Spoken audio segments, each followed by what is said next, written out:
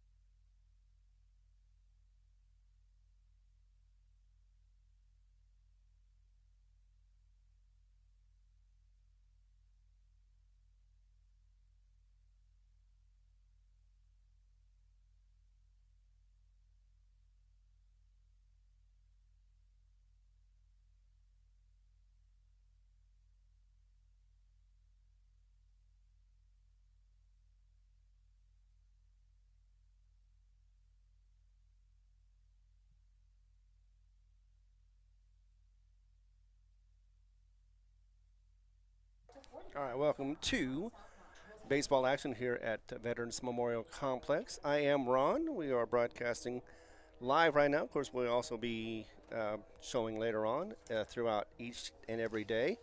No matter where you're at, whether it be on Cool 95.7's Facebook page, later on it'll be HobbsAmerica.com, and YouTube on the Hobbs Sports Network channel.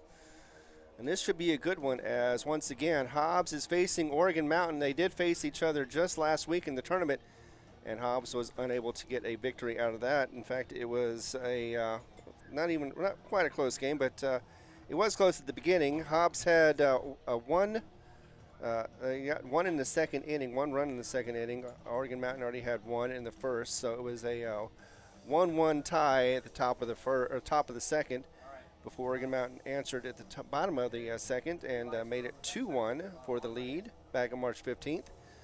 And then Hobbs came back and was able to get another run in the third, tied it up again at 2 until the bottom of the fourth, and that's when the Knights exploded for 5 runs. Turned out to be a 7-2 game at that point, and that's what it finished up to being.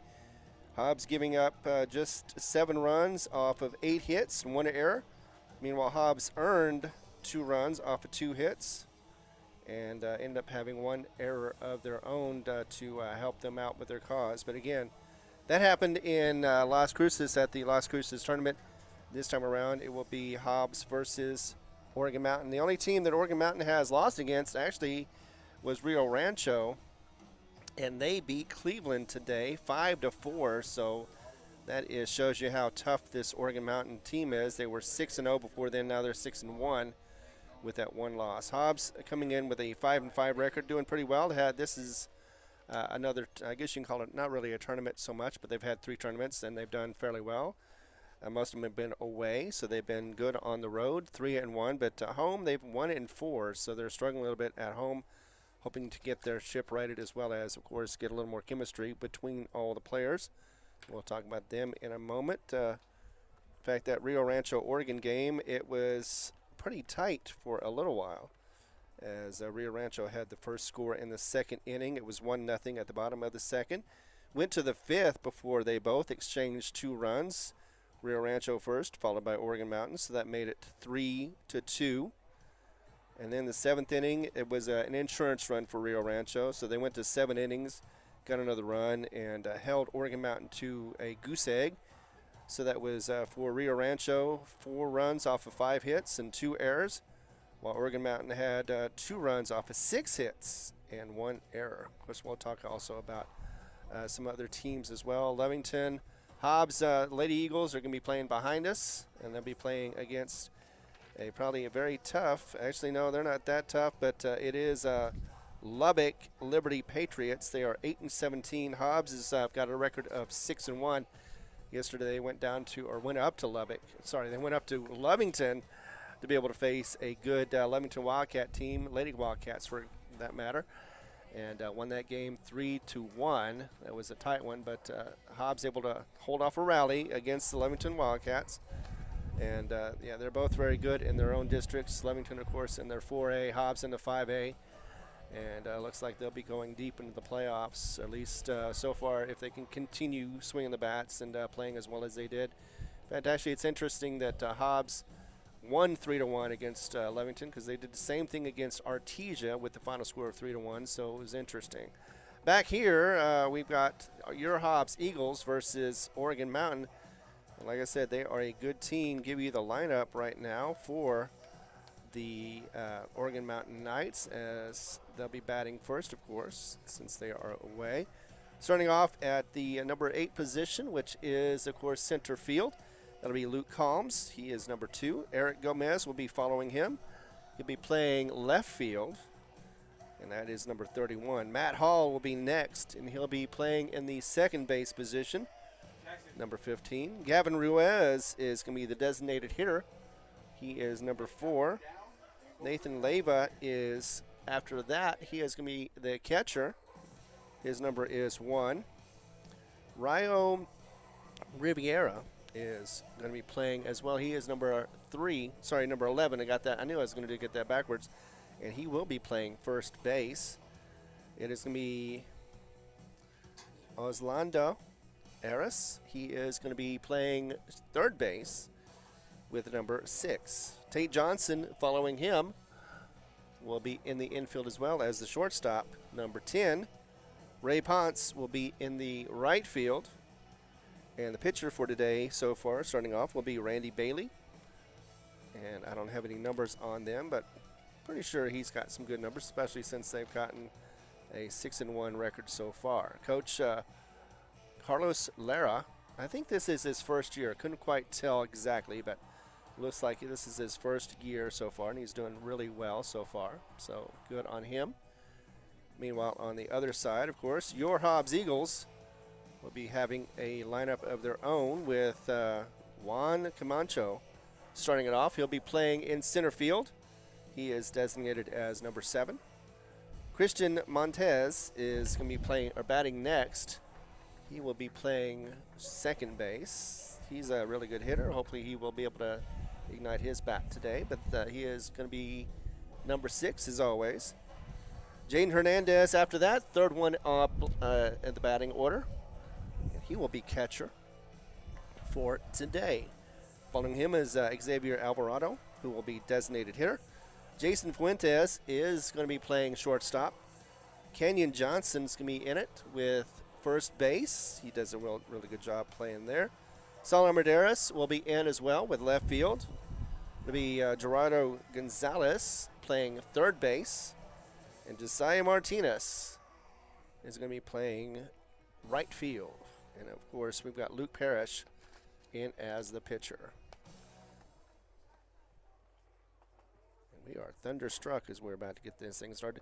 Weather outside right now, we're hoping for a little bit of a better weather, but it is a little chill. Maybe good enough for baseball, and hopefully everybody had a good spring break. It doesn't feel like spring break right now. It feels like it's winter's trying to come back one more time, but I know we had spring break for the schools and for the teachers and everybody else, so hopefully it was a good one as it is winding down to the final days. Actually, tomorrow technically is the final day for spring break, so hopefully it was a good one for you. I know I had a little fun, and that's where Ty is. He is on vacation, taking advantage of the opportunity to go and travel. Of course, I know he's going to be listening to this, so got to make sure we get everything correct for everybody to enjoy. And like I said, if you don't catch it right now live, you can always follow it up later on. It's always on, whether it be on HobbsAmerica.com or YouTube on the Hobbs channel, on the Hobbs Sporting channel. Even sometimes you can catch it on Facebook on the Cool 95.7 page. Once again, I am Ron Gunter, and I do appreciate you coming by and catching some action as we're about to get into this baseball game. Got a few more minutes to go before, actually about 2.5 more minutes before we should be starting. Looks like the umpires are coming out now, and the coaches as well. I'm going to get those lineups set up. Going to take a little break, come back, and talk more about baseball, as we probably will get the national anthem pretty soon.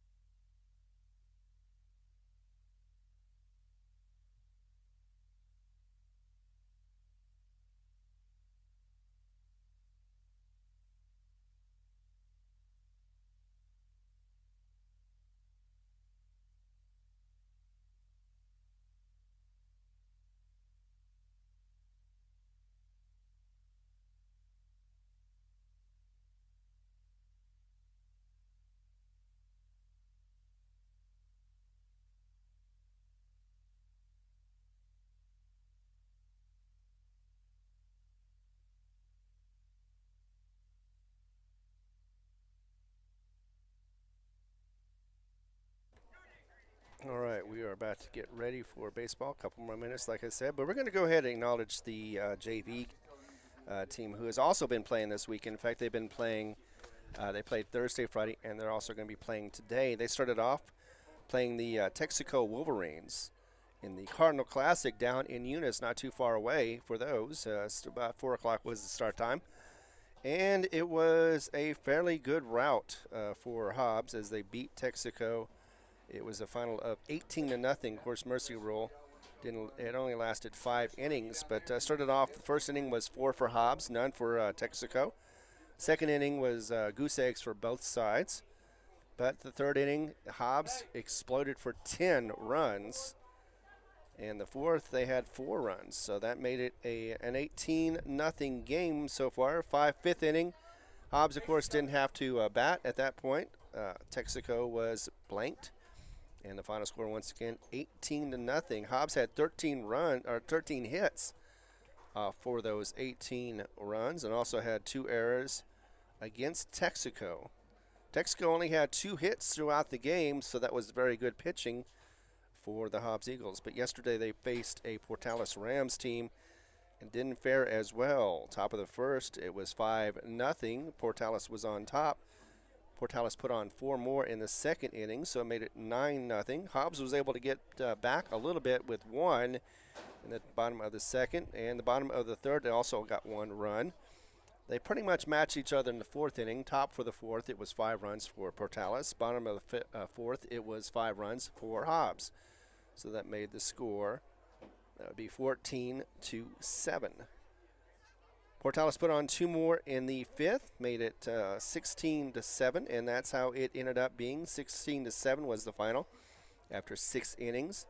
Portales had 10 hits and 3 errors against him. No, 1 error.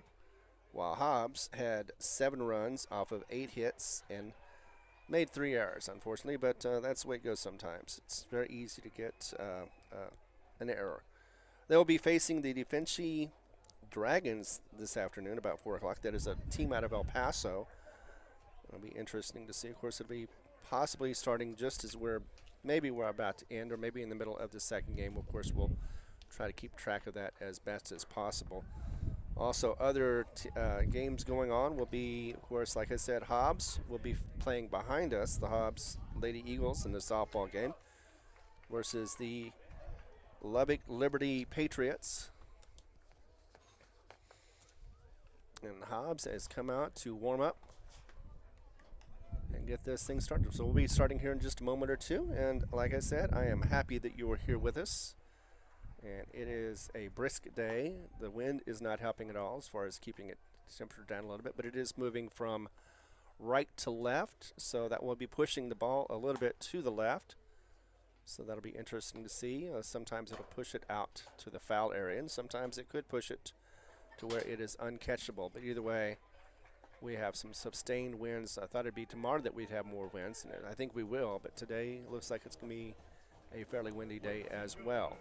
Ron Gunner here. Thank you very much for being here. I'm going to try to make sure you get entertained, as we are going to be entertained by the Hobbs Eagles versus the Oregon Mountain Knights. And like I said, this should be a good game. This is a rematch. First one, Hobbs unfortunately lost that game, but they will definitely try their best to make the home crowd happy or proud of them as they're out here clapping for the lineup right now. It should be, like I said, a good game. Hobbs doesn't always typically start off strong, but they do come back and get a few runs. Like I said, they did so last time against this team. Other times, of course, they did play the Las Cruces tournament. And let's see, let me get those numbers, and I can tell you exactly how well they did.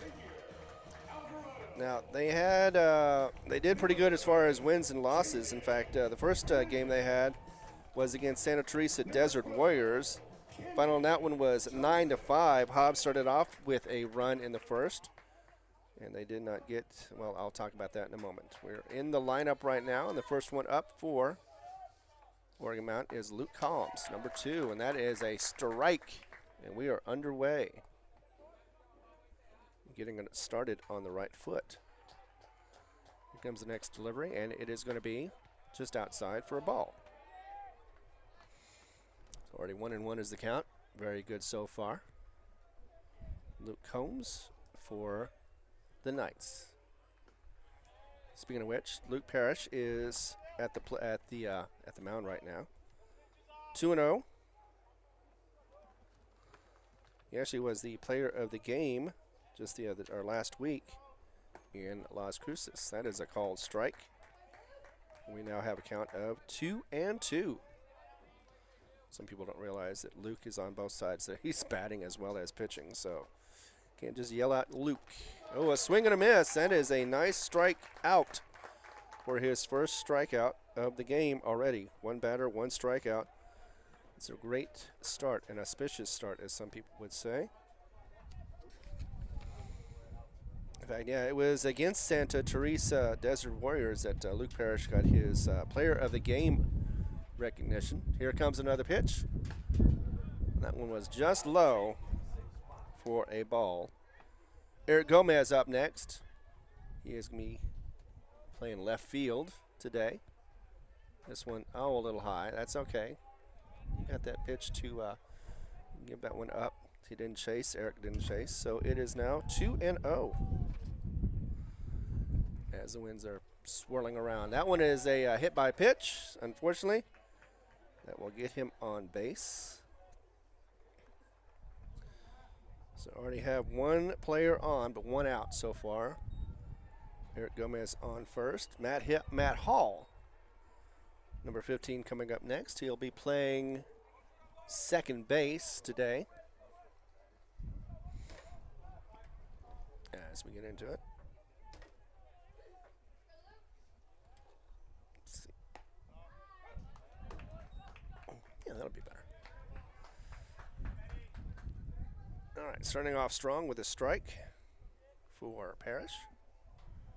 As we are 0-1. Delivery, and that one finds the strike zone. That is nice for a strike 2. Now, batter behind, he's going to have to guesstimate either contact or do something. Here it comes, and he does contact.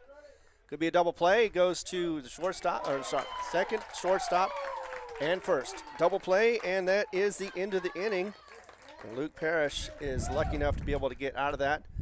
1 on, no hits, no runs, and no errors. And we are going to go to the bottom of the first. We are tied up right now, still at 0-0. Come back in just a moment for more Hobbs baseball.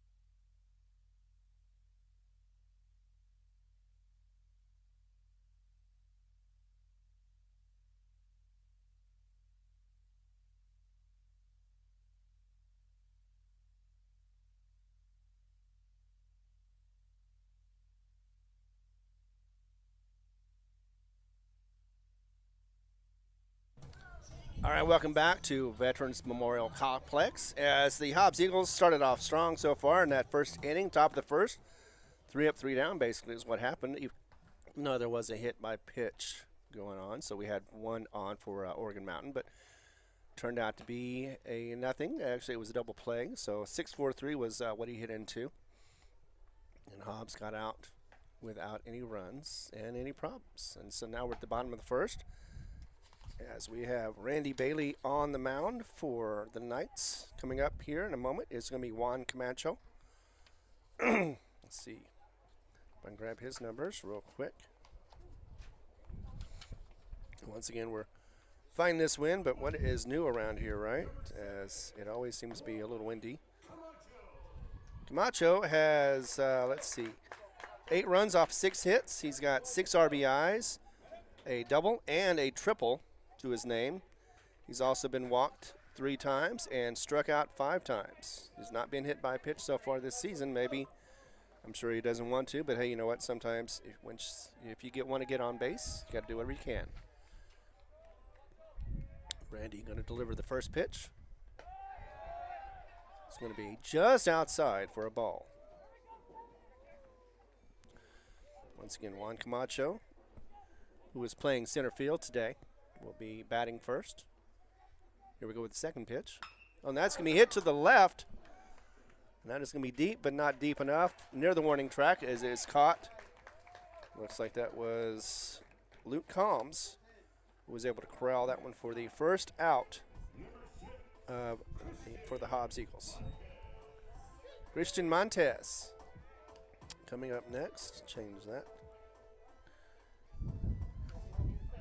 And he has had some good bats recently. Hopefully he'll have another one today. As the first pitch, finds the corner, and that is called a strike. So 0-1 is the count. It's Montez. It was a little low. Did not find the corner that time. So 1-1 is the count for Bailey.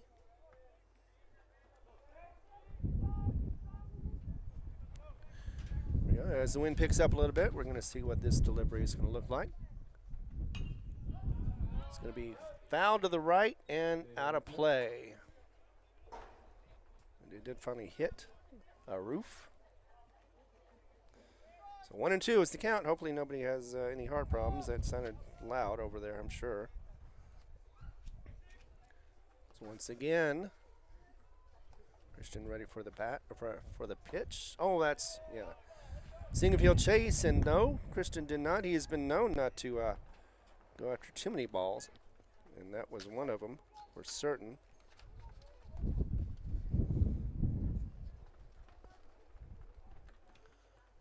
And that one's also fouled off, so no change in that one.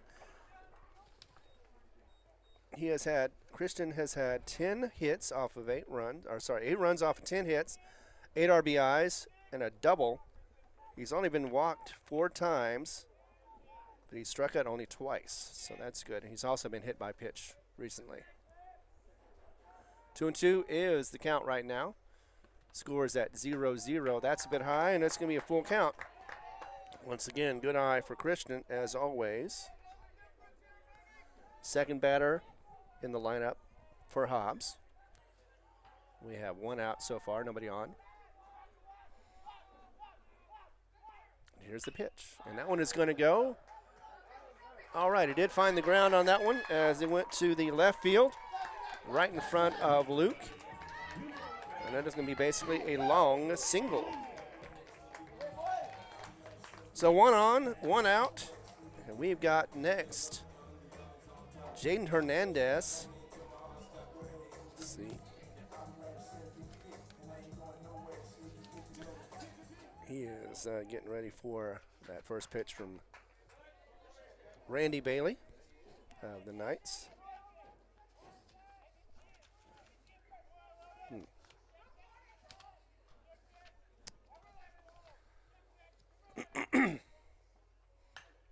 that one is going to be fouled, maybe in territory. It looks like it might be, and it is caught. Had a couple players over there, was concerned about them running into each other. And that is a foul out. It looks like that was caught by the second baseman. And that is Matt Hall. So hauled it in, did he? Yeah, as for out number 2. And that was off the first pitch. Xavier Alvarado is coming up next. He is the designated hitter.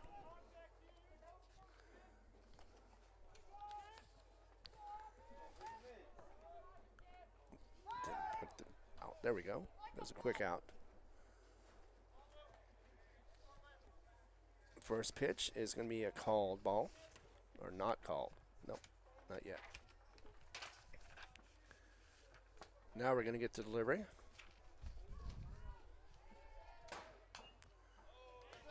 Fouled off to the left, just in front of us. Unplayable, though. So it is 0-1. Alvarado coming into the game with 8 hits off of 8 runs off 8 hits, 12 RBIs, 4 doubles. We could use one right now, and 1 home run. Saw that one. It was a spectacular one. He's had 6 times when he's walked as he takes time out. This is an important one, but he has struck out 12 times in this season so far. Once again, the count is 0-1. We have a runner on first, but 2 outs, so it is critical that he gets a ball in play. That is a little high. Looked like they were trying to see if the runner would advance to second. He did not. That does make it 1-1, the count. Hope everybody's enjoying themselves, especially since it was just the end of the spring break. Hopefully it worked well for you. I went out to Carlsbad Caverns the other day. Seems like I always walk when I go on trips. Speaking of walking, maybe we'll have Alvarado walk. Right now we're at 2-0 with 2 outs.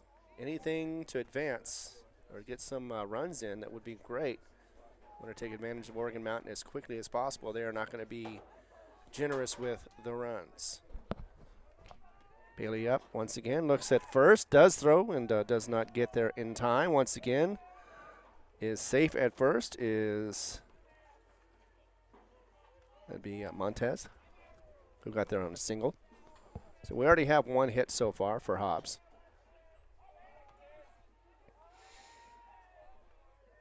As that delivery is going to be not called a strike, so 3-1. Batter's ahead just by a little bit.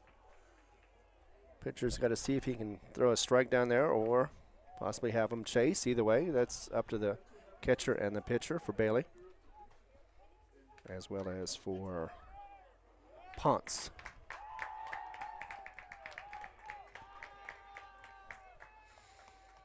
Looks like that is a balk, so that will advance Montez to second off the balk.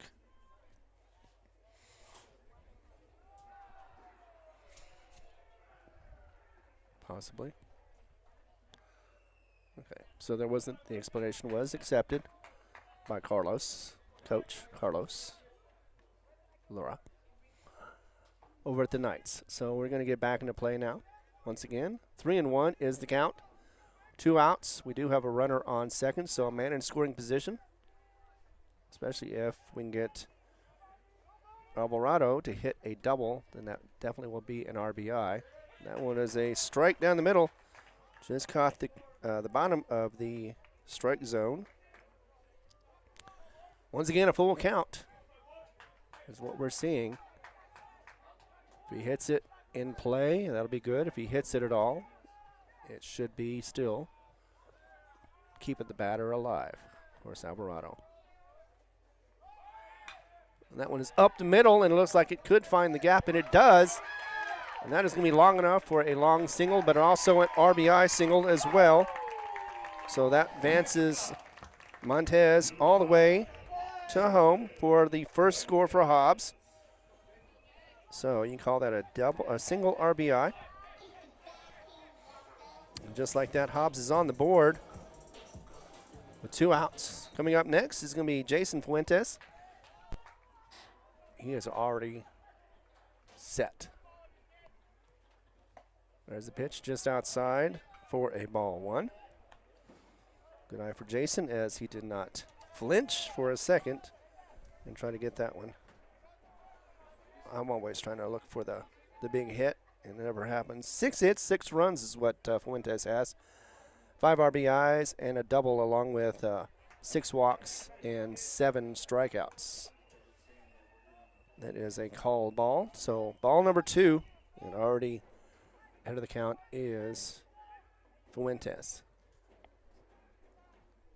Let's see what the offering is this time from Bailey. Just made a little contact on that. Didn't quite get it, though, and that will be known as a foul ball or a strike. So 2-1 is the count, still ahead. Doing well is Jason Fuentes. He's been hitting .222 this season so far.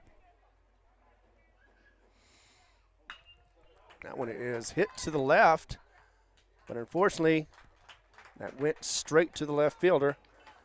and is caught for the third out. So, yes, that did go to Eric Gomez. But there was one run, one hit, and one left on. No errors as we go to the top of the second. And that is going to be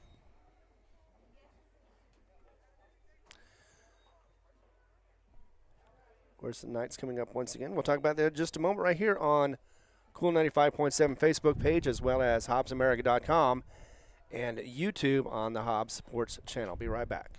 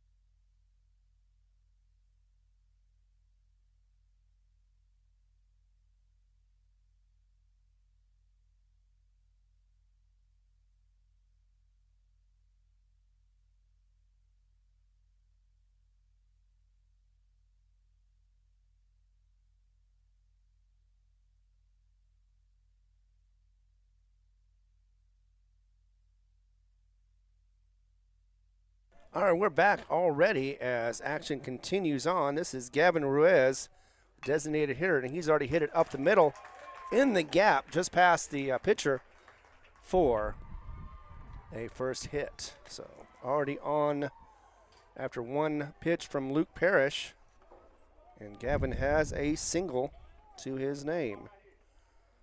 So once again, yeah, you cannot sleep on this Knights team. They will come back strong. They have had some really good games. That's why they're 6-1 right now, and they just have lost to Rio Rancho, who apparently is really, really good, since they just beat Cleveland earlier today.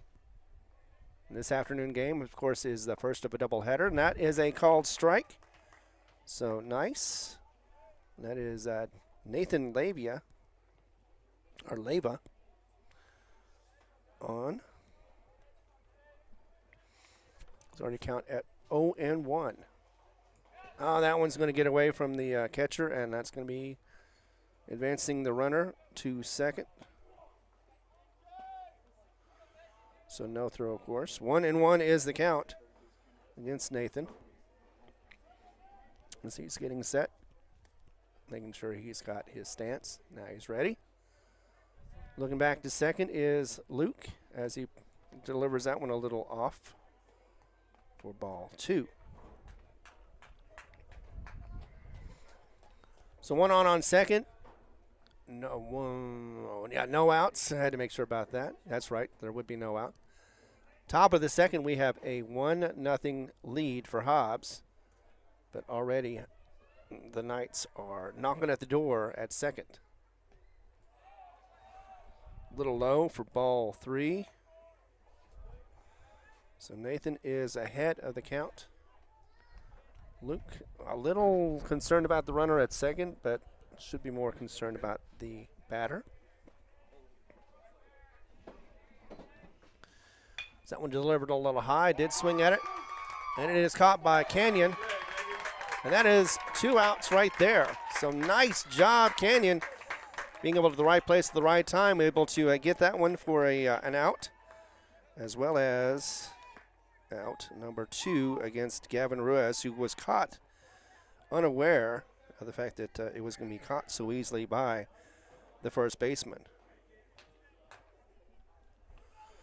So we have 2 outs already with Riviera coming up next for the Knights. And that is going to go down as a ball.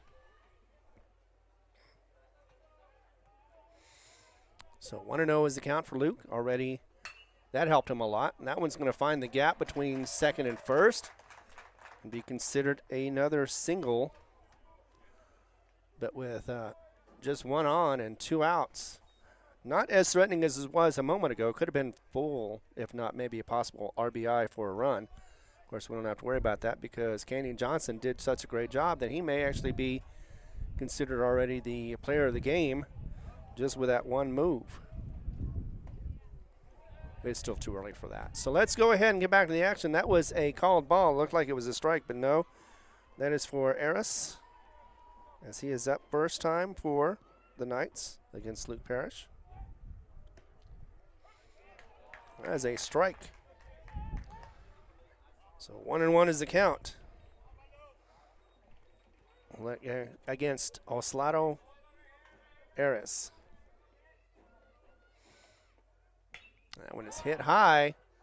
It's not going to get out of the infield, and it did find the ground, though, as the shortstop was trying to get it, and that was Fuentes. Just was not able to get underneath it. So that's going to be another single, as that does take Riviera to second, advance him to second, and Eris is going to be at first. Still 2 out, though, but 2 on now for the Knights. Coming up right and now is Tate Johnson, who is the shortstop. First one is a strike. Call strike as Johnson just watched it go by. Going to look back to second base, deliver the ball, and that is hit. And it looks like it could be fair, and it's going to go to, yep, it did get into the glove of our right fielder. And that is Josiah Martinez. So Martinez brings in the third out, and just in time, because there was going to be some possibly damage going on right there with three hits, 2 left on, no runs. We go to the bottom of the second. Hobbs still leading 1-0. We'll be right back here in just a moment on the Hobbs Eagle Network.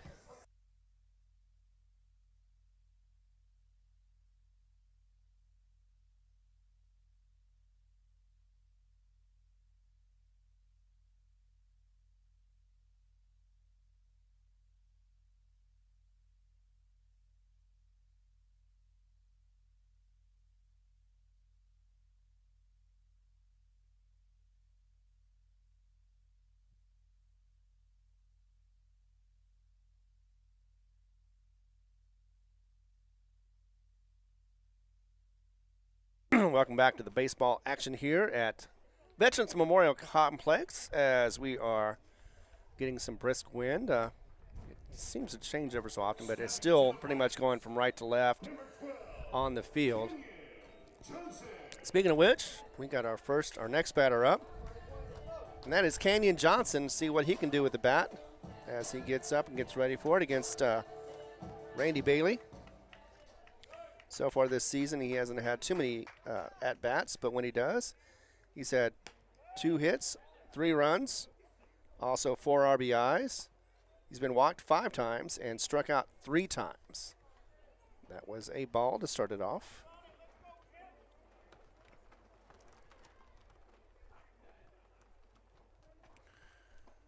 As that one was delivered, finally, for ball 2.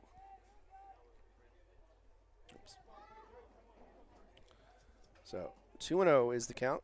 Johnson ahead against Bailey. And once again, that's a foul ball for a strike, so 2-1.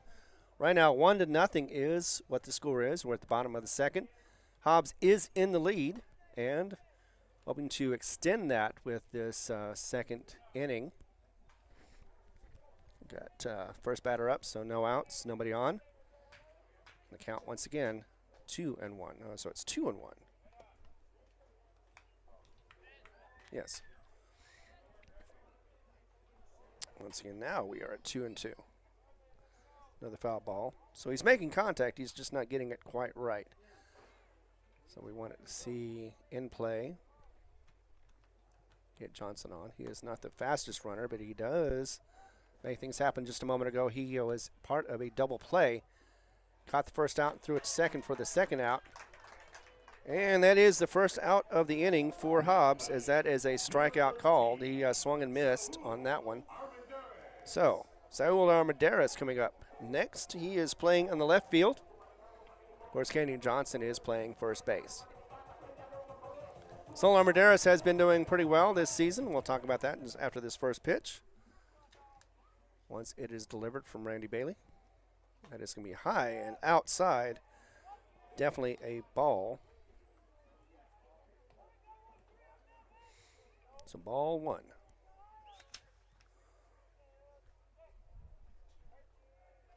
Here we go with another delivery. That one's inside, but not quite a strike.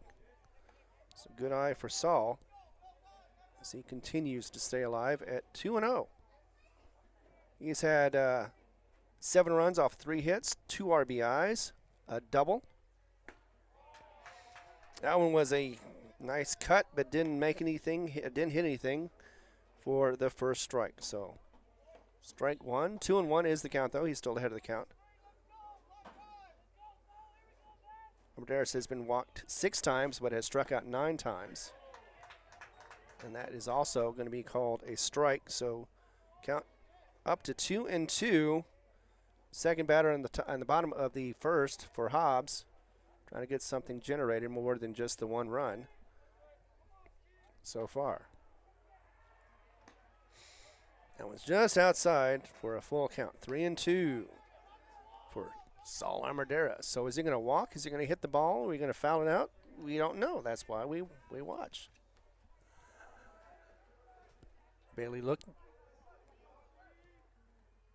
That one was a swing and a miss, unfortunately, for a strike. Strike 2 for Bailey, his second one in a row. And that is going to bring up Gerardo Gonzalez, who is currently playing at third base for the Eagles. See what he can do at bat, as he has had 4 hits, 4 runs, 1 RBI, 1 double, 1 triple. That was outside for a ball call. And with his numbers, he's had 6 walks and 13 strikeouts. So another one who's prone to strike out. That one was a swing and a miss. Looked a little bit outside, but he did chase it and did not make any contact on it. So 1-1 is the count for Gerardo Gonzalez, as he is near the bottom of the rotation.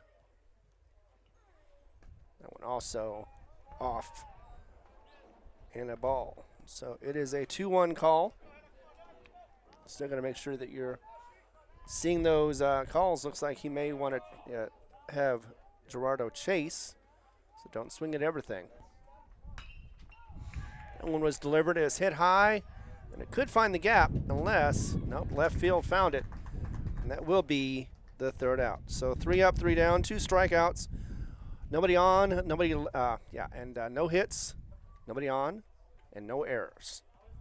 So after 2, it is Hobbs 1, the Knights nothing. Top of the third here in just a moment as we go back to it on the Eagle. Of course, it's actually on Cool 95.7's Facebook page, along with HobbsAmerica.com and YouTube on the Sports Network.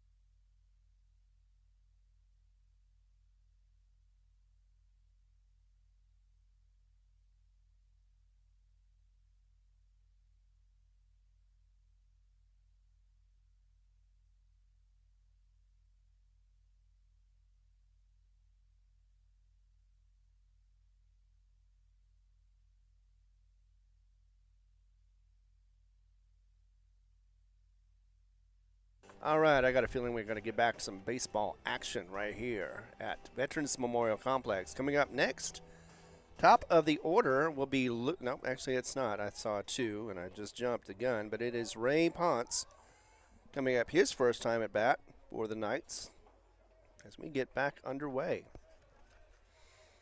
1-0, top of the third for the Hobbs Eagles. They do have the 1-0 lead. And that first one is a ball. Going to be a foul off to the left. As we get things started, 1-1 is the count. For Luke Parrish and the Hobbs Eagles, as they're trying to get revenge from the first loss they had against the Oregon Mountain Knights just last week. in Las Cruces. No call, makes that a ball for 2-1. Luke looking pretty good on the mound so far. That one's a foul ball, just off the bat. It went to the backstop, and that will be a 2-2 count. Yep. Couldn't quite catch that little pitch, so gonna change balls. Luke not happy with that one for whatever reason. It goes into the umpire's pocket, and we are set. Delivered a little sling, looked like it was going to drop, but it did not, so that is a ball. 3-2, full count for Ray Ponce. First time up at bat. And that is going to end up being a walk. So that's the first walk issued other than a hit by a pitch. So first walk for Luke. And that will mean that we will now go to the top of the order. Luke Hobbs is coming up to see if he can advance his teammate, Ray. No outs, though, as we get to the top of the third, and this is the second batter in order. First batter, actually, at the top of the order. Hit strong, and that could be a double play right there. Just going to go to third. Or sorry, second. So, yes, second to short to first. Double play. Already 2 outs. Very efficient, very nice. Something that Hobbs had a problem with last season and a little bit this season as well, but ended up getting the double play for out number 2.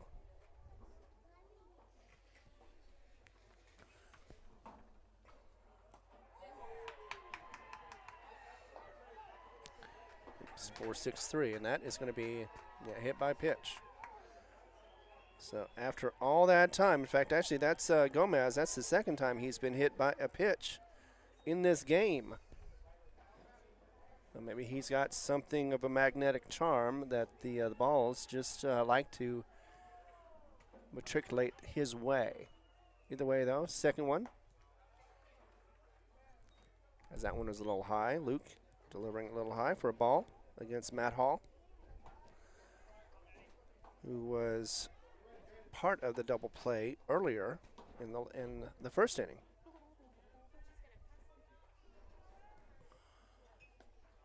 So once again, that one is a little low, making sure that the runner doesn't advance, possibly.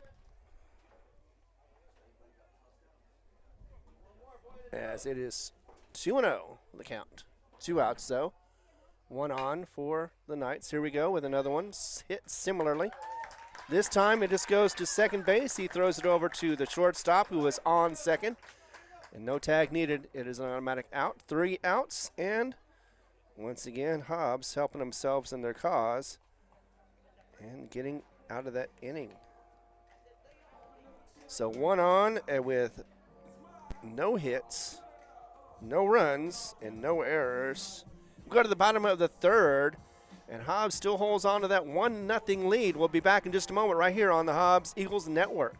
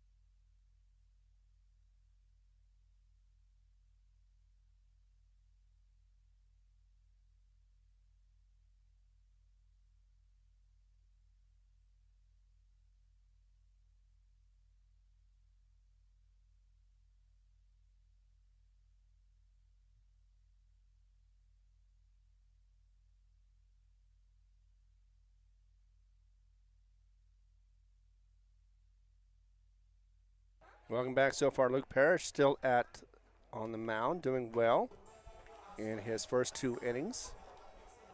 And Hobbs is looking strong with a 1-0 lead, but of course they need more runs. And here we come with the last batter of the lineup. Josiah Martinez. He's going to try to see if he can get his bat to come alive. Josiah Martinez has got just a 1.16 batting average, so he hasn't been doing too well as far as batting. Here comes his first one, and that is going to be hit high. Looks like it's going to be infield, and it's going to go right to third for the first out.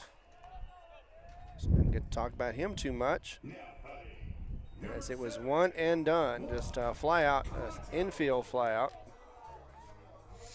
And now we're going to go to the top of the order. Juan Camacho is going to be next. He has had, well, he flew out to left field in the first at bat.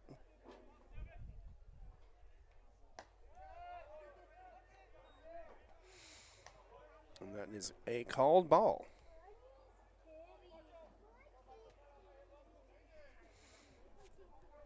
Let's see what happens next as he gets back into the batter's box and is set. Belly going to offer him a pitch. A little high. And definitely climbed that ladder. Did not fall for a ball.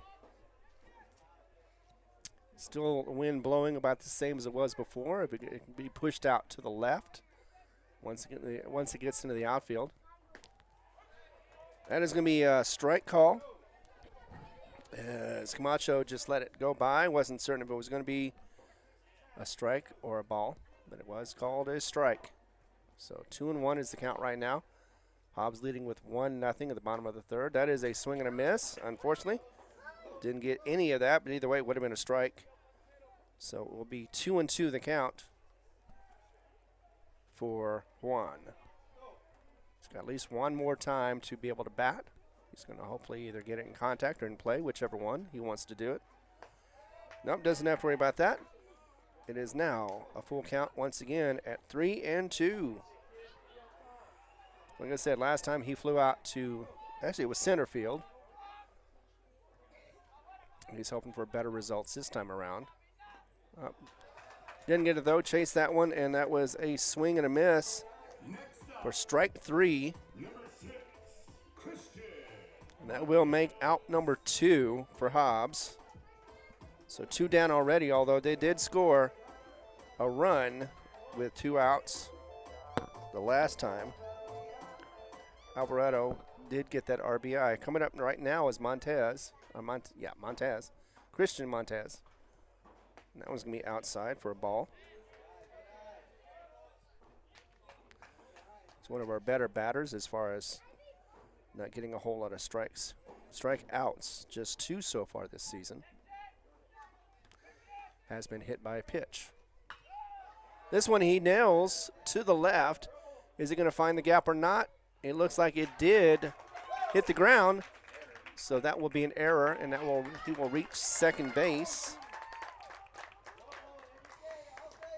So once again, and it won't be called a double, it'll be called an error, but still, it works. Gets him on base with 2 out and gets him in scoring position, as next up is going to be Jaden Hernandez. He was called out for the second out in the first inning. So again, Jaden Hernandez, one of the better hitters at .353 batting average.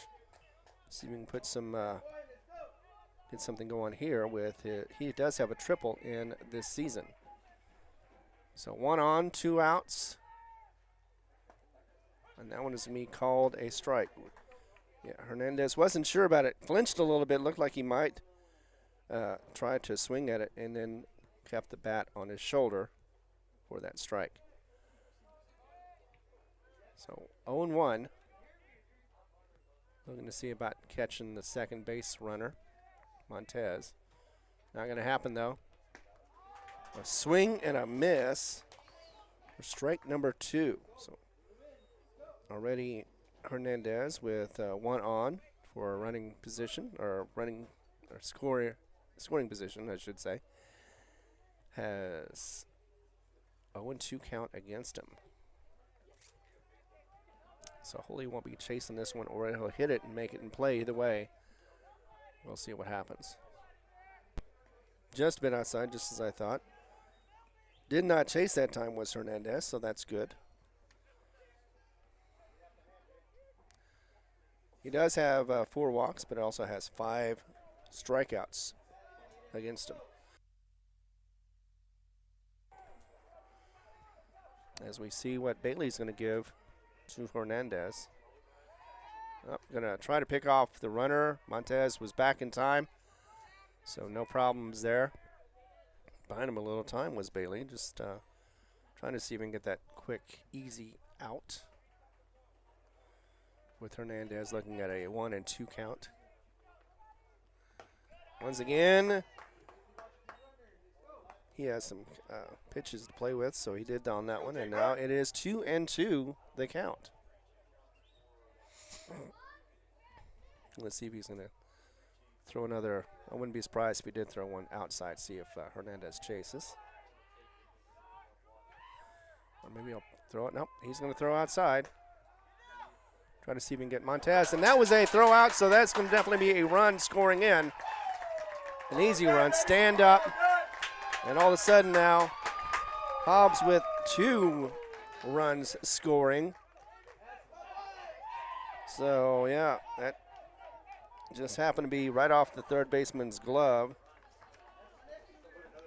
unfortunately. So, Perez just wasn't able to handle that throw, as it is still Hernandez at bat, and that one is going to go back for a foul. Does not change the count.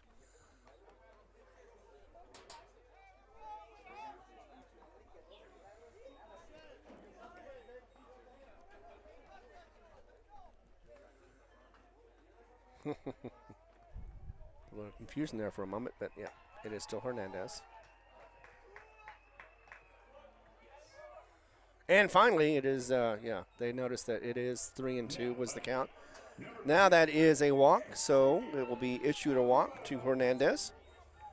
So he takes his base, as once again, that is, he also got the RBI for bringing in Montez, who got on an error. So far Hobbs hasn't had a hit yet, but they don't need to. They've already had a run come in. Coming up next is going to be Alvarado, who had a single RBI in the first inning. He was the one that was responsible for that. Actually, Christian Montez is the one that has scored both runs so far in this game. So looking at possible player of the game honors, if not for Luke. Luke is throwing well, so maybe he can get it as well. But so far, a couple of good plays from each of those players is helping with this 2-0 bottom of the third lead. And I see they did it with 2 outs. Here comes the pitch. It's going to be inside, but it is going to be called a strike against Alvarado. Still has Randy Bailey on the mound for the Knights.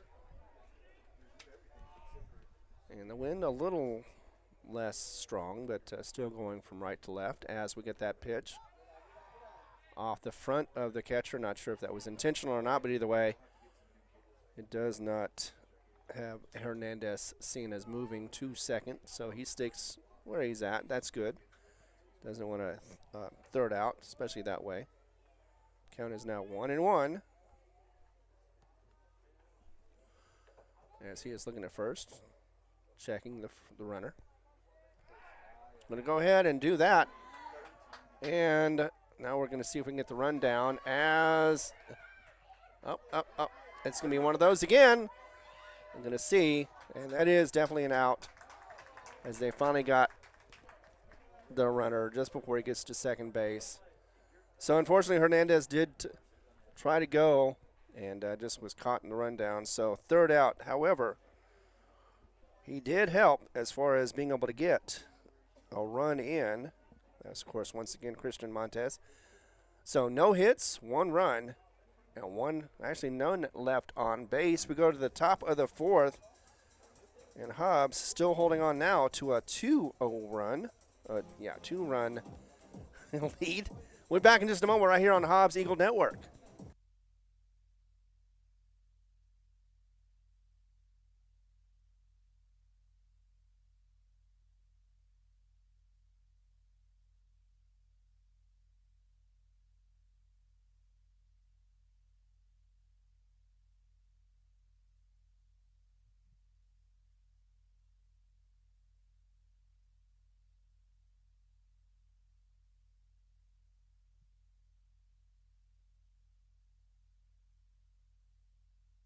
All right, welcome back as we are at Veterans Memorial Complex.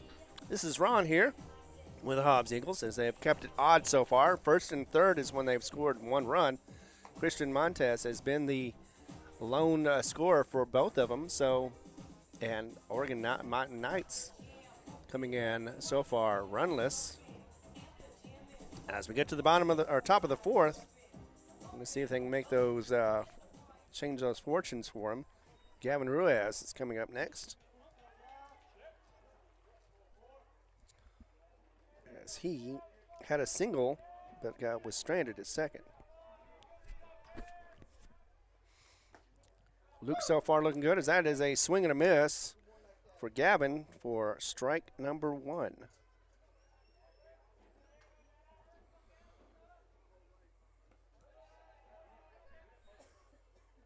That is a low one, so that is a ball. 1-1 is the count now for Gavin Ruiz. As Luke comes around, and that is going to be a foul ball. Just got a piece of it, but it went to the backstop. So 1-2 is the count against Gavin. Luke Parrish looking pretty good today. He could also get an honor for player of the game. Continues playing or pitching the way he has. Just outside, Gavin didn't chase, and now we have a count of 2-2. He does have that extra ball or two to be able to play with. See if Gavin will chase it. See what happens this time. Now it's going to be a full count, 3-2.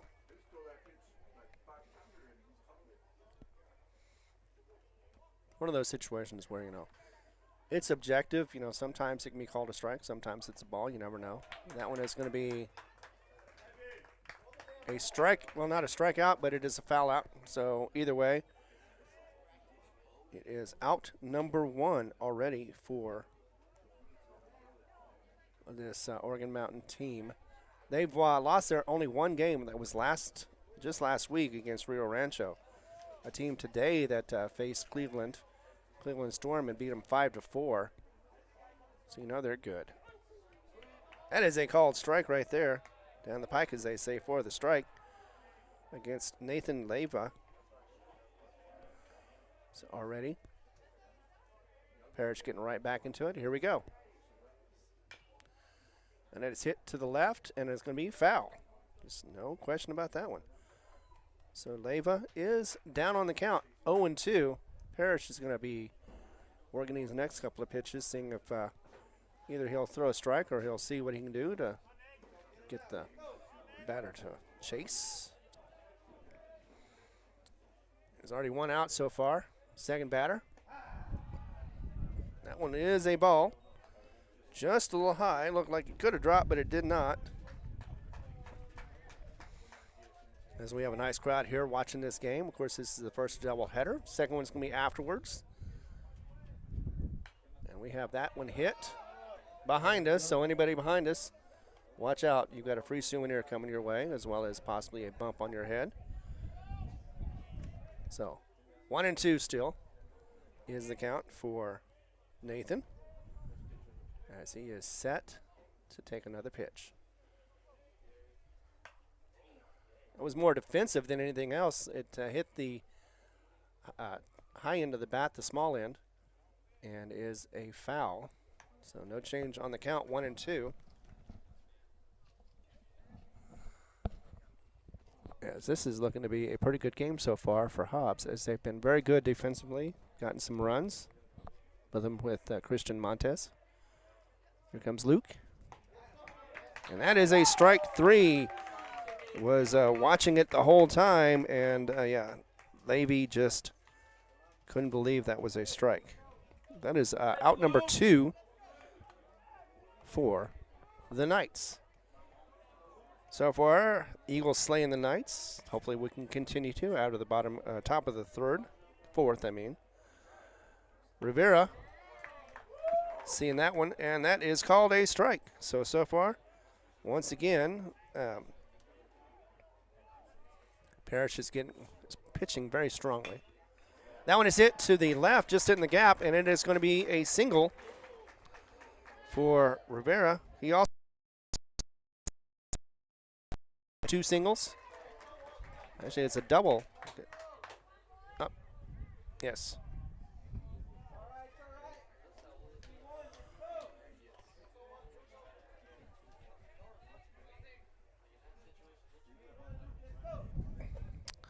So with that, we have our next batter, Eris. He had a single also in the first, or second, second inning. But again, unable to get any runs. Strike called already.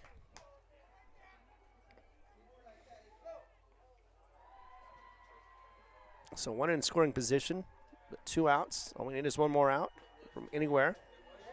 Inside for a ball. So the count is now 1-1. Parrish still on the mound. And Oslando Eris batting for the Knights. Here we go with the third pitch. Just up and in, or out. Say one thing, mean another bean. All right, see.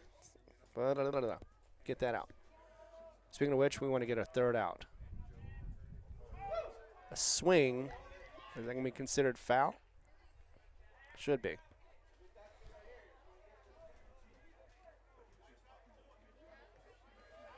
Yes, that did advance the runner to third. That went off the batter, but has not called him back. So Rivera is now at third. So 2 outs, but I don't think that's going to make much of a difference unless Eris is able to get it in play. But 1-2 is the count right now, as that one fouled off to the right.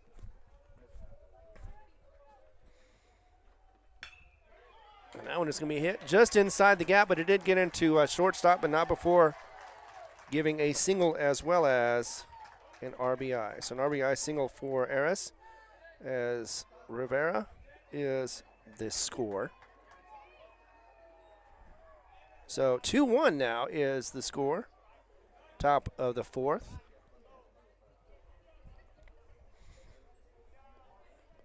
And up next is going to be Tate Johnson.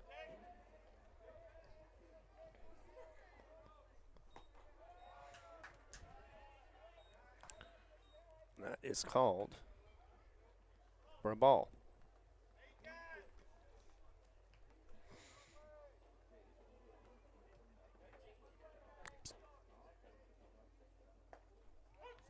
And that is called a strike. So just when I was getting rid of that, it was a strike call. So 1-1 is the count right now against Johnson.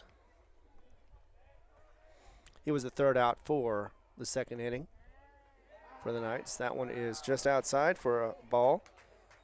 Crowd grumbling a little bit about that one, but it's not going to change anything. Just like the wind, it's not going to, you can't complain it away. 2-1 is the count, though, against Tate Johnson. And that one is going to go possibly, just out. Just out of play.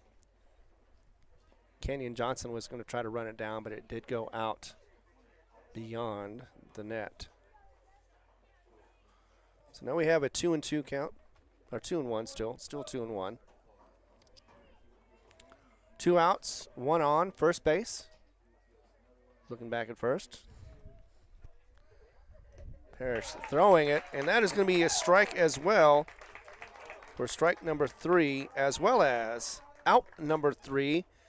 Wasn't able to stop the bleeding, but was able to at least minimize the damage. 2 hits, 1 run, 1 left on. As we go to the bottom of the fourth, we have a 2-1 run game, a 2-1 game with Hobbs still in the lead. We'll be back in just a moment right here on the Hobbs Eagle Network.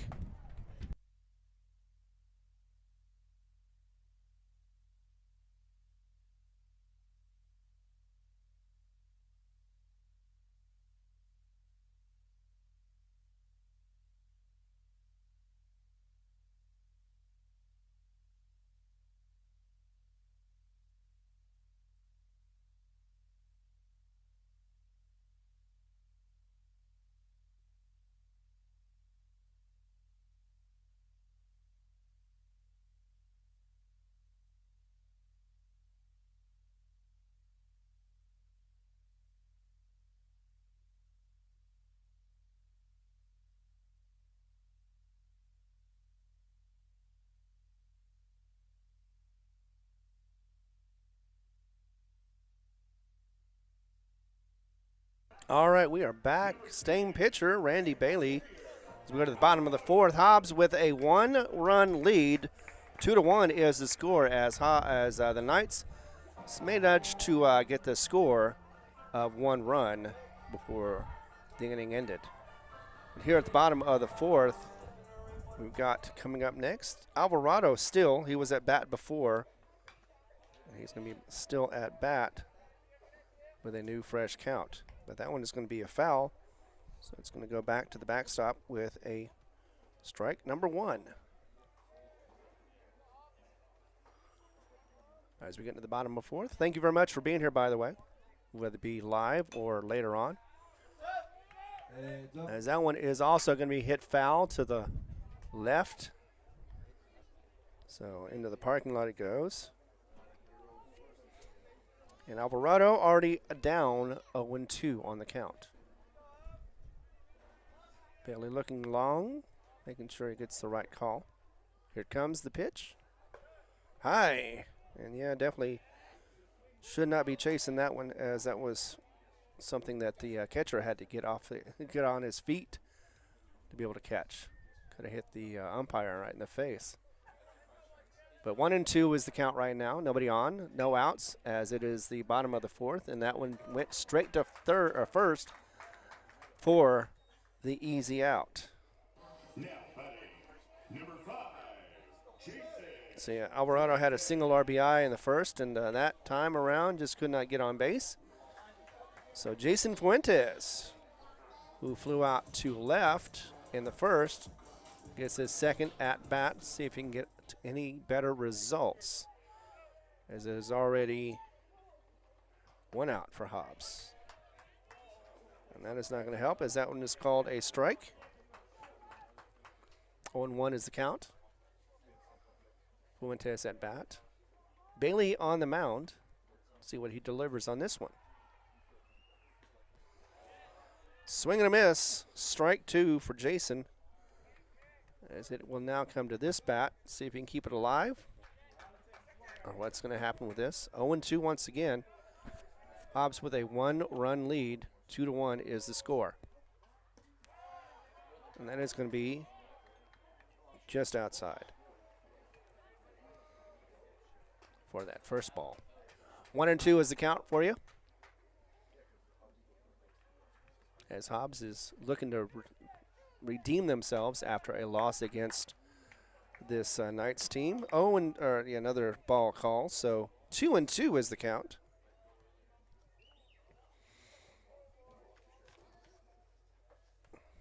Yeah, they did pretty well against in the Las Cruces tournament, I thought. That one is hit high and to the left. Is it going to find the gap, or is it going to be caught by short? Yes, it did. Shortstop was able to track it down, and that is going to be out number 2. Number 12, Kenyon Johnson. So 2 up, 2 down so far for Hobbs. They still have another hope, though, with Kenyon Johnson. He did strike out in the second inning, hoping that he'll get better results in this time at bat. Actually, Johnson, so far this season, only a 167 batting average.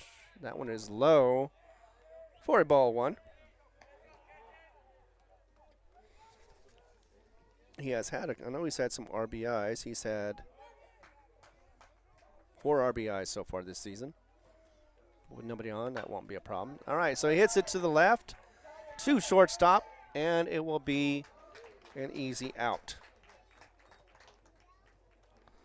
So the 6-3 brings the third out and ends the bottom of the fourth. No hits, no runs, no errors, and nobody left on base. We go to the top of the 5th. And Hobbs holding on to a 1-run lead. Come back and see if that continues on, as the Knights are going to be at bat next, right here on the Hobbs Eagle Network.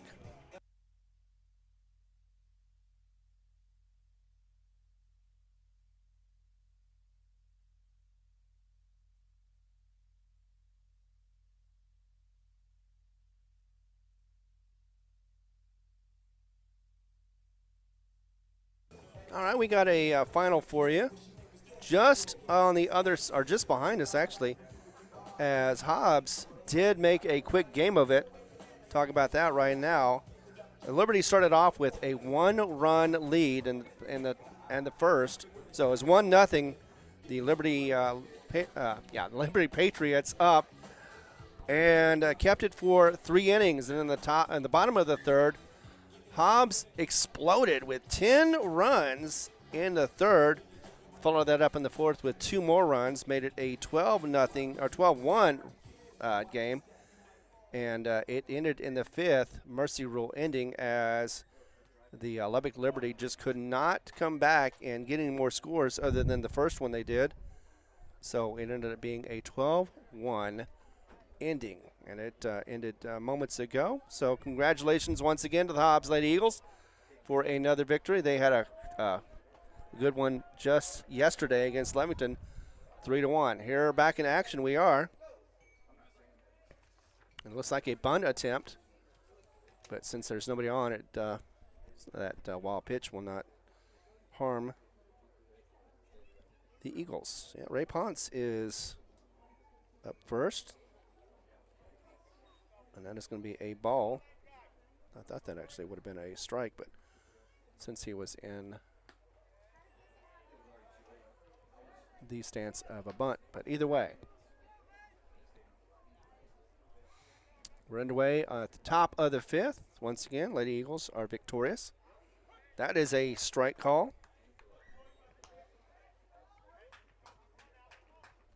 So as we get into it, looks like it is a 2-1 count. Always try to catch the umpire with that call.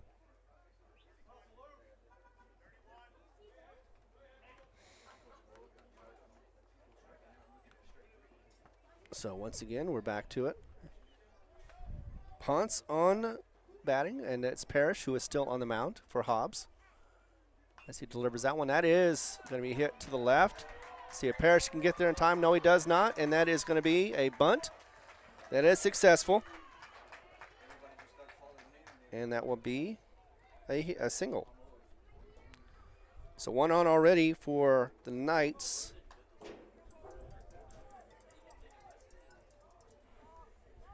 As coming up next will be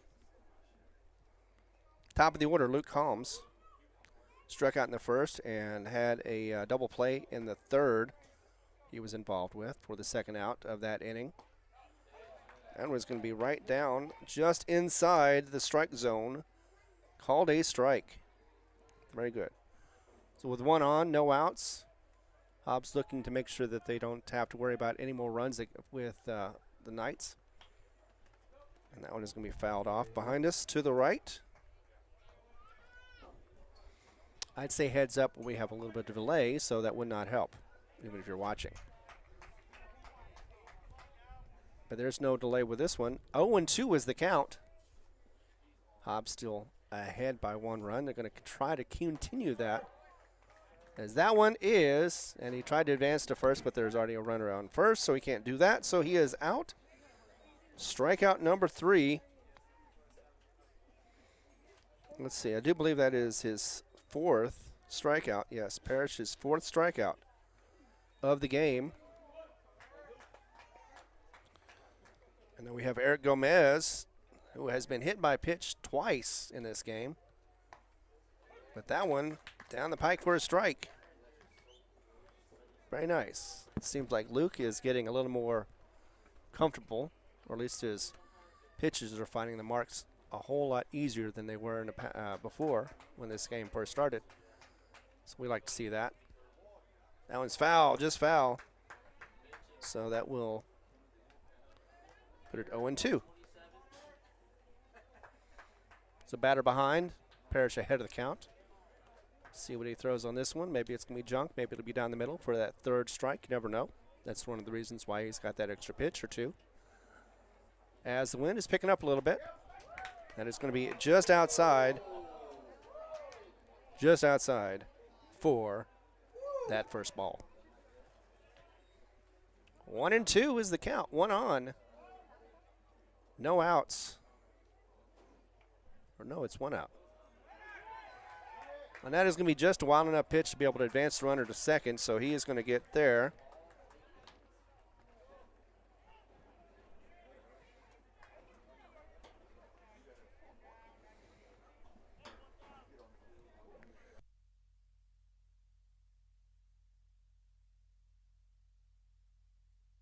All right, back to it. Parrish looking at second. Just a little high, checking the runner. There's going to be 2. 2-2 is the count, with 1 out.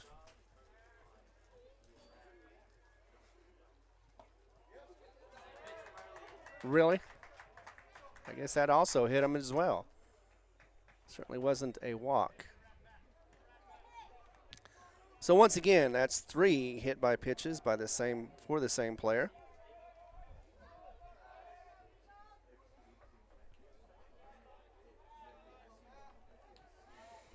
It was a sleever. So that puts on 2, 1 out though.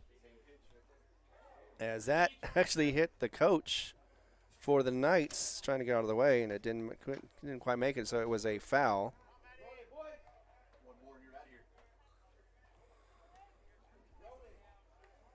And it's been a couple of outs for Matt Hall, who is up now, and has an 0-2 count on him. So Luke looking good as he's trying to get those last 2 outs. Could get a double play, could get a single out, either way. As long as he doesn't do that. That has found up the gap, and it's going to possibly score a run. It's going to be thrown not in time, though. So that did score Ponce from second. And it also, there was no outs on first and second, so that'll be a single for Matt and an RBI as well, so an RBI single. As now the game is tied at 2. Top of the 5th. Luke still in as we get to the next batter, and he hits it really quickly. Similar situation to the left, and this time it's going to, looks like, load up the bases. That batter was Gavin Ruiz, who had a single before, and so he has another single to his name. And once again, loads up the bases with 2 outs. So yes, with this, with the loaded bases, 2 outs, going to talk to Luke, as we do have a somebody warming up in the bullpen, in the bullpen over there. Could be Nick Gonzalez. Hard to tell from this angle, but either way, they're just going to talk to him while they're trying to give their pitcher some time to warm up. See if he's got at least one more set of pitches for another batter.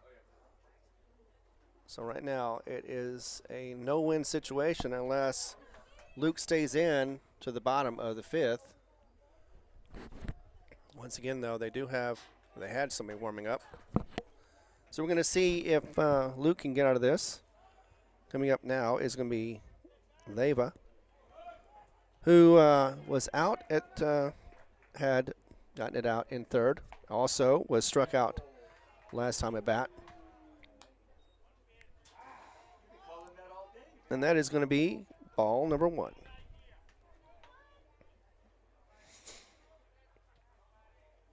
Trying to get out of this mess. That is going to be ball 2. It was good on the catcher. He was able to get behind that pitch. Of course, that was Jaden Hernandez. It's going to be hit to short. And it doesn't matter about the throw because that should be, that was only one. That's right, 1 out. So the question is it wasn't out at second. Was that interference?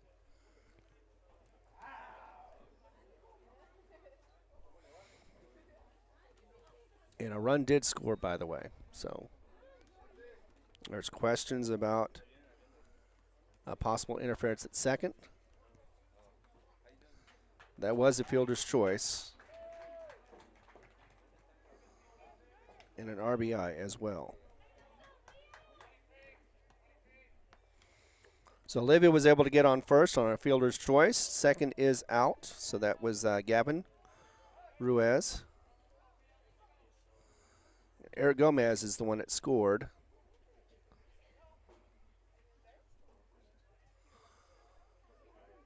As we are now back to it.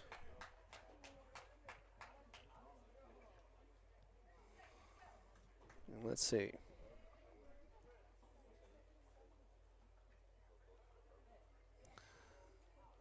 Looks like Caldwell is going to be up at next at bat.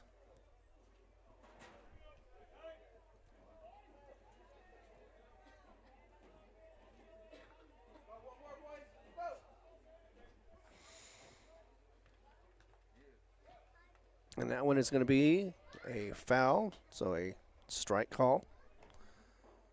As Luke Parrish is still on the mound. Unfortunately, right now, he is, if he continues, if he gets out of it before this inning is over with, will be possibly either the losing pitcher or just won't be the winning pitcher. Either way, that is hit to the right and hit to second base. Second goes to first for the easy out, and it does end the inning, and luckily does so with the bases loaded. So 3 left on, and that was off of 2 hits. No, 3 hits. 3 hits, 2 runs, 3 left on, and no errors. We'll go to the bottom of the 5th. Unfortunately, Hobbs has lost their lead right now, but they do have a chance to get back into it. 3-2 is the score. Knights on top. Once again, Hobbs coming back in the bottom of the 5th. Be with us as we come back in a moment.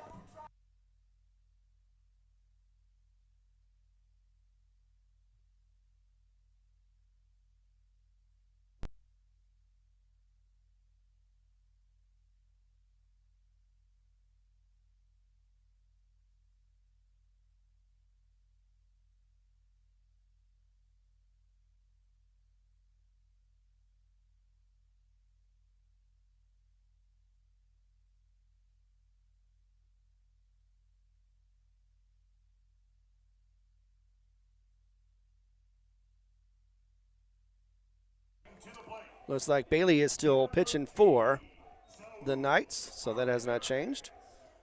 The change happens, though, in the score, top of the 4th, or top of the 5th, and the Knights have scored.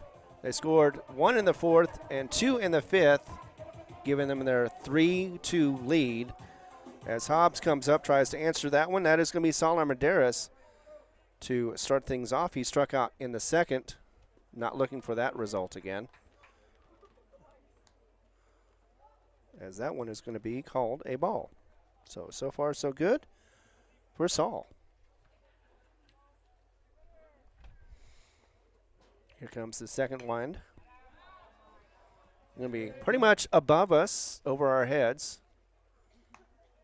Wasn't certain if it was going to land on our head or not, but that is going to be considered a strike for a foul. 1-1 is the count. Hobbs down 1 run now after that 2-run top of the 5th. Another one fouled back. So Armendariz making contact, just not getting it forward. A little off as far as his timing. But again, he's making contact. So let's see what we have here, as that does not change the 0-2 count. Got to be careful, though. Yep. As that one is a ball. So now it's 2-1, or 1-2. 1-2. Coming through. As we're having fun out here, bottom of the 5th, trying to get a win against Oregon Mountain, who did beat them earlier, just last week, in fact, on the 15th of March. Ides of March, as they say. My parents' anniversary, wedding anniversary. As now we have 2-2, the count, against You Better Call Saul Armendariz.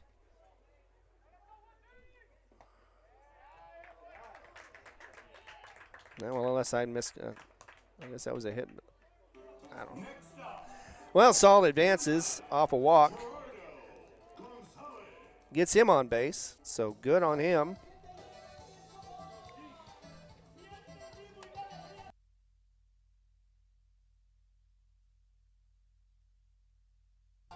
Anyway, so yeah, Saul's on first. No outs. Oh, yeah. Gonzalez is on now to bat. Looking to bunt, but that is a ball. Yeah, they were looking more to corral Armendariz, make sure he doesn't run anywhere.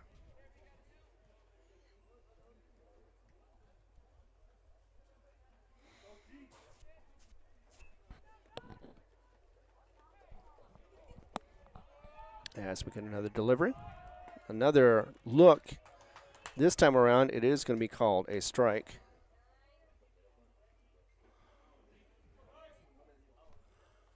So we have one on. It is a 1-1 count. And looking again to see about Saul. He's going to check the runner. Armendariz, of course, gets back plenty of time. Was barely off the bag. Making sure that he gets his pitches correctly is Randy Bailey. He's been here the whole game, so this is the top or the bottom of the fifth. He's been pitching since the first, of course. And once again, checking the runner, who wasn't even anywhere close to being too far away. Buying some time. As the count is 1-1 against Gerald Gonzalez. Gonzalez is going to bunt. This time nicely done. Is going to advance the runner as it is he is out from that bunt. Like I said, it does advance the runner who got on due to a walk. So 1 on, 1 out. We have a runner in scoring position with Saul Armendariz. Coming up next is going to be Josiah Martinez, who was out in the third, and so we're hoping once again for a better result on his bat, or with his bat. As here's the pitch. Inside. No chance to, if anything, he was going to have to defend himself, but did not swing. So, first one is a ball. 1-0 is the count. On this cloudy day. Cloudy, windy day. I was expecting better weather for this weekend, especially at the end of called out just as the pitcher was about to throw. There was a timeout called by the batter. So Martinez stepped out of the box, and now he's going to get back into it again. Like I said, see if we can get some better results, maybe even drive in a run. That'd be nice. Get back to tied at 3. He is the runner that could get the lead. And after all that, we get a second ball for the right fielder for Josiah Martinez. Saul has a bit of a lead. They're trying to see if they didn't. And this one's going to go into the outfield, near center, and it is out. And no runner will advance. So Saul is at second. And that leaves Camacho with the opportunity, responsibility, whatever you want to call it as, is to advance the runner or maybe even just get on himself. But we shall see. So that is the top of the order. He flew out to center the first time, struck out the second time. Hopefully his third at bat will be much, much better. As that one is delivered high for a ball 1.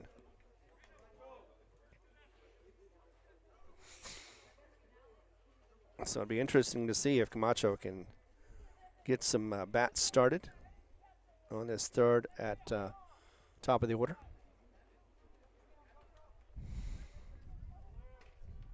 He's only walked 3 times this season as they try to get, once again, Saul Armendariz at second this time, unable to. But Bailey still on the mound for the Knights and is pitching to Camacho. Has had 6 RBIs this season so far. That one is going to be fouled for a strike.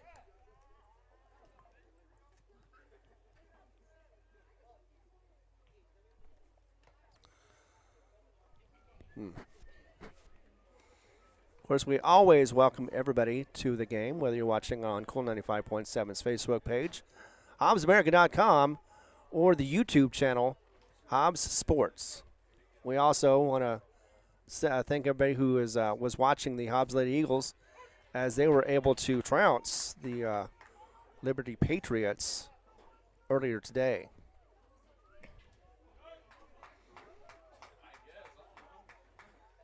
Yep, 1-2 was the count. Wanted to make sure about that one. It looked like it was outside, but he did call it a strike against Camacho. Once again, a time is called by Camacho. As the crowd is enjoying this game. 1-2 again. Bailey looks back to second, delivers. Swing and a miss. And that is going to be, unfortunately, another strikeout. Strike 3, as well as that will end the inning with no hits, no runs, no errors. There was one left on base as Hobbs unable to answer in that inning after 2 in the top of the 5th. We're going to go to the top of the 6th, and it's going to be the Knights 3, Hobbs 2. Back in just a moment right here on the Eagles Network.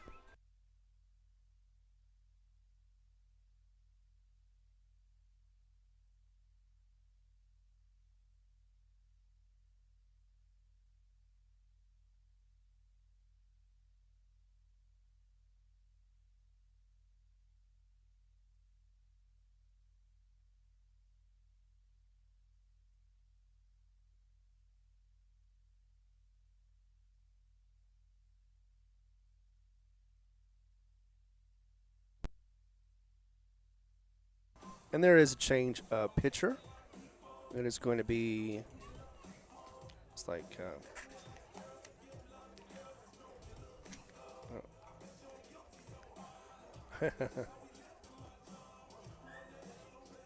Nicholas, oh, here it is. Nicholas Gonzalez, all right. Is going to be pitching. So Luke Parrish is done for the day. He had 5 innings, but unfortunately gave up 3 runs, so will not be considered in the as a winner today.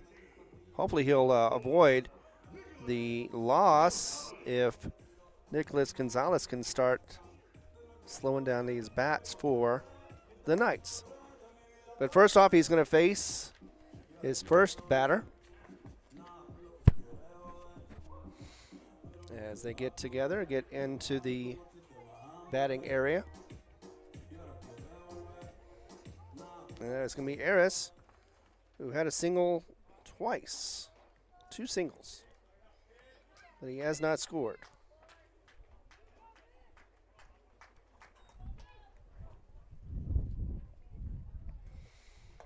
Here we go. Inside, though, too close for comfort as Eris gets out of the way of that one for a ball. This again, if you're just joining us, 3-2 is the score, top of the 6th, and that is called a strike as he went over or into the strike zone. So we have a relief pitcher right now, top of the 6th, Nicholas Gonzalez. Just made outside for the ball. Did not chase it, did Eris. 2-1 is the count.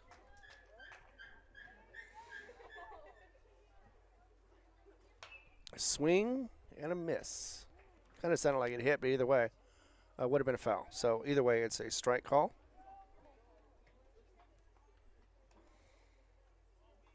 As it is now 2-2 for the count. Quickly looking for the delivery. Here it is. Oh, just inside. Almost hit him, but did not. Luckily, because that would have advanced the runners. But now it's going to be a full count, 3-2. Against Nicholas Gonzalez. Nicholas has had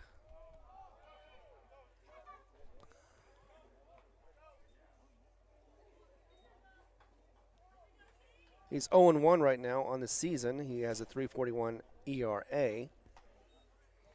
And we'll quickly walk that one.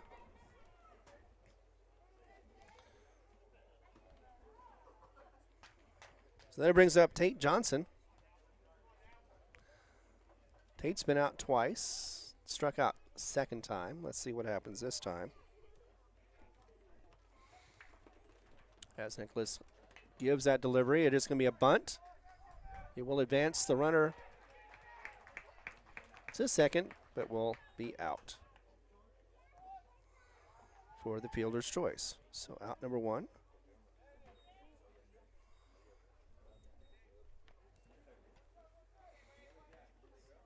So one out, one on, second base in scoring position. As coming up next is going to be Ponce, who had a single, ended up scoring in just the last inning. And that is going to be a quick foul to the left for strike number one. Definitely want to see more of those, or another strikeout from Ponce. Looked nice. Actually, no, he walked in the third and got a single in the fifth. Oh, lost control of that one, went over the batter's head for a ball. Luckily, it didn't help, or didn't hurt anything. The catcher was able to corral it, so it did not advance any runners. 1-1 is the count, one out, one on. And that one is a ball.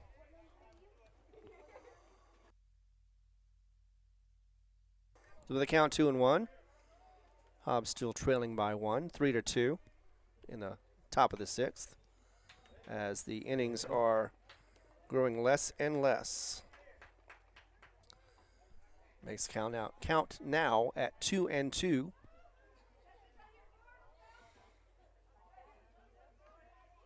Here we go with another pitch from Nicholas. He seems to be a little more confident.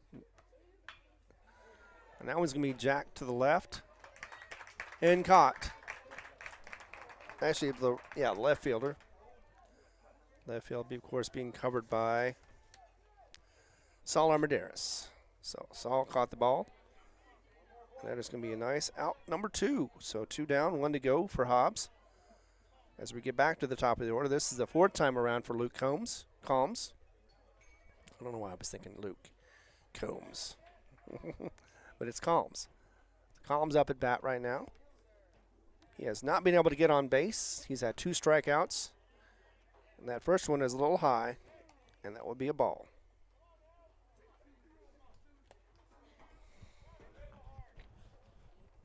As we have a doubleheader ahead of us. Got the second one coming up after this game, about 30 minutes roughly. Of course, it'll be right here. That one was a strike. Nice strike down the middle. The count is now 1-1 against Luke Combs. Again, has not been on base so far today. Of course, he wants to change that. Hobbs, on the other hand, wants to continue that streak. Ball number 2. Possibly checking the runner, making sure he doesn't advance. But either way, actually, if we just get this out, it will end the inning. And Hobbs won't have to worry about an extra run, as the Knights haven't scored yet. That one a little high for a ball. So we're now sitting at 3-1 for the count. We're going to see if Nicholas will take this inside for another strike. Just found the corner right there. Nicely done to make the count full. 3-2 is what we've got. 2 outs, 1 on. Hobbs trying to get out of this inning with no damage. Swing and a miss, and his first strikeout of the game for Gonzalez gives us strike 3. And that was coming with no hits, no runs, no errors. Yeah, we go to the bottom of the 6th. Hobbs trying to get back into this one again, down by 1. We'll be back in just a moment on Hobbs Eagles Network.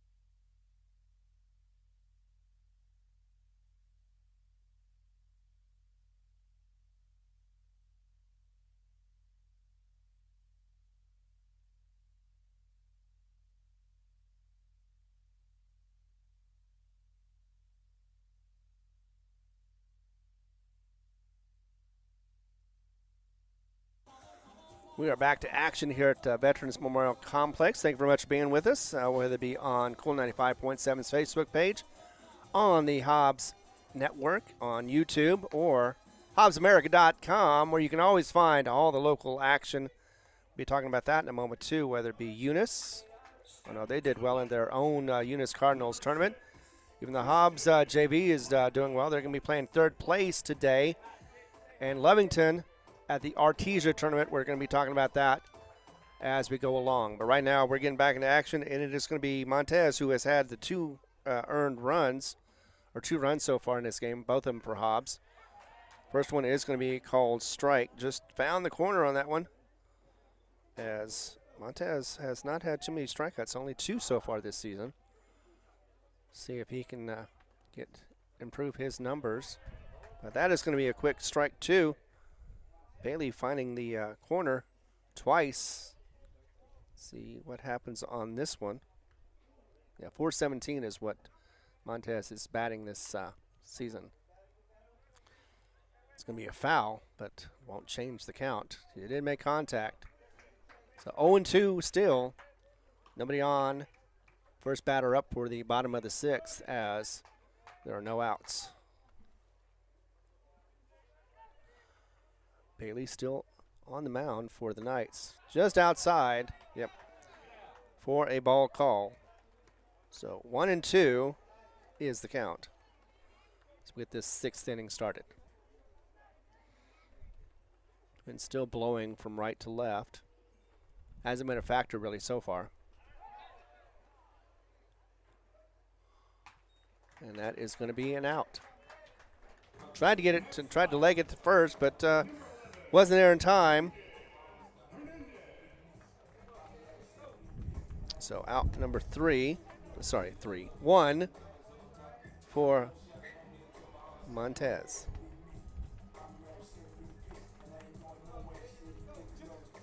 Again, we're at the bottom of the 6th inning. Hobbs is trailing by 1 right now, and we've got coming up next Jaden Hernandez. That one first is a tall ball.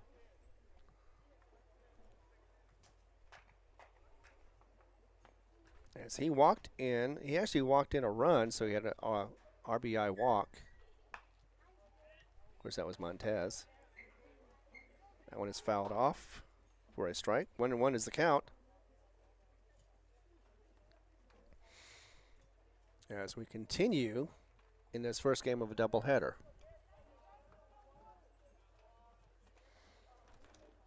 Bailey once again delivering a little high. It's fine. He had that to give. 2-1 is the count right now. Hopefully everybody enjoyed their spring break. Weather seems to be a little odd, but nothing new around here. As this one is swung on and missed. Swung right through it, unfortunately. Just did not get the timing right. And now it will be a 2-2 count for Hernandez. Jaden hoping to improve his numbers. And this pitch is a little low. And that will make it a full count of 3-2.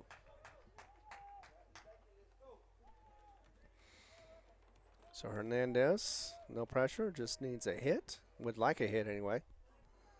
Here's the delivery. And that is me outside for ball 4. So once again, did not chase, and that paid off. That's, I believe, the 2nd walk for Hobbs in this game. 3rd, actually. They had one in the last inning and one this inning, too.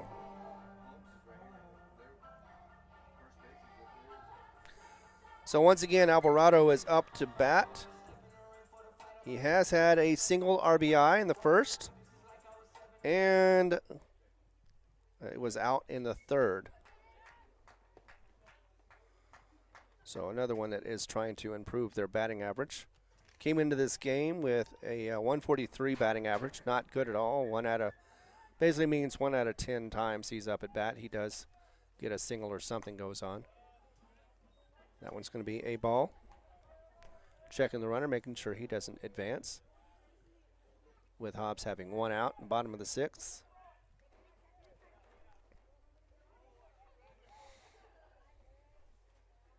Here's delivery once again, a little low. And Alvarado is not chasing. That is good. He is batting left. So he can definitely advance that runner to second or beyond if he gets it into play. Looking back to first. And the delivery. Once again, they're nearly the same pitch for ball 3. So ahead of the count is Alvarado. 3-0. So is this going to be a walk, or is he going to go ahead and try to throw a sneak one in for a strike?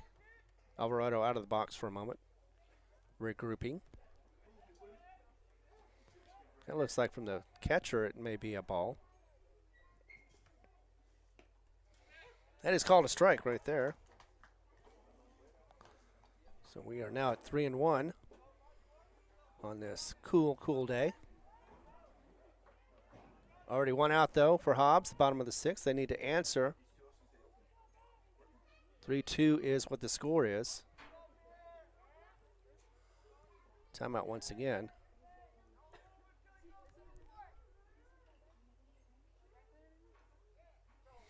As we're in the bottom of the 6th.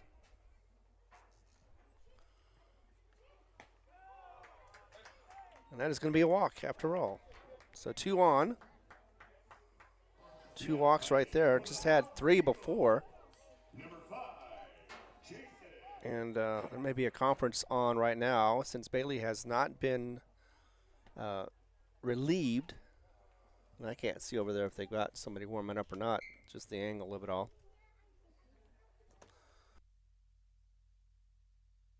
That's what I thought. Oh, I see. Gotcha. So there will be a change in pitching. So we will have a break in action as we get a new pitcher. Let's see who that would be.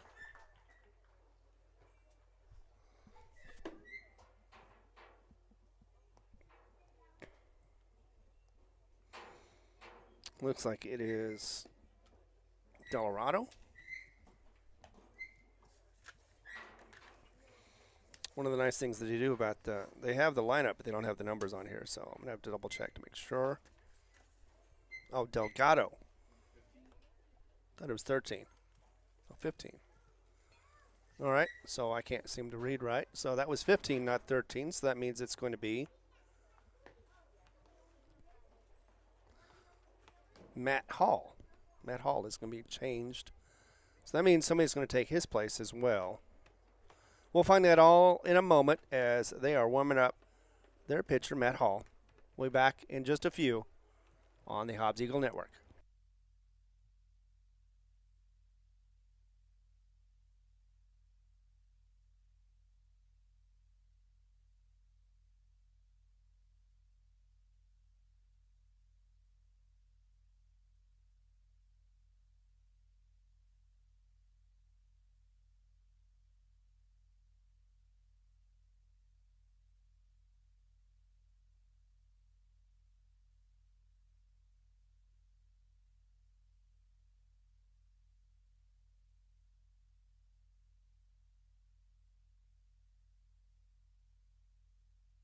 All right, and Matt Hall, who was playing second, is warmed up as the pitcher now. Let's see who's playing second. Oh, that's who I saw. Okay, so that is Delgado is going to be playing at second.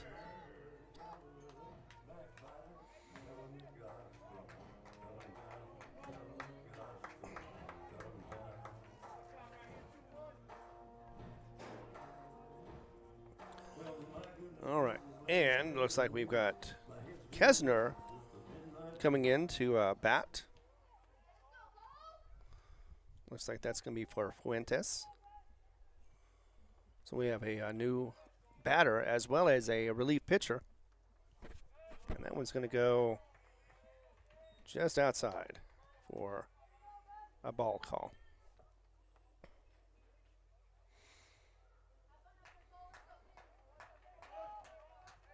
It's 1-0 is the count for Kesner. Kesner hits it to the left, and it is just going to be foul for a long strike.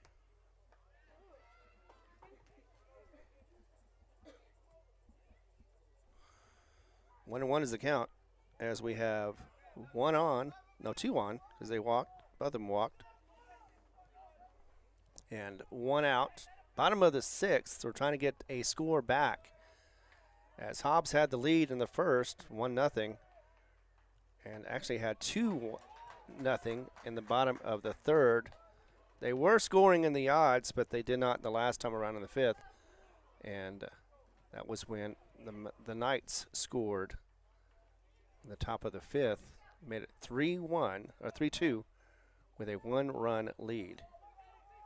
Going to be up on 1-2 count, and that is going to be a strike 3. Unfortunately, for Kesner, saw it just cross the plate, didn't move the bat, and called for the strikeout. First strikeout for the reliever, as well as his first strikeout as well. Second out for the inning. That's coming up next will be Kenyon Johnson and his big bat. See if he can do anything with this one. As we have 2 on, we need a couple of runs to come in to be able to get the lead again. We got the tying run on second. We got the winning run on first. And we only have one more inning after this, possibly, unless we tie the game up. That one is just outside for a ball. Johnson didn't swing. Good eye, good eye. As we continue to hope the bats will come alive for the Eagles. So far, they haven't had a hit yet in this inning. Would like to have one, be able to get a couple of RBIs. As that one is going to be another runoff. See if this one goes any better. And that is an out, unfortunately, yeah. I was looking at the coach, the Hobbs coach, and he was calling it safe, but it is not the case. That is the third out, by the way. So, yeah, no hits, no runs. There was basically 1 on, and no errors as we go to the top of the 7th, last inning possibly for the Eagles, as Oregon Mountain comes up next for another round of bats. Be back here in just a moment right here on Eagle Stations, of course, the HobbsAmerica.com. Also have it on YouTube on Hobbs Sports and your Facebook page, Cool 95.7.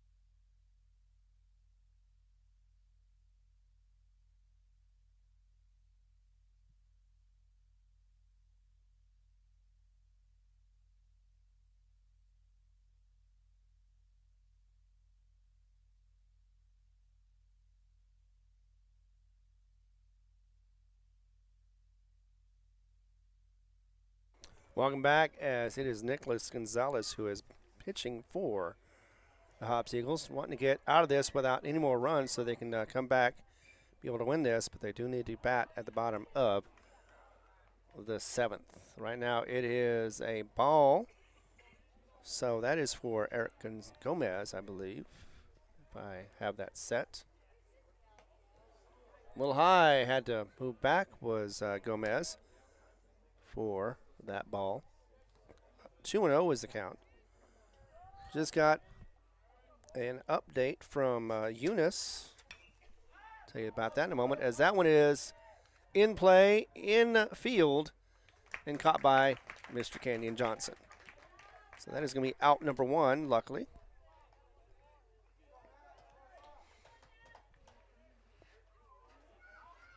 So already 1 out for Hobbs, 2 more to go, as they're trying to get out of this inning to be able to get to the bottom of the 7th, to be able to get the lead, or at least a tie anyway, to keep the game going. That's going to be a bunt, but it's going to be bunted foul. So a strike off of that one. 0-1 is the count. See if he's going to try it again. And that is going to be Matt Hall.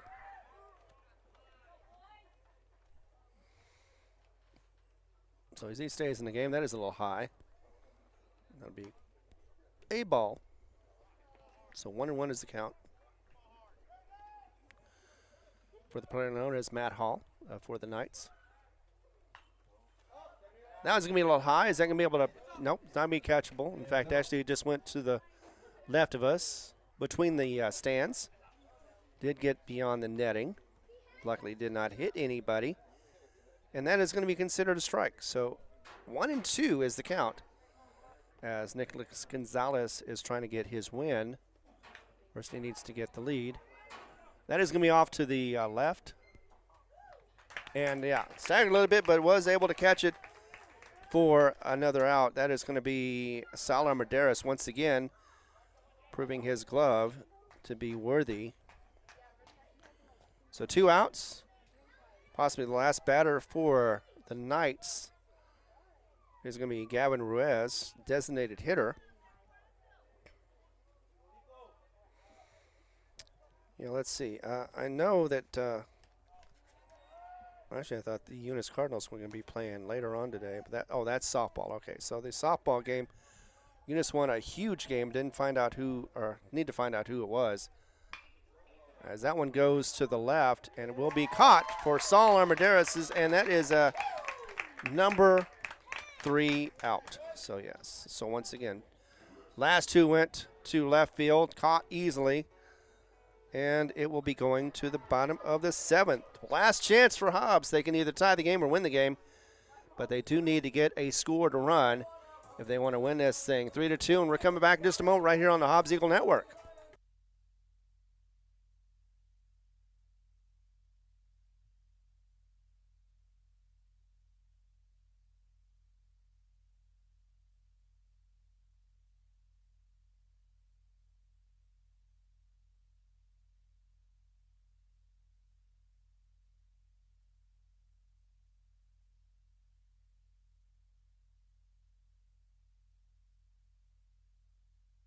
So once again, congratulations to the Hobbs Lady Eagles as well as the Eunice Lady Cardinals for winning their game big time.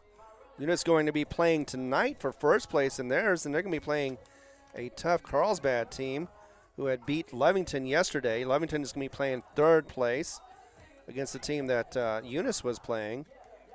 And that's going to be an interesting game. Eunice, of course, will be playing at 7 o'clock, so we'll definitely not be able to give you the final score on that one. And also, speaking of which, the New Mexico Invitational Baseball Tournament is going on for the no, actually that was last week. Never mind. So I was thinking it was the other one. The Hobbs JV is also playing as well. Yeah, Eunice is going to be playing Portales. Lovington's going to be playing Moriarty. In the that's right, the Artesia Tournament. That'll be for third place because they lost to Carlsbad. And Carlsbad's going to be playing against Artesia. So get my ducks all in a row. And we're back, by the way.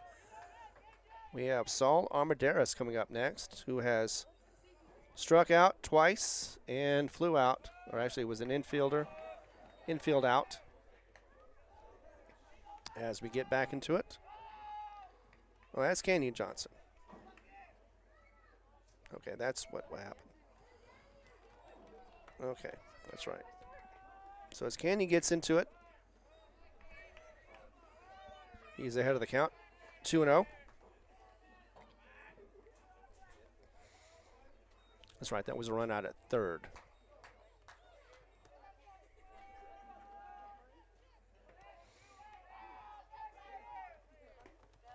So that one is a called strike. Still ahead of the count, though, is Johnson. As he is wanting to get on base, they need to get 1 run to tie the game if they want to continue playing, 2 to win, and no time better to do it than now. That was somehow just outside, but it was called a strike. So we've got a 2-2 count for Johnson. As let's see, the pitcher is Matt Hall now. He is relief for the Knights. Second one coming up. That is also a ball, so full count as we are trying to get this game to a conclusion. We're going to have another one afterwards, about 30 minutes afterwards for the doubleheader. Of course, we'll get that one as well on this broadcast on HobbsAmerica.com. Thank you very much for watching as we get another pitch. And that is a ball for a walk. And that will put Canyon on first base. Now batting for the Hobbs Eagles, number 13, Saul Armendariz. And now we have Saul Armendariz, or as I call him, Saul. Either way, he's up to bat. He's hoping to get some numbers in. He has not had such luck so far. He did walk in the fifth, but he was struck out in the second. So looking to improve his numbers as he looks to bunt, and he does so. Popped right up in the air, but it looks like it was foul, and it was. So it didn't go as far forward as he hoped it would, and it is a foul. So everybody has to run back to their base.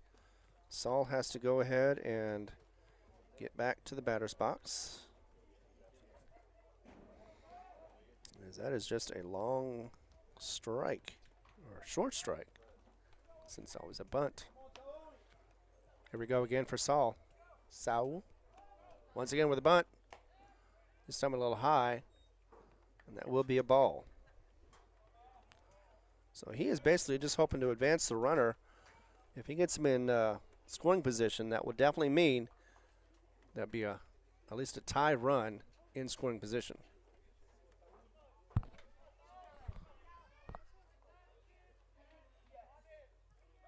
So let's see, going back. I had to stretch a little bit, but Johnson got back in time. Tried to pick him off. 1-1 is the count. 1 run is the difference. Bottom of the seventh, it is for all the marbles here. Hobbs has no outs, though, so they have that going for them. Trying to get out of this inning with 2 runs at least. Be able to get this game won, but that is not going to help, as that is another strike. 1-2. Here's what Armendariz is looking at right now. Hoping to see if we can get a something going offensively. Was 1 in the first and 1 in the third, and Hobbs has not been able to score since then. And that is going to be another out simply because if there wasn't a runner at first. So, yes.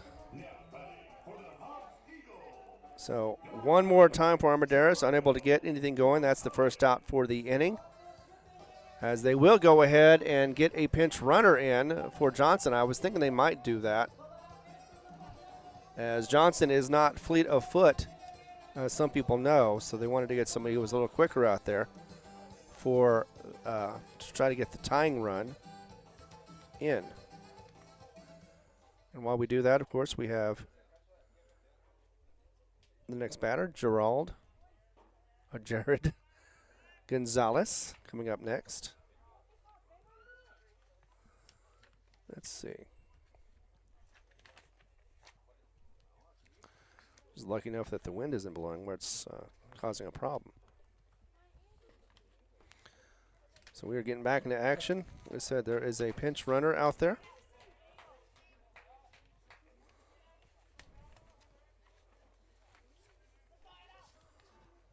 Next week, we're going to be facing Centennial Hawks in a doubleheader in Las Cruces, as that is a pickoff. Did not get there in time. Oh, that's Yudahara. Yudahara is at first now as the pinch runner. So he's going to try to see if he can get that tying run, as we are now 1-0 for the count for Gonzalez.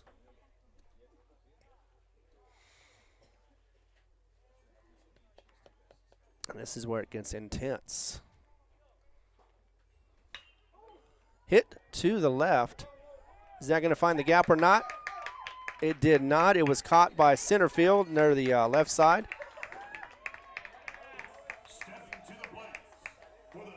Or maybe it didn't. I mean, I thought it was, but I guess not. All right, so I guess he did not catch it. It's hard to see. But either way, all right, so that did not get an out. In fact, it gave us first and second. So first is the winning run. Second is the tying run. And we have next up top of the order looks like. It's going to be Juan Camacho.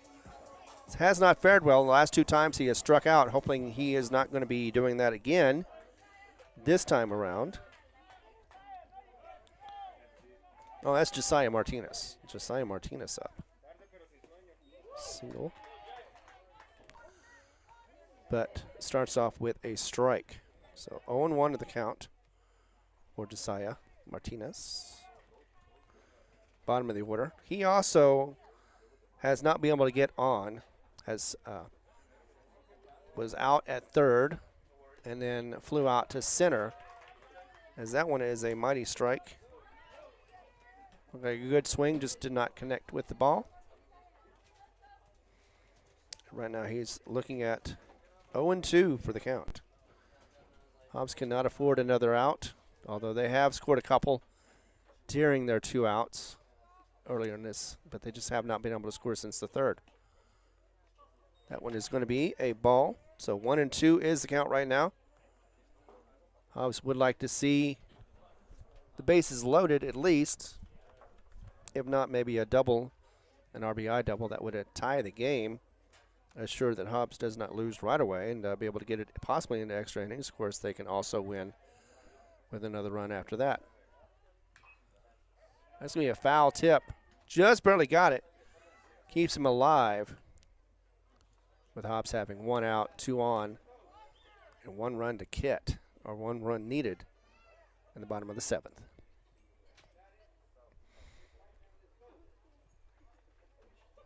And this is a tight game. Wasn't certain exactly what would happen since Oregon Mountain was able to beat Hobbs with a 5-run inning last week. Of course, that was in Las Cruces. That was the Las Cruces tournament.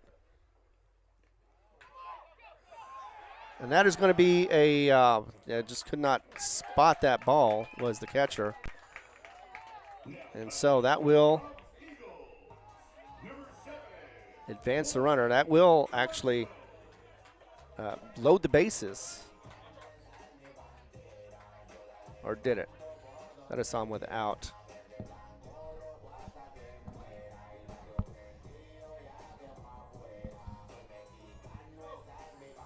Well, if anything, advances the runner. So, yeah, that means that Josiah Martinez is out number 2. But the runners advance, so that does help. And it also hurts at the same time. 2 outs, though, runners on third and second, respectively. So we've got tying run at third. We've got the winning run at second. And we've got the top of the order coming up. All right, that first pitch in for a ball. Forgot to do that. Was hoping that we wouldn't get any outs, but we did. We got 2 down. Need to avoid 1 more, and that's not going to help. Swing and a miss. Got to be very, very careful about these pitches. Cannot chase anything. Not a good idea. Play smart, not hard is what they say. So could be the last out here. Could be possibly a run. Who knows? Let's see. A little high for a ball. 2 is the count, 2-0. Once again, Juan Camacho not having a great game today. Has not been able to get on base. Flew out the first. Struck out the second 2 times. In fact, that was the 5th. Was the last time he was on for the 3rd out. Hopefully he's not going to be able to do the same thing again. At least the Hobbs fans don't want that.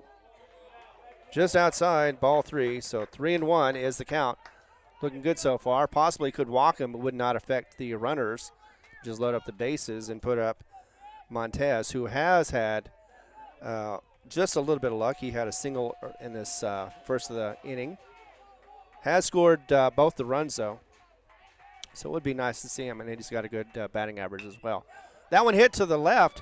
It is going to go to shortstop. Shortstop's going to throw to first, and that is not going to be in time, and it's going to win because the 2 runs come in. That is a 2 RBI single, and that, my friends, is the game. Just like that, it was from 1 out away to being a run, or actually 2 runs with that RBI single, 2 RBI single for Camacho. So Camacho did really well being able to get that in there. And that ends the game. Hobbs wins once again. Final score 4-3. Get back in just a moment. We'll talk all about it right here on the Eagle Network.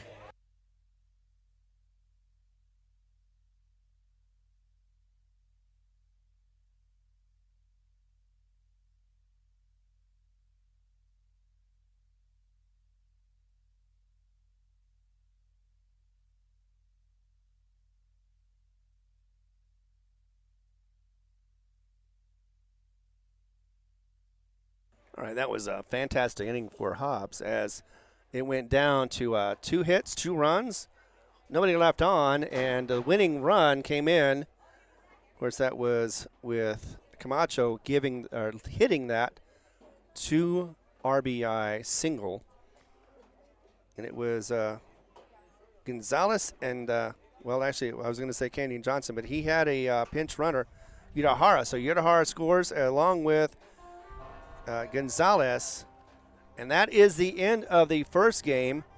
Hobbs pulls it off 4-3 for that victory. Thankfully, we weren't quite sure about that one because it looked like it was going to be to the wire, and it definitely was to the wire. Just like last week, though, was not quite the same. For some reason, Hobbs just was not able to get it out as they were beat by this Oregon Mountain team by 7-2. Coincidentally, though, it was the player of the game was Juan Camacho, had 1 hit, 1 run. Maybe he is the same at this time around. You probably want to say that anyway, and ends up giving Nicholas Gonzalez the win. And it's going to be interesting to see how it scores. But in the end, a very good win for Hobbs as they put down a 6-1 Knights team, who now goes to 6-2 for their record. Hobbs goes to 6-5, and they improve their home record as well. So once again, we congratulate the Hobbs Eagles. We'll talk about that more in a moment. I'm going to give a break and collect everything up, and we're going to go from there. As, like I said, we have another game coming up. Don't go anywhere, or you can go somewhere and come back. We've got about 20, 25, 30 minutes roughly. It depends. Right here on all your No Mark broadcasting networks, whether it be on the HobbsAmerica.com, also doing it on YouTube on the Hobbs Sports Channel, and, yes, on Facebook, Cool 95.7.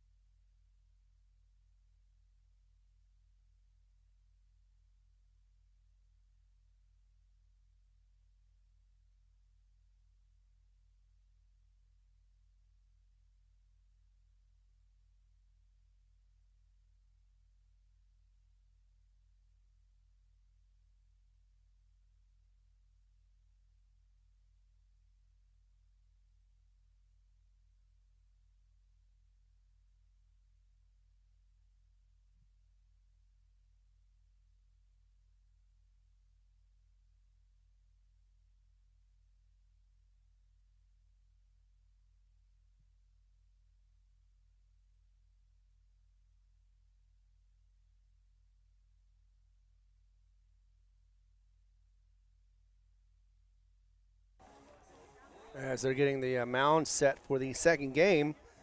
Just remind you that this afternoon in Eunice, the Hobbs JV Eagles will be going for third place against the Da Vinci Dragons of El Paso, Texas, of course.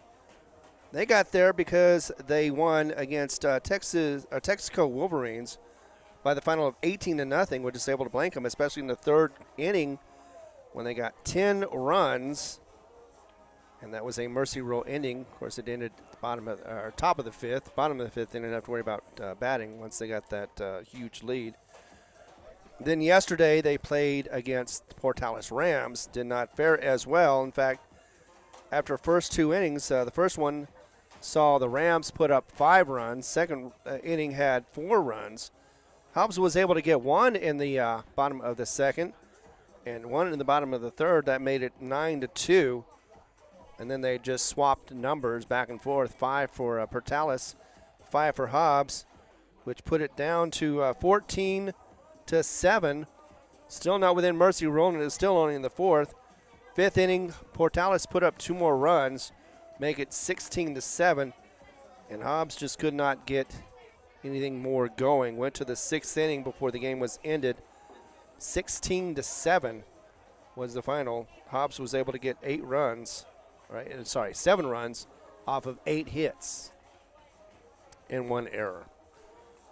So the JV playing today at 4 o'clock in Eunice against the Da Vinci Dragons of El Paso. Now we're going to have a game here in just a moment. Again, second game of the doubleheader against the Oregon Mountain Knights. Right now they are tied at 1-1. This will be the tiebreaker. What was it? I'm going to have to remind myself what that's called. But in the meantime, it's going to be this Oregon Mountain Knights team versus your Hobbs Eagles. And they did a whole lot better than they did last week against this Knights team. In the New Mexico Baseball Tournament 2024, they were involved. They did play against Santa Teresa Desert Warriors and were able to beat them. Final score was 9-5. Unable to get past they did get past the Los Lunas Tigers, but that was the game after the Knights. So they beat Santa Teresa, lost to the Knights, then came back against the Los Lunas Tigers. 2-1 was the score at the bottom of the first. They did score 2 in the bottom second, Hobbs did, and held Los Lunas until the third inning, the bottom of the third, when the Tigers were able to score 2. That made it a 4-3 lead for the Tigers. Hobbs was back. But in the fourth, they answered strongly with 4 runs, and they held the Tigers to 1, so that made it a 7-5 lead advantage for the Hobbs Eagles. Of course, that was back in March 16th, and ended up being 2 more runs at the top of the 6th that gave Hobbs their 9-5 win over Los Lunas Tigers back in March 16th. Of course, they lost on the 15th, like I said, to the Knights. They did redeem themselves today with a nice win. Just 1 run, that's all needed. 4-3 was the final. If you didn't see it, you can always go back and look. It was very exciting how it was Camacho who was able to get those 2 RBIs off of his single to be able to win the game. And to the delight of the fans around here, it was glorious, as they say. But we're going to come back strong once again. We are in the middle of a doubleheader, and we'll provide you with more action here in just moments as you're still listening and watching right here on all the Normark broadcast networks. I'm Ron, by the way. The Ty friend is on vacation. He'll be back soon, I'm sure. And I'm hoping you're enjoying your day as well, or your evening, whatever it is. Come back and share with us more action.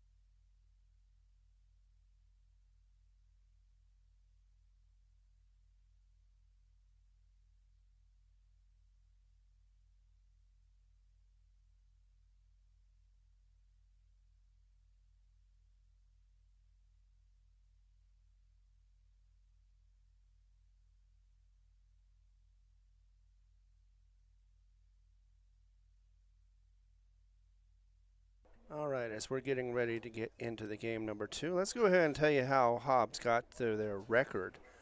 Start off with, started the season off with Belen, had an 11-2 loss on that one as they were in Rio Rancho. Faced a Cleveland team and they beat them 5-3 in their own home field. Followed by Los Lunas. They lost to that one 12-1, so they've already faced Los Lunas as well.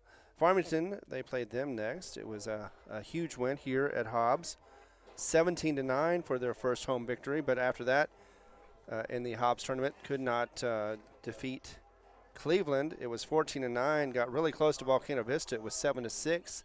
As some remember, Hobbs had the advantage, or almost the capability of being able to get the a couple more runs before they got the out, so unfortunately that slowed them down or stopped them from getting that victory. 7-6 once again. Then they were at Santa Teresa. That was also out of town. And in the Las Cruces area, 9-5 was the final. And Hobbs had won that one. Lost to Oregon Mountain, though, after that. So, yeah, they have been doing pretty well on the road. Looks like they're improving a little bit at home, which is always good. The home crowd always loves that, as we are still waiting on the lineup for the Oregon Mountain Knights. Do have the Hobbs a lineup ready for you. First up at bat will be Juan Camacho. He'll be playing center field. Christian Montez is going to be playing the second, followed by Jaden Hernandez, who will be catching. Xavier Alvarado is going to be playing first. Cole Kesner is going to be the DH for today, number 21. He didn't play in the first game. Jason Fuentes, who did play in the first game, is also going to be playing this one, will be shortstop. Luke Parrish, who was the pitcher, who did not get the win but did not get the loss either. He is going to be playing in left field. No, right field. Right field. I always get my lefts and rights confused, so I do apologize about that.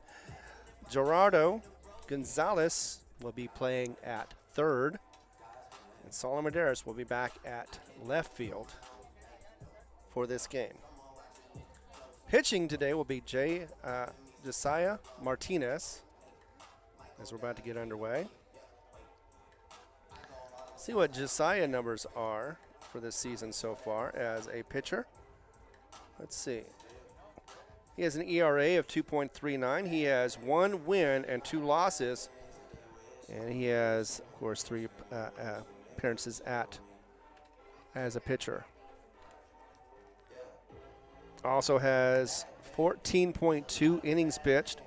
Has allowed 12 hits and 13 runs. Has errors were 5. That probably doesn't it affects him, but it's not because of him. He has walked 10. He's struck out 13, though, looking to do more, and has allowed 1 home run.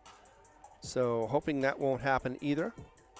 But as we continue to move along this game, going to see him as he's warming up now. So here in a moment, we'll be getting, of course, getting started on this one. Looks like it's going to be a start time of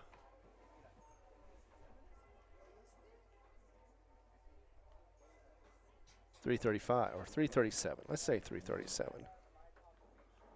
So first one, once again, Hobbs does come back in the 7th, get 2 scores, and beat the Knights 4-3. Hoping for maybe not something like that, but a victory anyway, as this is the tiebreaker basically for the 2 teams. Oregon Mountain, of course, winning in Las Cruces and losing here. So as we are getting warmed up, that would be, of course, Josiah Martinez for pitching for Hobbs. Where is it? Let's see. Double check to make sure. Always. Yep, Josiah Martinez. Here we go with the first batter. It's going to be number 20. As we get that line up, hoping that he gets his first out.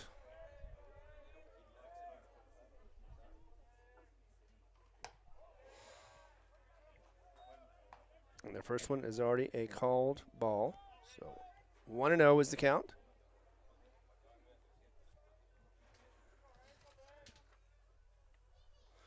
That's Ray Ponce. As he puts it out to the left, Salt is going to chase it, and it's going to bounce off the wall, but it's going to be a slide-in double for Ponce, as he is already starting to get the bats going for the Knights. That's a nice hit, like I said, to the left to Saul Armendariz. Was able to corral it, but not in time, as he was able to get a double off that hit. So second at bat, Eric Gomez, who was also second last time around. Let's see what he does in this time around. Last game, he was hit by a pitch at least 3 times and did not get on base after that. Oh, he's out? Aha, technicality. So what happens is even though he had a double, he did not tag first. So that is an unfortunate out for him. So it will look like a very good start for the Knights. Turns out to be a huge out. So after that, Eric Gomez is up next. First one is called a strike. So let's fix this. 2. 1 out. That one's going to be hit up the middle into center field as he's tracking it down. And it looked like for a second he was going to fall over, but instead finds his footing and is able to get what now is known as out number 2 for the Oregon Knights, as they are 2 up, 2 down so far. And very few pitches going. So let's see, that was, of course, Juan Camacho, who actually was a big help. In fact, he probably was the player of the game last game for the last 2 RBIs at the bottom of the 7th that won that game.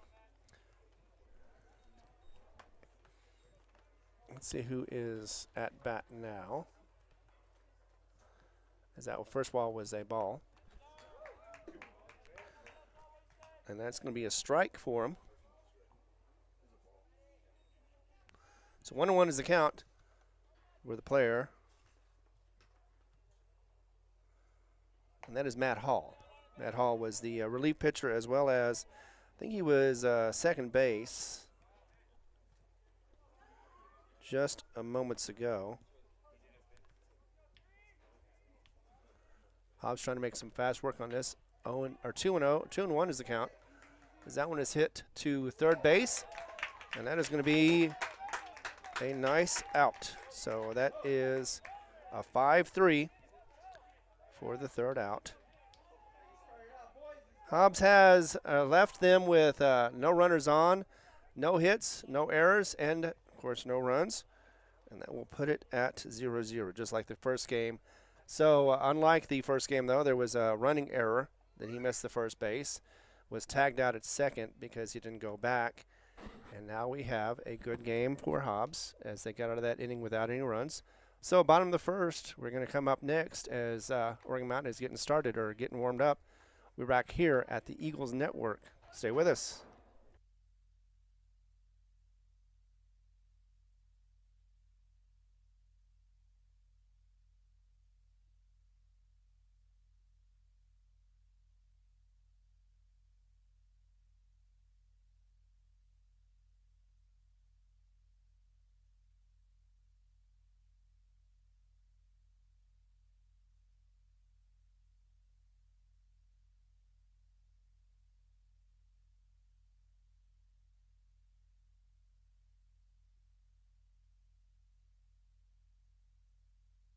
Welcome back to the action, and once again, want to congratulate the Hobbs Lady Eagles for their victory over the Lubbock Lady Liberty Patriots, 12-1. It was a mercy rule ending, and ended pretty quickly for that one after the game they had yesterday in Leamington, where they beat Leamington Wildcats, the 4A, doing pretty well too for 4A, as they had only 1 loss before that game. 6-1 is what their record was. 3-1 is what the score was. Didn't expect that, but Hobbs and Leamington always a quick or a good game for both sides, as definitely for Lovington, they helped increase their strength of schedule as well as their ability to be able to play in the playoffs and, of course, district. Coming up is Juan Camacho, who I think was possibly the player of the game in the first one after he got a double RBI single, And that one is outside for his first ball. We're going to get that in there, and 1. So 1-0 is the count.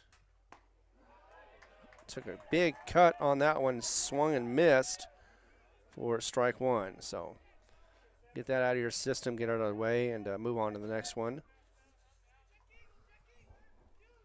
That's right, I was going to look at my numbers, but and that one is singled off to the left. Looks like it is going to find right in front of the center or left fielder, and will be a long single for Juan. So once again, he got a nice single. He's on base, and what a way to start the game, or at least the first inning for Hobbs, as the score is still tied at 0-0.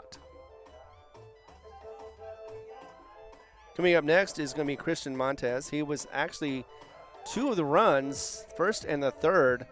He was the one that ran across the home base, or home plate, for those 2 runs. So he's been doing well, at least running-wise. The first one is a strike call. Very firm. So 0-1 is the count for Christian Montez. As we have 1 on, no outs. Bottom of the first. Getting the second game going. We won the first one 4-3. Hoping to do the same thing, or actually doing better and winning the second game against this tough Oregon Mountain Knights team, who had come in with a 6-1 record, just recently lost against Rio Rancho. Rio Rancho actually beat Cleveland today by 1 run. Here we go with another pitch. That one is a swing and a miss. Strike 2, unfortunately. As the Knights are set up for another go-around for pitching. 0-2 is the count. Montez is behind. He hasn't struck out much this season. Only 2. Here comes the delivery.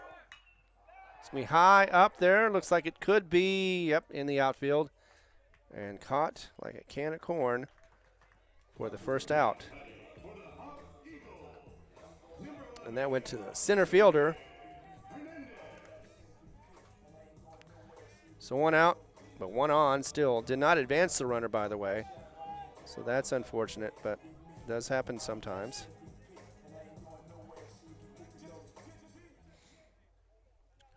Tate Johnson is pitching for the Knights in this game.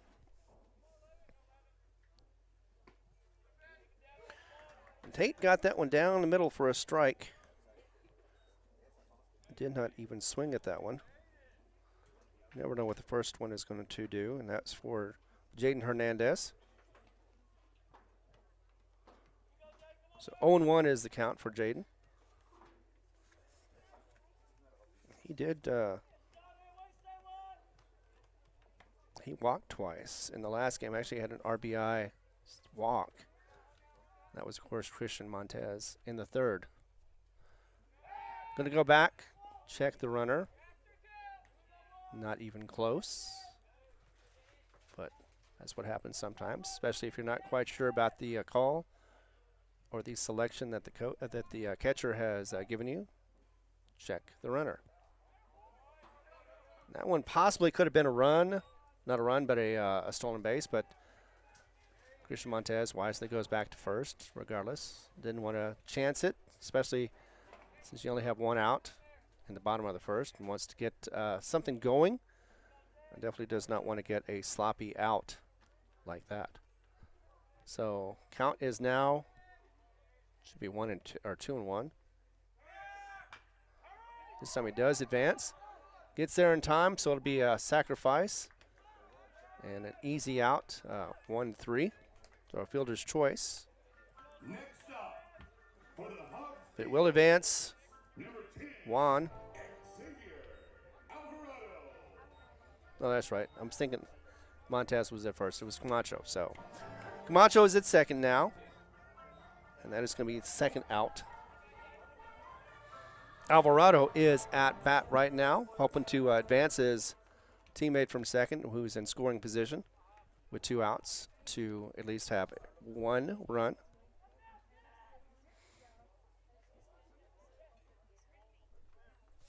Long delay. Swing and a miss. It was outside, and that was a strike call. Just could not connect with the ball. And Alvarado is looking at a count of 0-1. Game 2 right here, as the Knights seem to be ready for the second game. I thought that they were going to have a good start, but runner did not tag first when he went to second, and that cost him that opportunity.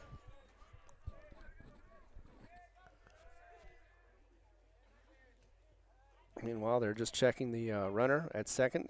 He did run back, so that was Juan Camacho again. I think he was the player of the game for game 1. Maybe he can be the player of the game for game 2. Who knows? It's very early. Anything can happen. As a long study, trying to get around Alvarado. Once again, trying to get the trying to get to second base to get the runner. Did not get there in time. Looked pretty good, but no. Camacho is alert, keeps his head on a swivel, as they say, and did not get tagged out. Knights would love a third out to get out of this inning. Meanwhile, though, that was a hard swing and a hard miss for Alvarado. That makes it 1-2. So he's got to be very careful, very selective about his swing. Make sure at least he connects the ball. If not, get it in play. But he does not want to swing for a third out. Not only a third out, but a third strike. Once again, look at it second. Once again, going to second. And once again, safe.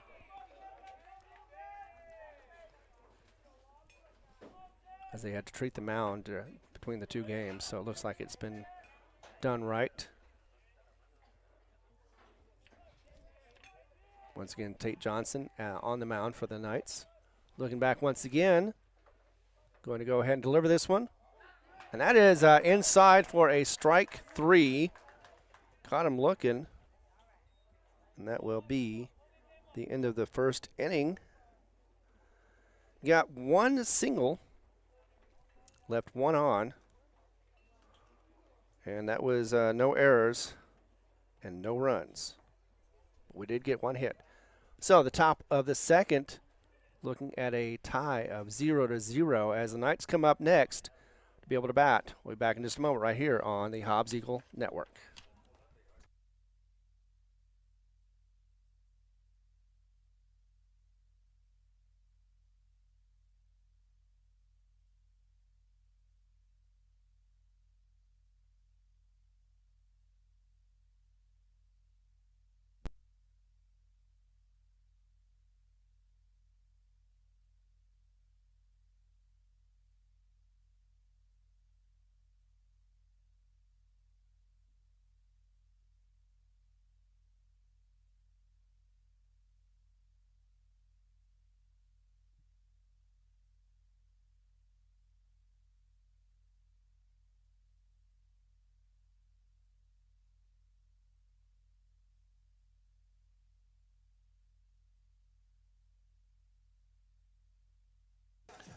We are back at action as, yes, indeed, the Knights are coming up top of the second.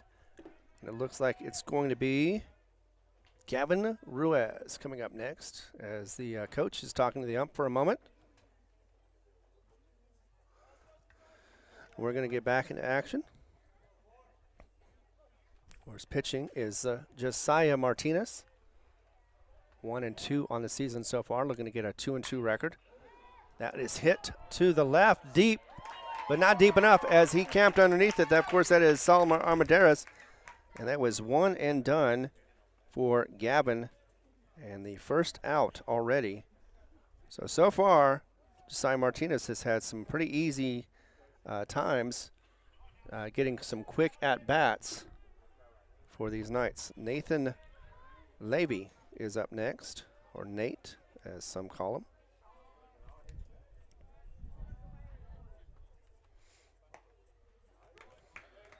And that's a called strike.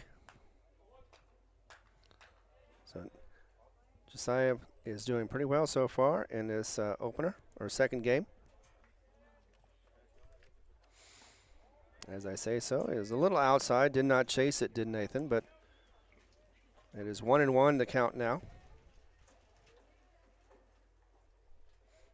And 1 out.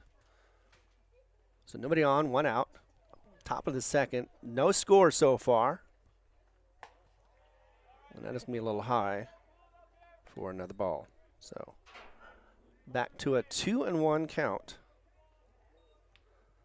for Levy.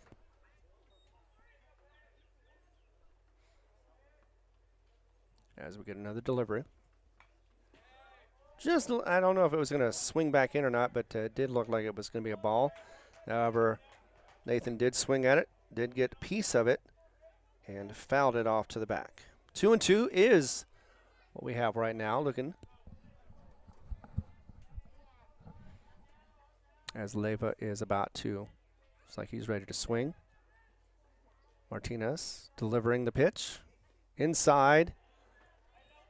And that's going to end up being a full count of 3-2. So we'll see what happens on this one. Hoping for a strikeout. Of course, the Knights looking for anything to get the offense started.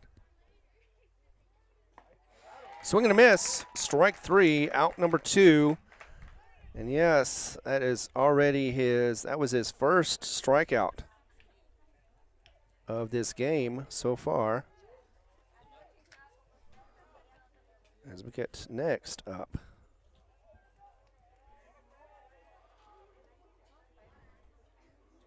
that's Delgado. Quickly hits it, and that is out number 3. That was caught by second baseman. Let's see, that is being played by Montez.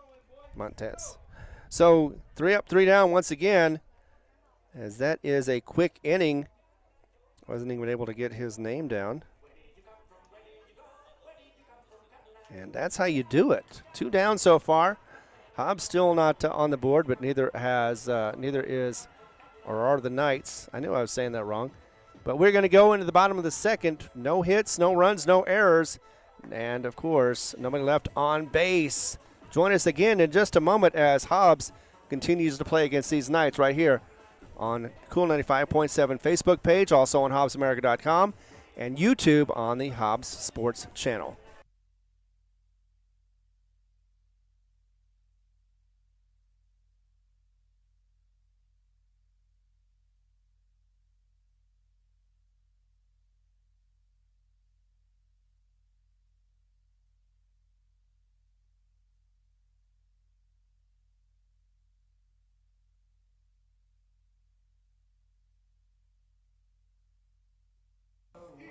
We are back in action. Score is still tied at 0. Bottom of the second, as Hobbs is coming up to bat, it will be Cole Kesner, who did not play. Well, he did run. He was a runner near the end of the game. In fact, he was one of the 2 scores that happened off of Kenyon Johnson. He took his place, was able to get those 2 scores to come in and win the game for Hobbs in the bottom of the 7th. 4-3 was the score. Here he is now, first time up at bat. See what he does. Just outside. That is a ball. Ball number 1 for Cole Kesner. If I get time. That's a swing and a miss. A big cut. Just was not able to connect. Was Cole for a huge strike number 1. As Hobbs is trying to get their bats started up. Cole is one of them that can do that. And that is another strike, unfortunately. Fans not happy about that one, but that was called a strike. Now, Cole Kesner has a .235 average. He has 4 hits, 1 run, 1 RBI, 1 double, and has been walked once and struck out 4 times. That one, though, to the center fielder, but not before Cole gets to first for a nice hit. So starting off, doing well. Cole's on base. We're going to get next Jason Fuentes. Was hoping to get a little bit better batting than he did last time around in the last game. Struck out the last time at bat and never got on base. So he's hoping to do something with this one. That one low, but did find the corner for a strike.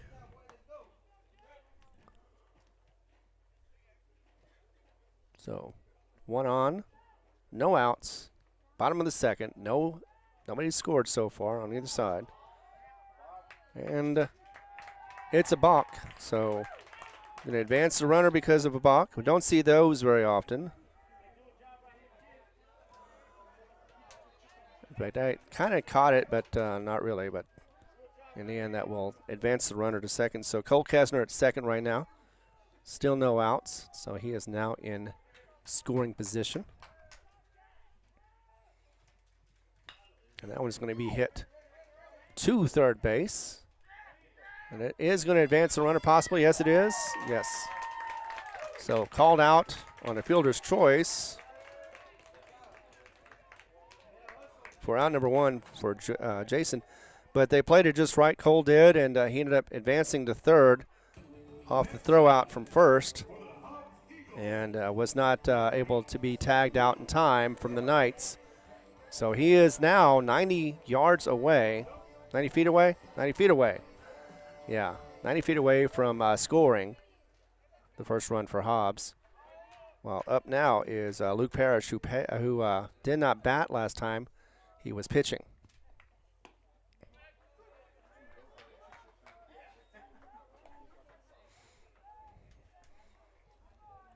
So 1 out and 1 on.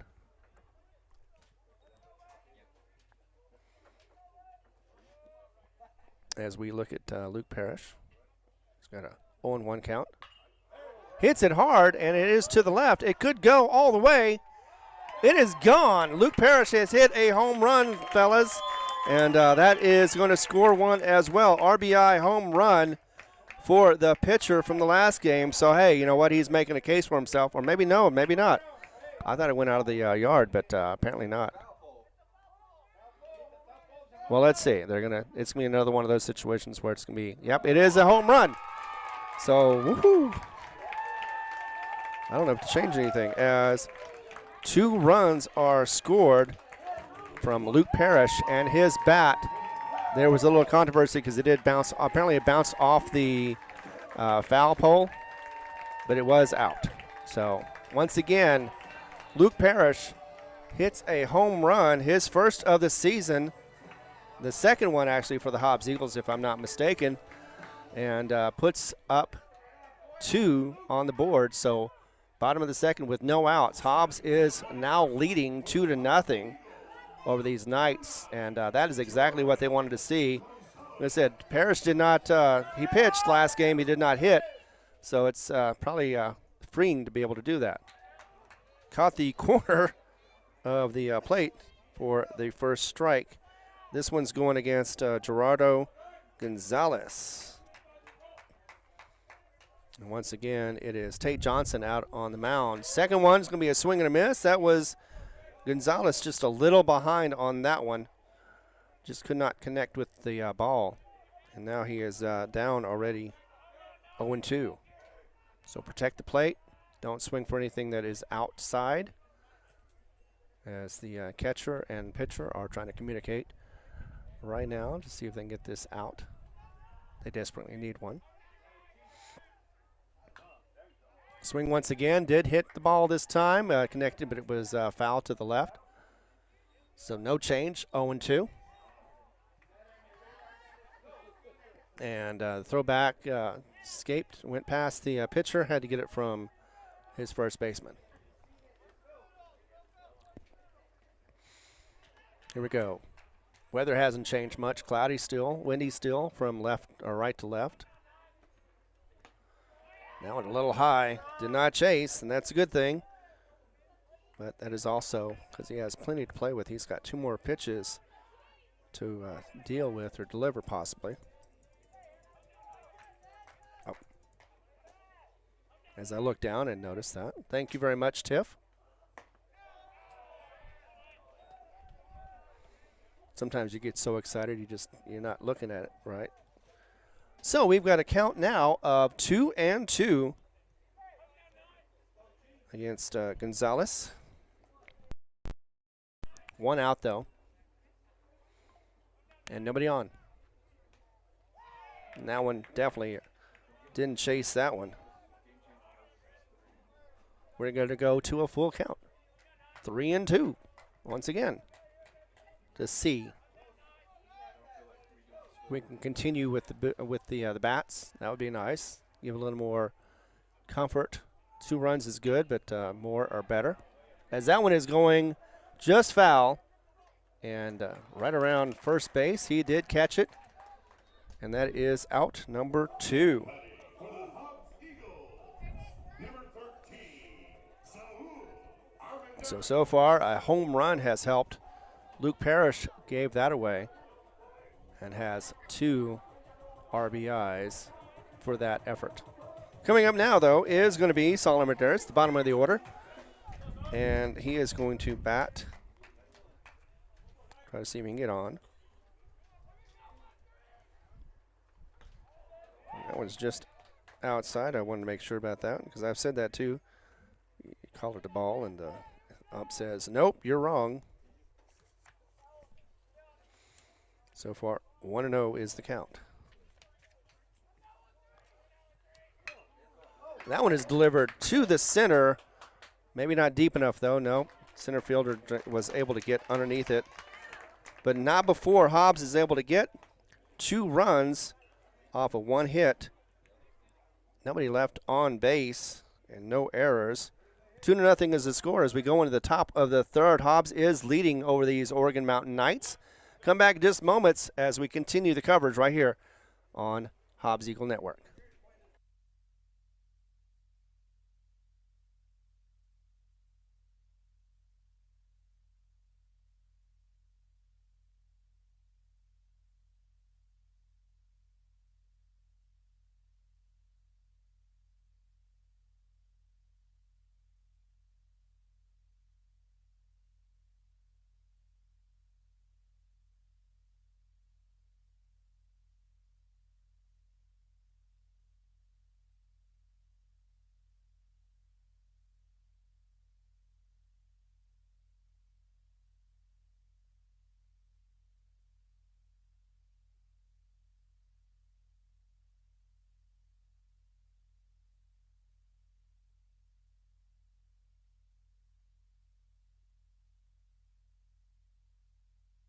You know, sometimes you get a little extra time, so I want to give a big shout out to the class of 1987, the state champs, the big league, of course, Hobbs All-Stars, including like Ballard Bobby. He was the manager. Brent Ballard was one of the players, along with Chance Barnett, Ricky Cody, Chad Hardison. I should know these names. I was with them. Sean Hardison, Blake Lance, Michael Lee, and so many more. I'll get to those in a moment. Right now we're getting back into action. As we do so, Oregon is up. Oregon Mountain is up. And that is going to be, looks like, Arara.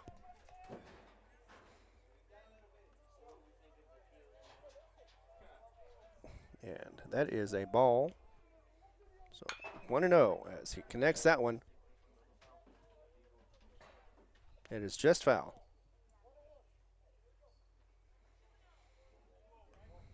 So 1-1 is the count.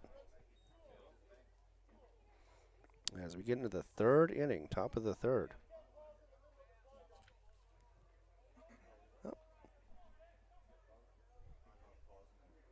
Oh, that's right. That's right. It was not a foul because it was paused in the middle, so did not count.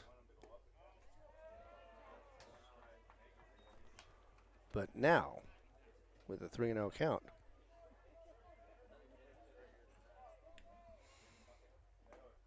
and that is a strike. But, yeah, Aurora thought that that was going to be a ball, but no, he was mistaken.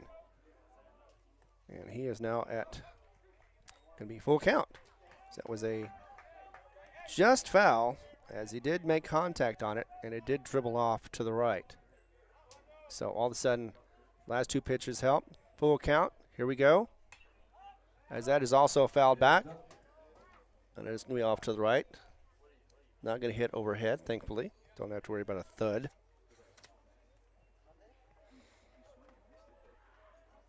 He did have an RBI, Araras, earlier. Now that one's going to go deep. And ouch, he has a home run as well after getting the full count. So all of a sudden, 2 home runs, 1 from each side.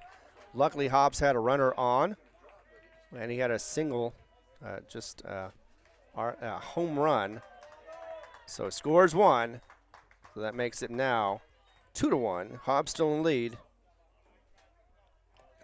Top of the third. As we continue to move on, let's see, who is this? This is Hernandez, Leo Hernandez. Did not see him in the first game, and he already takes a strike 1 as he watched it go across the plate. So Leo Hernandez for the Knights.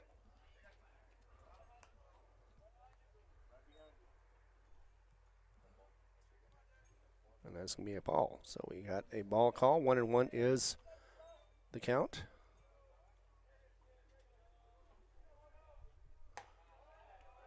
And that one, I thought he was going to make a motion, but he did not. So ball number 2 for Hernandez. As quickly we get the delivery. And that is going to go to the right, and it will be caught very easily by the Hobbs right fielder, Gonzalez. So out number 1. As the wind did not affect that much at all, thankfully. It does look, I can't tell if it's died down or not. The flag is still blowing as strong as it was before. But next up, oh, that was a swing and a just off for a foul. Let's see, is this a new batter?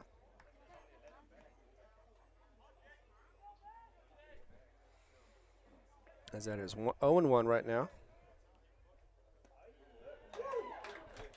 Oh.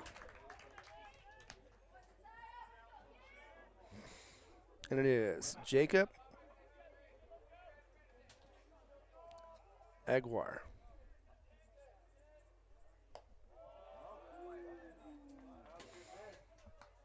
And he is down on the count right now at 1-2.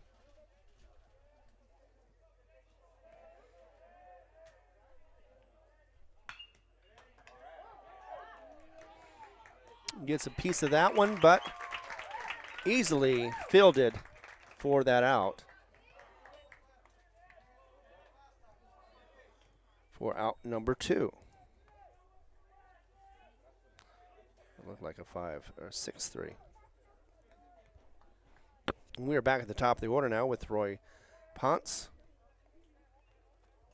He was the one that we thought had a double, but it ended up being an out because he did not tag first to get to second. Of course, sometimes that does happen. You get a little over anxious and you don't remember to do what you need to do, and that's fundamental. So this one goes off to the right. This is a foul ball with a 1-0 count.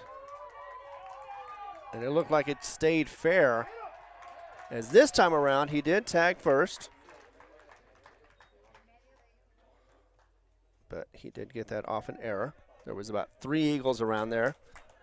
You had first, second, and the left or the right fielder unable to get that ball. So this time around, he is going to stay at second because he did tag at first.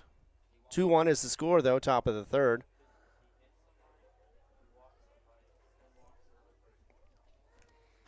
So we're going to see what happens now.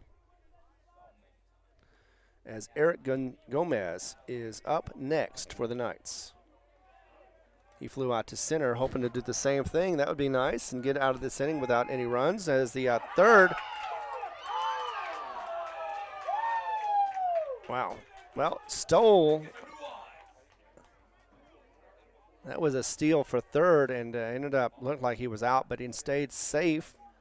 So stolen base. Gutsy call, by the way, early in this game. Now that puts him at scoring position. All it takes is a hit, and that time around. Called a strike.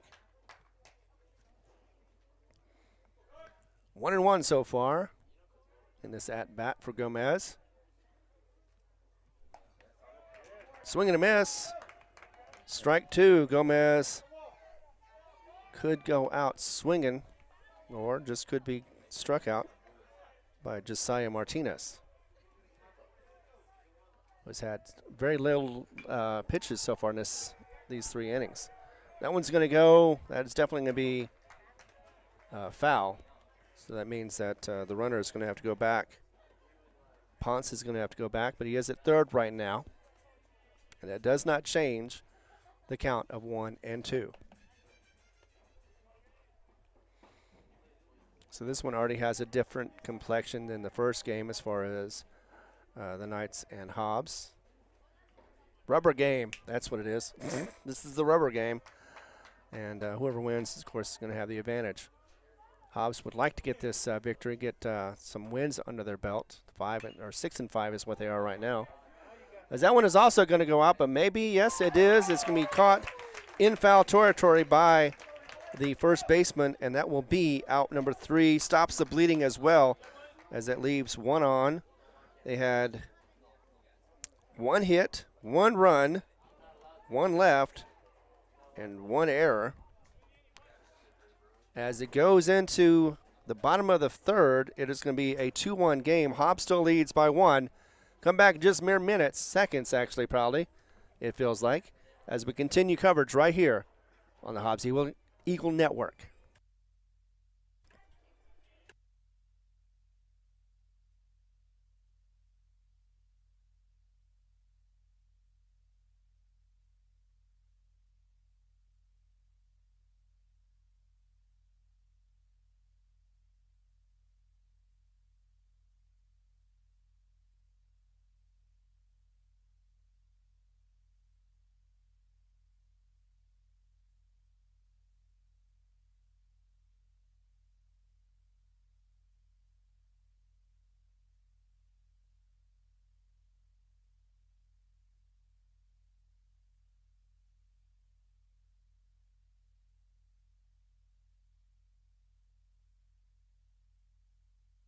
As we get back in action, it's realized that Hobbs JV is playing right now. They've started their game about 15 minutes ago against the Da Vinci Dragons of El Paso. And that is for third place at the Eunice Cardinals Classic. Of course, that is in Eunice.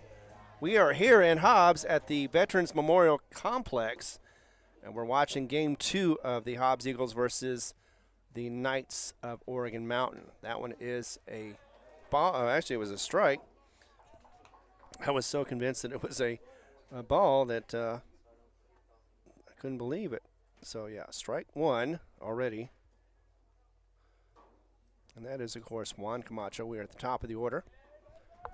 Juan had a single, was able to get to second, but was unable to score. He did, though, however, had a single, 2 RBI single to finish the game and give Hobbs their 4-3 victory. So let's see what he can do this time around. Okay, just making sure. That was a ball. It was low. So I always want to defer to the ump. He's the one that makes the final ruling, and that was ruled a ball, just a little low. Here comes the third. That was hit strong, and it's going to find the gap just over the shortstop and into left field for a nice single, once again by Juan Camacho. So nice going to get the bats started off in this third inning. Want to answer that run that they had in the the top of the third, which was a home run. So it was a single home run. Nobody was on base, so that was very minimal damage. As Christian Montez is up next, he did fly out in center in the first, hoping to be able to advance Camacho in this one around, this batter time around. And as we do so, of course, we still have the pitcher for Tate Johnson for. That one's going to stay fair. It's going to get there. Yes. As Christian Montez is able to run it out, be able to get a single for his efforts and advance Camacho to second. So it's played perfectly. Third baseman tried to get it to first. Was not in time. Wasn't even really close. Montez put on the jets and was able to just run it out. As coming up next, looks like that's going to be Jaden Hernandez.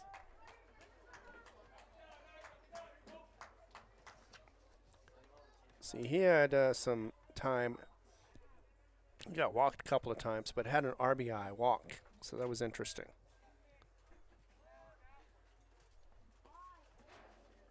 But that one is called a ball. So 1-0 was the count for Jaden. See, he has been walked, like I said, twice in the last game. And this time around, it was a fielder's choice for the second out. See if he can do better. He's already got 2 on, nobody out, so he can advance the runner. Actually, he can just load the bases up at the very least. He would love to have at least 1 RBI. That one's going to go to shortstop. It could be a double play. It's got second and was first in time. Unfortunately, yes, it was. So he hit into a double play. So that was a 6-4-3. But we do have 1 runner left on third. As Xavier Alvarado, who struck out in the first inning to end that inning, is up once again. And with 2 outs and 1 on, even though they are in scoring position, they could answer that one run back. Wants to do better than they did the last time. So that was a ball. So right now we're sitting at 1-0 for Xavier Alvarado. Again, everybody wants to, of course, improve their batting average, and definitely for Xavier. Would like to do the same thing.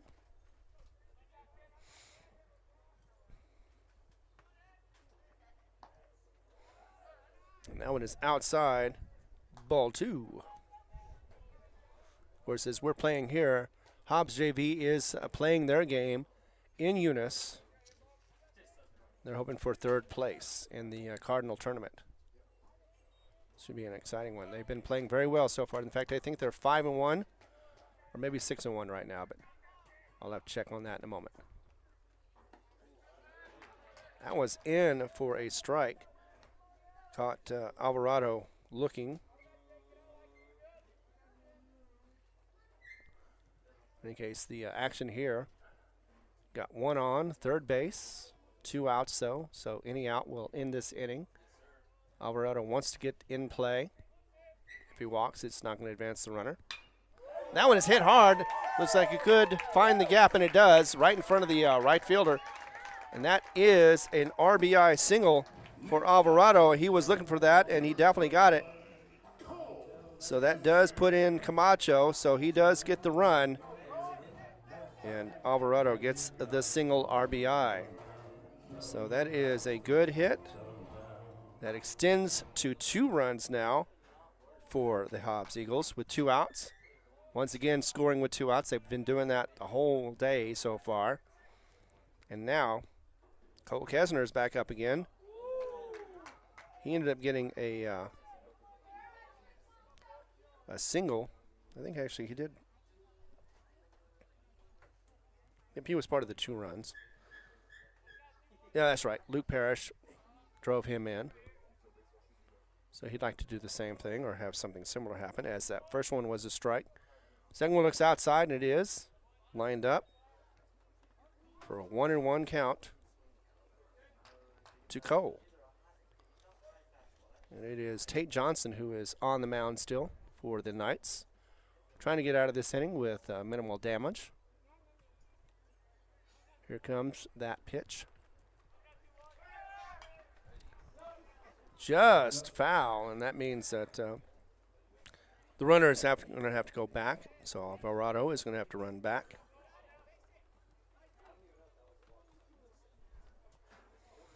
So 1-2 is what we've got. Pitcher can be a little more liberal with his pitches. He can see if Cole will chase or what he's going to do. Will be very pivotal. Oh. And that one, either way, is not going to change anything. Count is still 1-2. Saying that it hit the bat, not the player.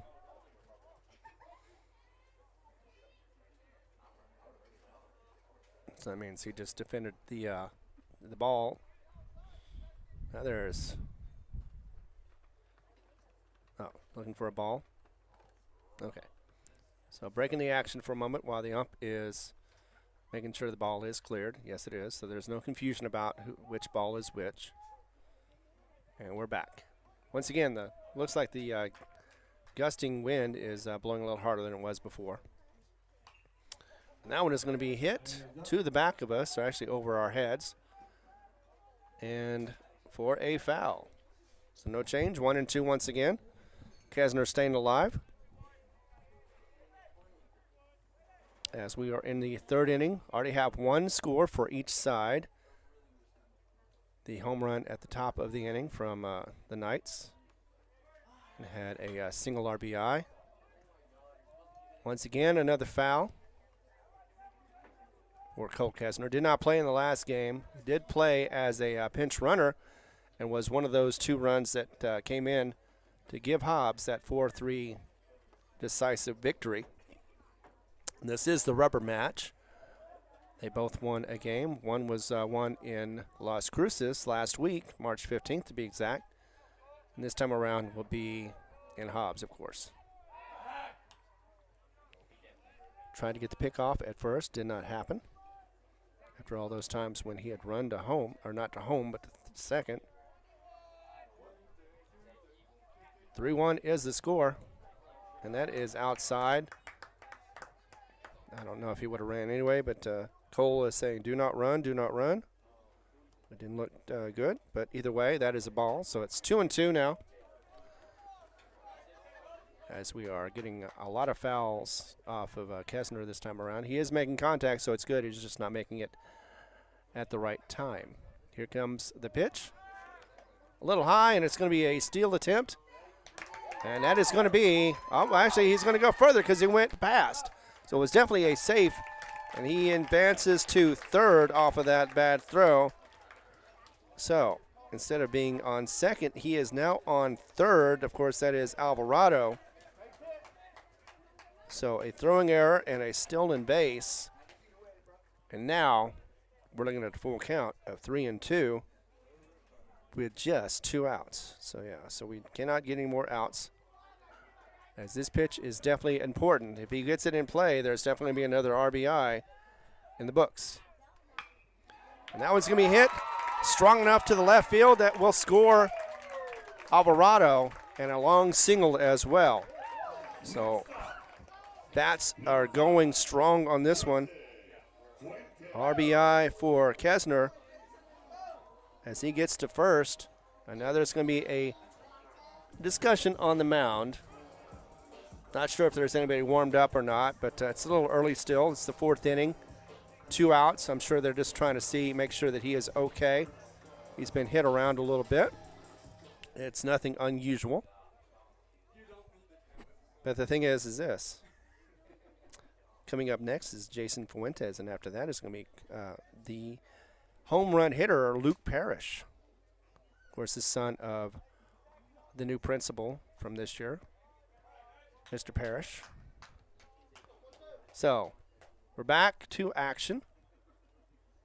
As now comes up to the plate, like I said, Jason Fuentes, who did have an out in the second. It was a fielder's choice. Nobody on, actually one on. That would be, of course, Cole Kesner. And 2 outs. So can't afford another out. Wants to get more runs, get some insurance. Already up by 2 right now. And that one's going to be deep into right field, but he's going to call it off, and that will be it. So a nice grab from right field as Fuentes hits into a pop fly out. But the damage has been done because Hobbs has put up 2 runs. That's going to help, and that was off of actually 4 hits. So I've got 4 hits, 2 runs with 2 left on. We're going to the top of the 4th. Hobbs is leading 4-1. Come back in just moments right here on the Hobbs Eagle Network.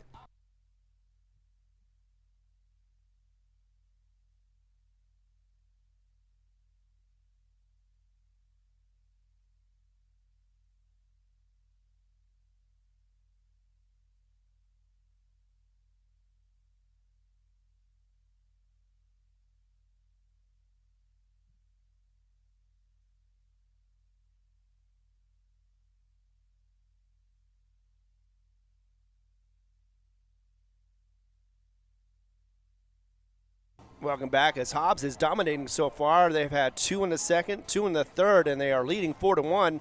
We're at the top of the 4th, and you know what? We are going to go ahead and get into it. As I am Ron Gunter. This is the call, and looks like Hobbs is feeling their oats right now. They were 1-5, I believe, at home, and they were struggling on certain times. They did get Farmington, but they had a couple of really good, strong opponents, and this one is too. I mean, they were 6-1 when they came in, and did not expect, or didn't know what to expect from the Knights. They just lost with Rio Rancho. Here comes the first pitch, and of course, this is 2.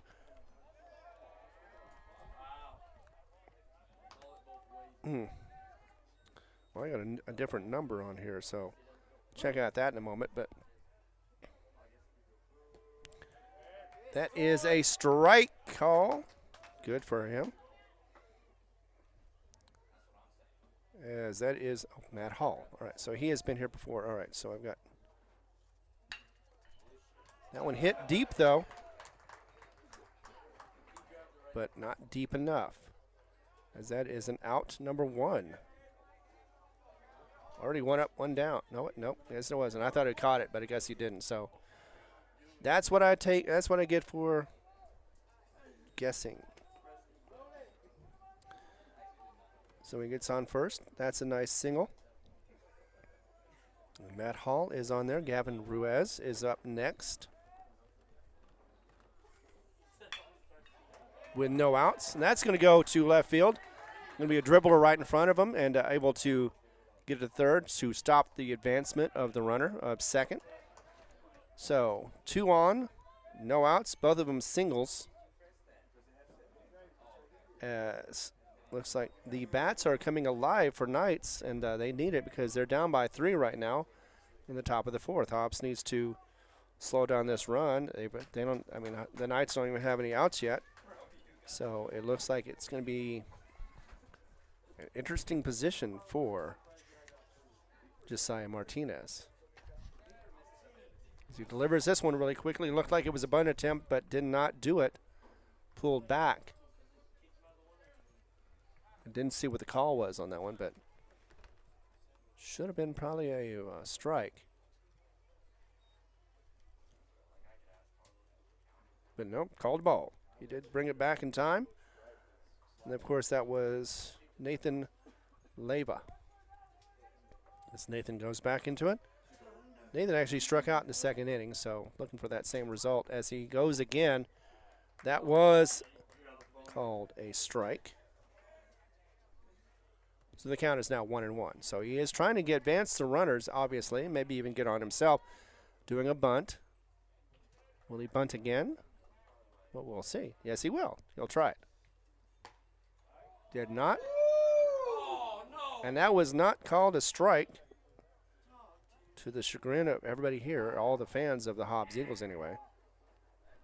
So 2-1.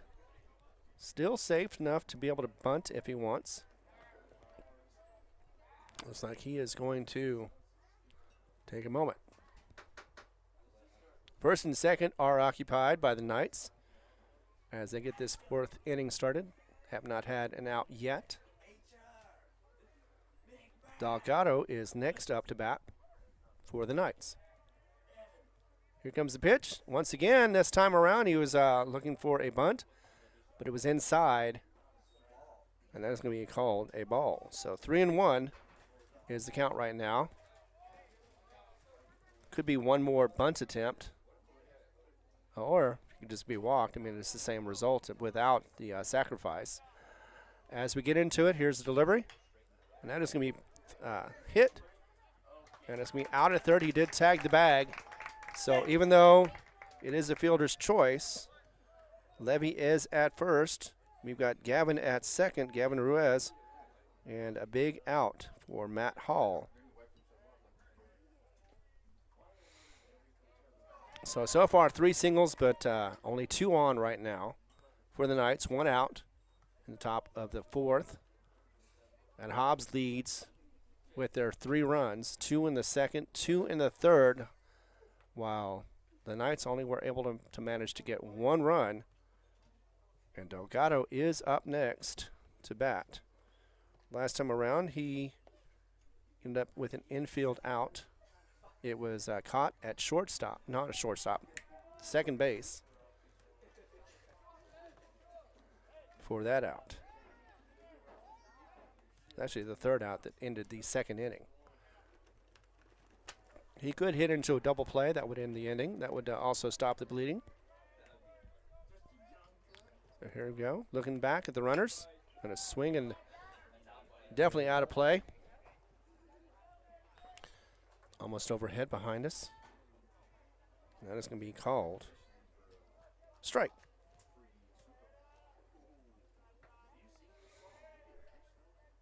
So we've got 1 out, 1 strike. 0-1 is the count. And Delgado is up next, up now.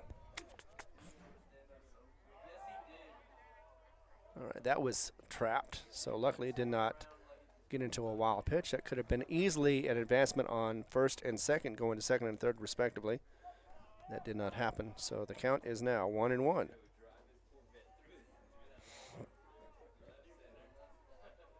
As Josiah delivers, and that is going to be off to the right. Is it going to be caught? Oh, no, we have a couple of players that hit.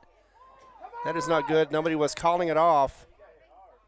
And we have the Christian Montez is down on the field right now, unfortunately. That is never a good sign. So we're going to stop and take a break. We'll be back in just a moment right here on the Hobbs Eagle Network.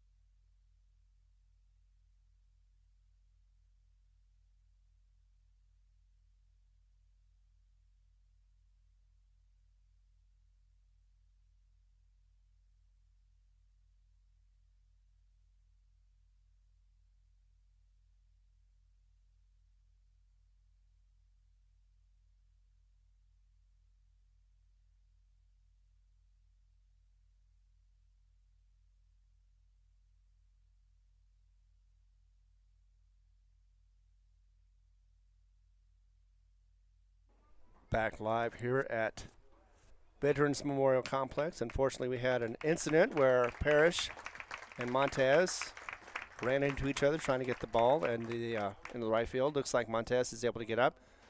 Hopefully he'll be able to continue either way. Just didn't want him to be too injured. He is a key player. Yeah, he looks like he is going to continue on, thankfully.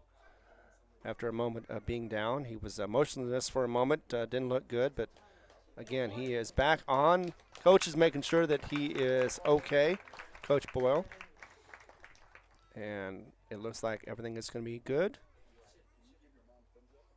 It's going to be a moment longer as we get everybody straightened up.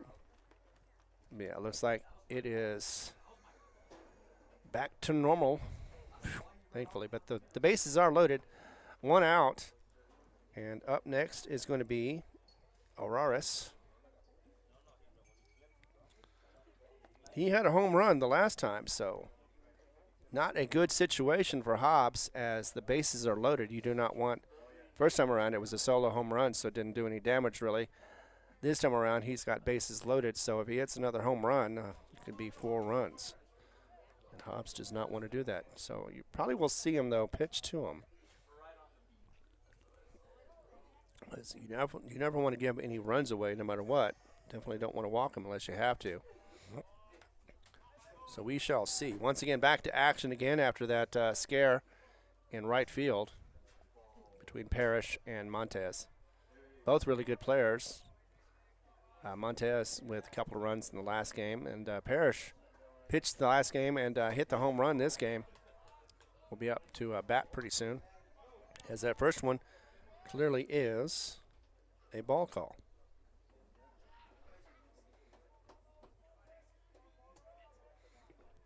So once again with the delivery, here is the pitch off to the left, and that is going to be a foul. So we're going to go back and set up once again. 1-1 is the call. Those just getting here, 4-1 is the score, as Hobbs has a 3-run lead, but as you can tell, bases are loaded with 1 out. Knight's trying to answer back as quickly as possible, and that would definitely do it. Any hit ball could score as long as it isn't an out. Inside, or outside actually, that is a ball. So for 2-1, Harris is up, trying to get something going for the bats. All right, and that is going to be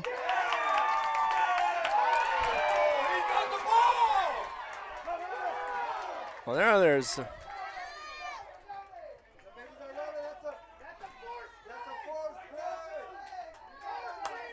now there's a little question about that. Looked like it was out, but was called safe at home.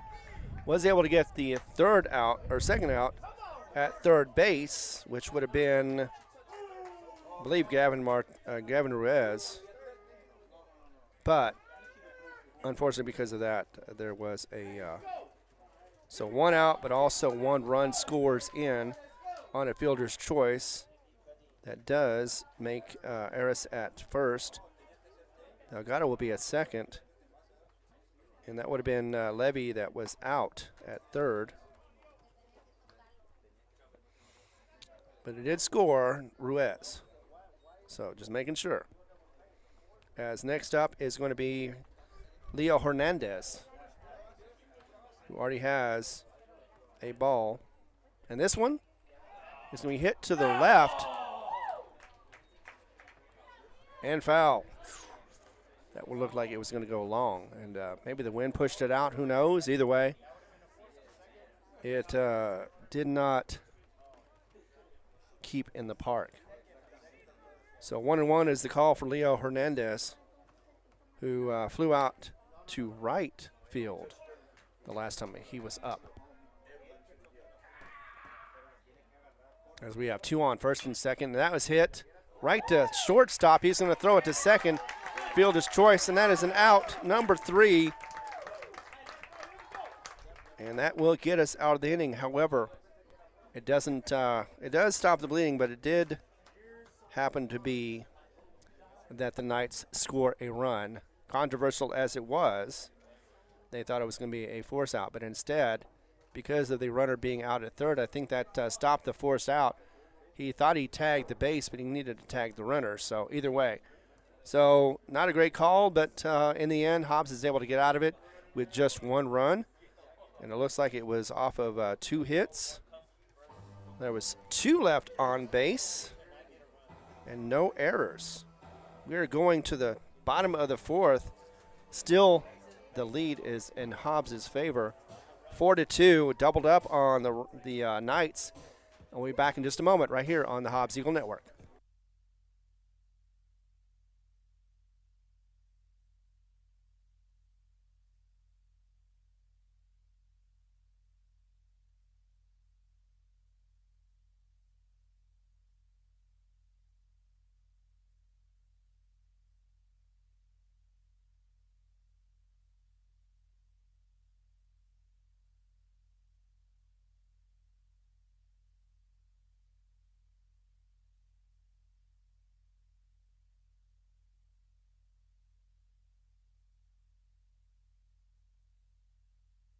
And just like that, we are back in action. Bottom of the 4th.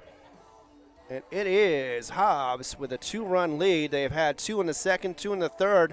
And to see what they do at the bottom of the 4th. Knights, on the other hand, have had 1 run in the 3rd and 1 run in the 4th, making it a 2-run difference. Here we go with the pitch. And that one is a called strike. As we get this bottom of the 4th getting started, of course. This is Hobbs Eagle Network, and that is Luke Parrish. Hit a home run last time. Maybe he'll do the same thing this time, even though there's nobody on.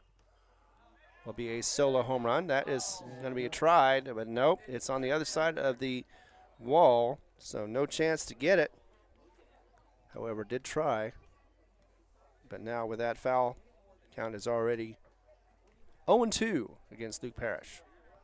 So we'll see how he does in the hole. Get out of this. Not expecting a home run, but then again, we didn't expect one last time either, so you never know what's going to happen. If he connects the ball, it could be a good one. Here comes the pitch. Once again, still Tate Johnson on the mound, looks like, for the Knights. Actually, no, there is a change of pitching change. That's right. And now he's going to deliver. Just outside for a ball.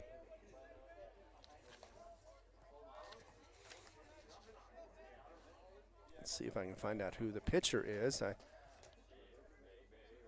Oh, no, it's still Tate Johnson. All right, so I think I was thinking about the last game. So 2-2 is the count. Parrish still alive. Check swing, and no, he did not. So that is going to be a full count. So 0-2 to 3-2 now. Parrish still holding on strong. He hit the home run last. Let's see, that would be in the 2nd inning to get the ball rolling, so to speak, to get Hobbs on the board for the first time. Way to do it, too. See what he can do this time around. Hopefully he can get something going. In fact, it would be nice if he could hit for the cycle. If he can get a triple, that'd be out of the way. Well, instead, it looked like a ball, but he chased it anyway, and it turned out to be a foul. He did connect with it. So he has a good eye for the kid as he continues to bat. But he's just a sophomore, so he's really hitting above his level, and he still has a couple more years to go. So we expect some great things from that. That was was watching it go by, and unfortunately that was a strikeout for Luke Parrish. So wasn't able to get anything going with his bat, and is set down on a strikeout for the first out of the bottom of the 4th. Continuing coverage right here. This is game number 2 of the doubleheader. Knights versus your Hobbs Eagles. Hobbs Eagles did take it in 7. Was the bottom of the 7 with 2 runs that got the 4-3 victory. And that is a ball. Or as the jaded would call it, a strike down the middle. As that was the first pitch for Gonzalez to see, Gerardo.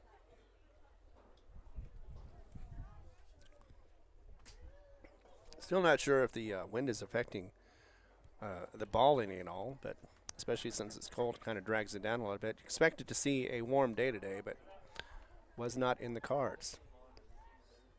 Here we go with another pitch from Johnson. That one got away from him, kind of looked like, and that is going to be called a ball.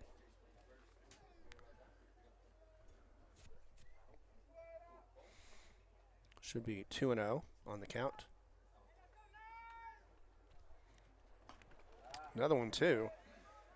Just cannot seem to find the strike zone right now. Maybe he's trying to see if Gonzalez will chase.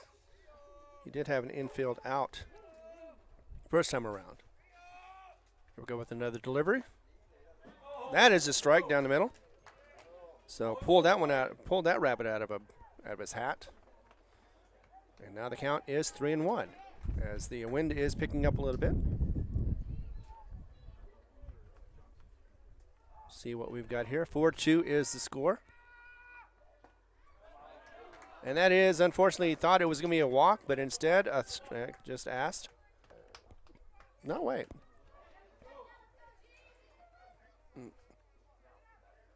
All right, well, that's a foul. He's still alive. Now that is a walk. Yeah. Gonzalez is going to first after that walk. So we've had one strikeout. Now that's a walk. And we've got Saul Armendariz coming up next. He had a fly out to center last time around. He hasn't really had not a great day batting-wise. He has had some nice catches off into left field, so he has been a defensive powerhouse, so to speak, as we have a meeting of the minds at the mound with one out, one on, bottom of the fourth, and it looks like there will be a change of pitching. Be back in just a moment to let you know exactly who it is and go from there right here on the Hobbs Eagle Network.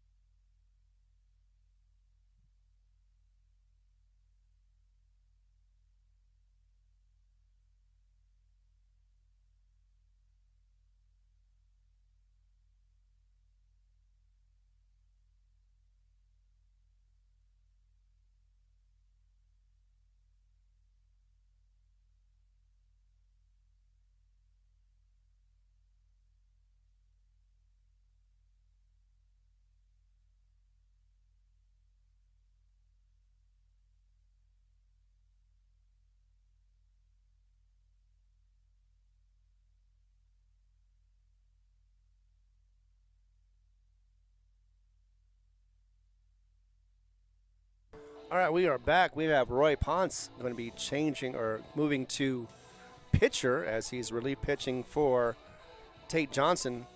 Not sure about who's going to take over Ponce's position. Sometimes they go ahead and move them or rotate them around to where one takes the other. I noticed that Ponce had his hand wrapped up and had to, of course, unwrap it to be able to pitch. So he did that real quickly. Now he's warming up. Coming up is going to be Saul Armendariz once again. You know, he was already at bat. So hoping to see his bat come alive. He has not done much, like I said, in this game, but hopes to be able to get at least an RBI. He could do that. He has a runner on first. Would like to do that anyway. Maybe even get a home run. That'd be nice too.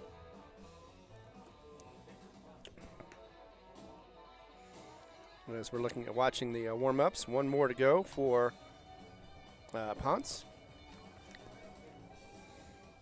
It's interesting to see how this is going to play out. Armendariz has had a 143, not a very good hitting average. Has had 6 walks, 9 strikeouts. Has been hit by a pitch, though, 4 times. In fact, I think I watched all 4 of them in the same game. Just seemed to be drawn to it. A single, double, along with 2 RBIs to his credit for this season. Now here we are. Let's see if I can find out who is playing. Let's see. I think that's correct. Yeah, okay, so he was on first. Either way, back to action. So Armendariz once again batting for Hobbs with 1 out, 1 on in the bottom of the 4th. And the first pitch from Roy is going to be a strike.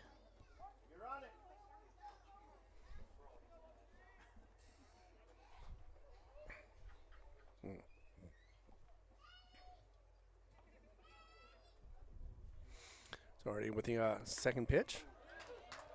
That is called a strike as well. Apparently it was a low strike, but in the zone. So 0-2. Armendariz already in the hole. Let's see if he can fight his way out of that. Try to see if he can advance the runner. Just do something, be able to get on base and avoid an out. Didn't chase that one. That's a good call. Ball. So good eye for Armendariz as he goes 1-2. Once again, Eagles holding a 2-run lead, bottom of the 4th. Hobbs scoring 2 in the 2nd, 2 in the 3rd, while the Knights have scored 1 in the 3rd and 1 in the 4th.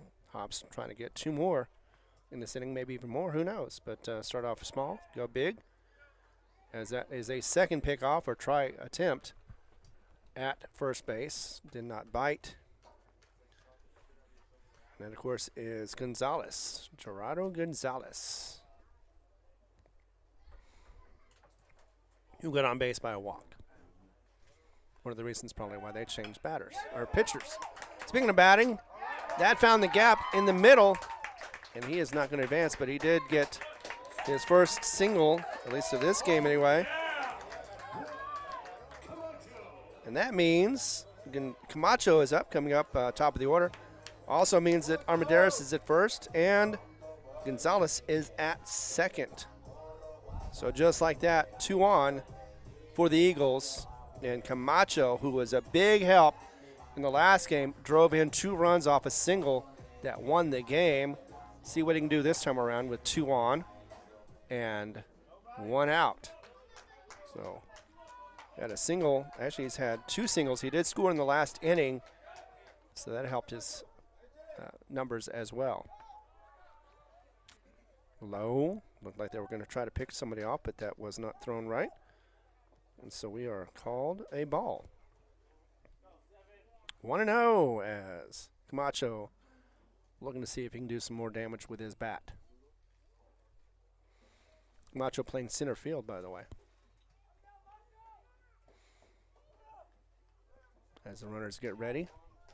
Always keep your head on a swivel. There it is, high ball. That is going to be a ball as well. Now, they can walk him and load the bases up, but not sure if you want to do that. However, it will increase the chances of them having a double play. So, never know the strategy sometimes. Sometimes they do that. Be able to get better odds getting 2 outs, or at least 1 out anyway. Here comes the pitch. That is fouled back.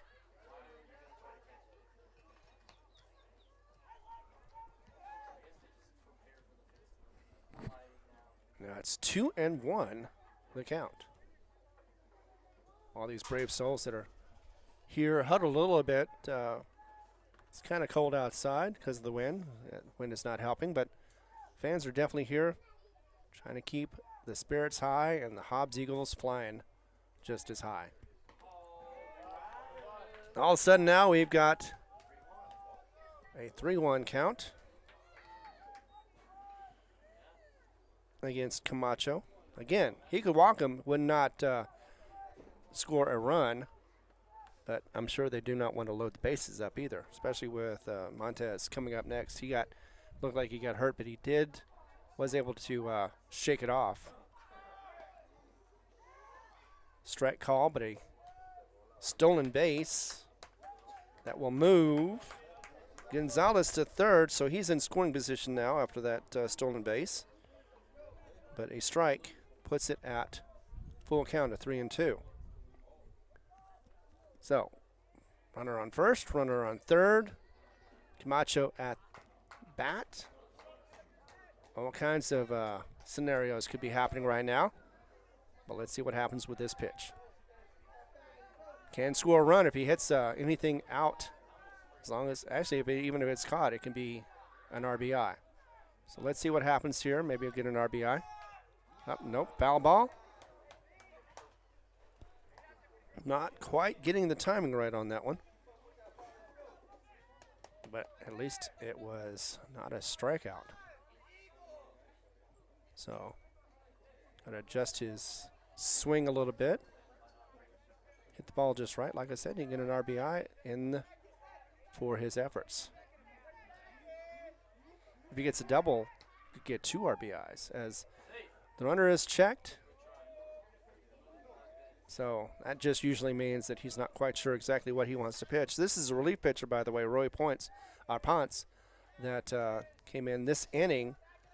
Looked strong in the first, was able to strike out Luke Parrish, but has since is facing these two.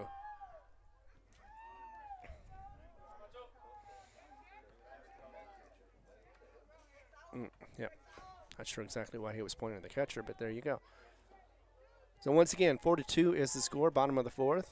Hobbs leading, and they've got 2 on. First and third, 1 out. Possible chance of being able to score more. They've already scored. Well, that's going to advance the runner to second. So now it's second and third, and oh, that was why, because he walked. He got walked. So Camacho now is at first. Bases are loaded. Like those potatoes you like. And now we have Christian Montez up next. Christian, who, like I said, was involved in a bit of a collision there with Luke Parrish. Kind of question whether he'd be coming back or not. Looks like he will. Now he's got an opportunity to be able to score some runs in the process.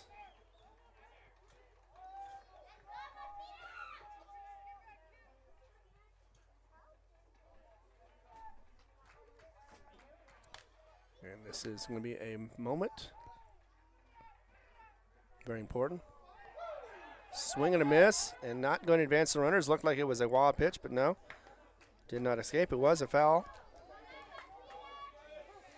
for Montez. 417 is what he's got for batting average.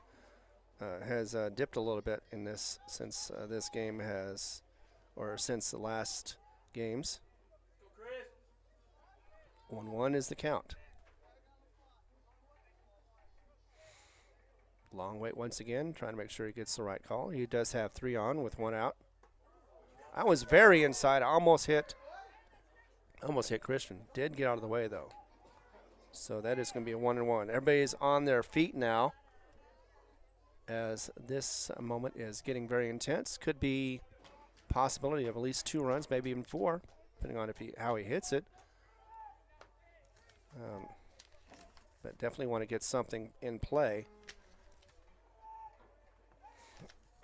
Here comes the delivery. And that is called a strike for a 1-2 count. Montez has been one of the better hitters of this team. Has a double to his name, 8 RBIs, 10 hits, 8 runs coming into this day. Now a timeout once again. Regroup, refocus.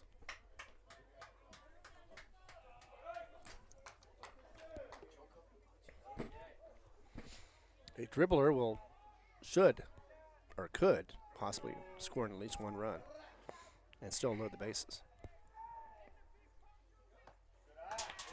That one is called a ball.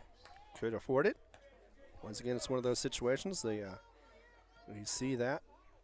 Didn't chase. Montez did not, so did not have to worry about that.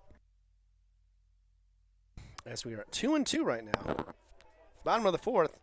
Bases loaded, though, for Hobbs, so looking to see if we can get a hit, a really good hit, possibly a double. That would possibly empty the bases. Here it comes, and it is hit to shortstop. Shortstop is going to field it over to first, and that is in time for the out. However, the sacrifice does bring in a run, and that was the goal as well. So 6-3 on that one. Actually, it was a fielder's choice for out number 2. But it still does score in the run for Gonzalez. That one is called a strike, right off the ball, so to speak. And that is for Jaden Hernandez. So Hernandez is on. We've got runners on second and third, so we still have scoring position runners. 2 outs, though. Already scored 1.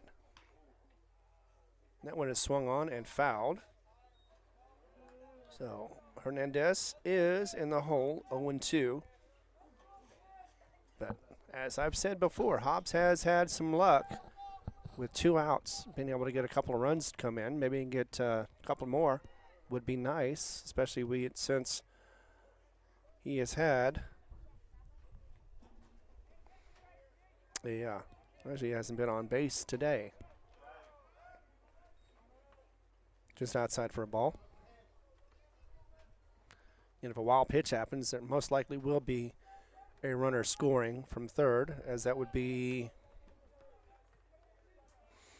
it's like Saul or Medeiros. And some gusts from the wind as it is Ponce who is looking to see the call. Will deliver it. And that is a third strike. Looked a little outside, but it did catch the corner. So we have a strike number 3 and a third out as well. And that will stop the bleeding for the Knights. But Hobbs was able to get 1 run to come in, left 3 on base, unfortunately. In the last 2 innings, they've left 5 runners on base. Not a good sign, but hey, they are still leading by the score of 5-2. Top of the 5th is what we're looking at right now. We'll be back in just a moment right here on the Hobbs Eagle Network.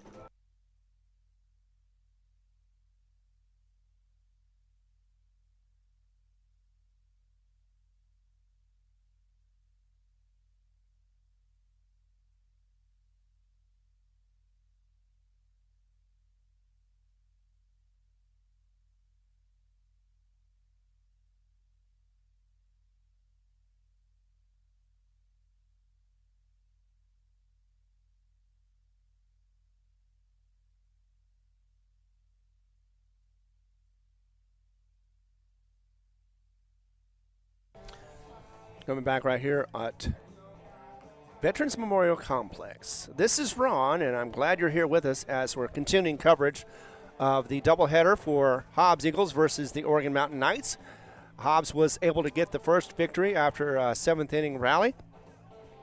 4-3 was the final. Right now, it's a 5-2 game. Josiah Martinez has been, almost got beamed by his catcher right there, but did manage to get out of the way. So far, pitching a lights-out game so far, has allowed only 2 runs off of 6 hits, and definitely wants to continue on. So it looks like he's going to. But again, he had to duck that last throw from the catcher, and luckily he didn't get hurt. So, yeah, starting the 5th inning, and we're going to get strong. Let's see.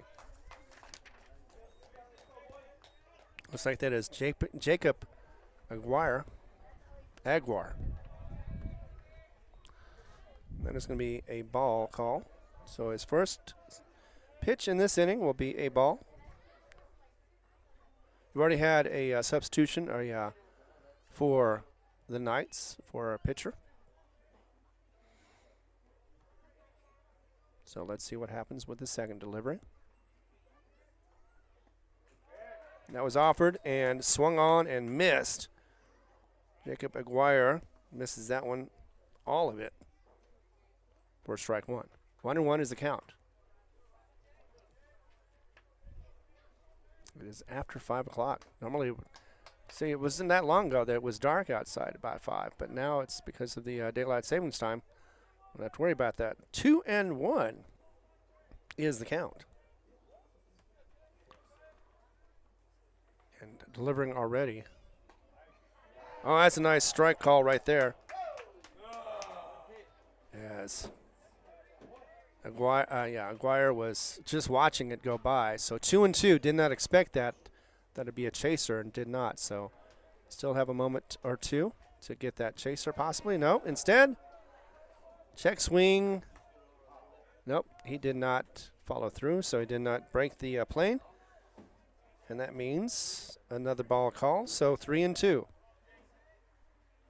Luckily we had lucky for the Knights, there was the umpire at first. Swung on, it hit too short. Nope, actually that's third base. Third's going to throw it to first, and that is going to be out just in the nick of time. So first out for the Knights in this top of the 5th. Hobbs looking good strong-wise as far as defense. That was a nice clear throw. 5-3 is the what happened. And a nice throw out at first. So second at bat, it's going to be at the top of the order for, well, actually it could be different. Let's see, because they did change pitchers. Nope, it's going to be Roy. So Roy is at the top of the order once again. Got a ball on that call. So with one out, nobody on. That one is going to be another ball. So 2-0 is the count. Batter is ahead. But we've seen this scenario before where pitcher comes back and is able to even it out. And there he does. Right down the middle for a nice strike. Didn't even swing at it. Ponce was just watching it go by, as we all did. 2-1 is what we've got. And that goes to the inside. Just missed the strike zone for a ball. 3-1 is the count.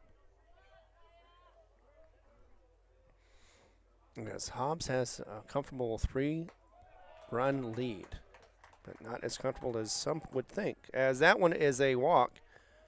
It hasn't issued a walk in a while.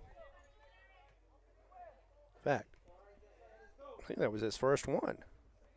I'll have to double check, but it seemed like that was his first walk issued in this game. So yeah, not a whole lot of walking going on. But actually that was the player, Ponce was the one that had we thought it was a double. He didn't tag up in first in the first inning and was called out. So that is hit to third quickly. And that is going to be a double play. Caught by third, able to get the runner out at first. That was Ponce for out number 3. So that was quick, as that was basically a 5-3. And Gomez hit to that. So all of a sudden it is the bottom of the 5th. And you know what? The Knights had no hits. No hits, no runs, no errors.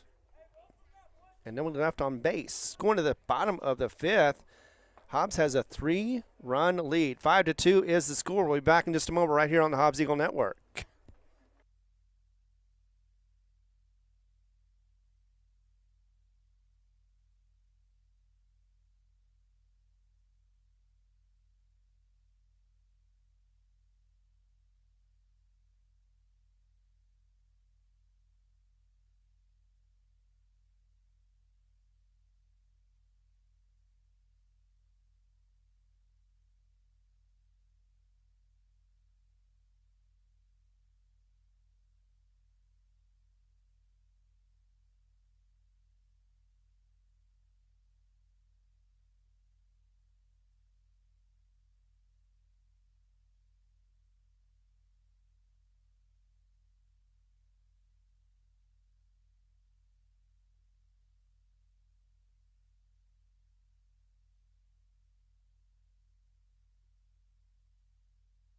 Welcome back as we are in the bottom of the fifth. Hobbs is holding on to a 3-run lead, 5-2. And how'd they get there?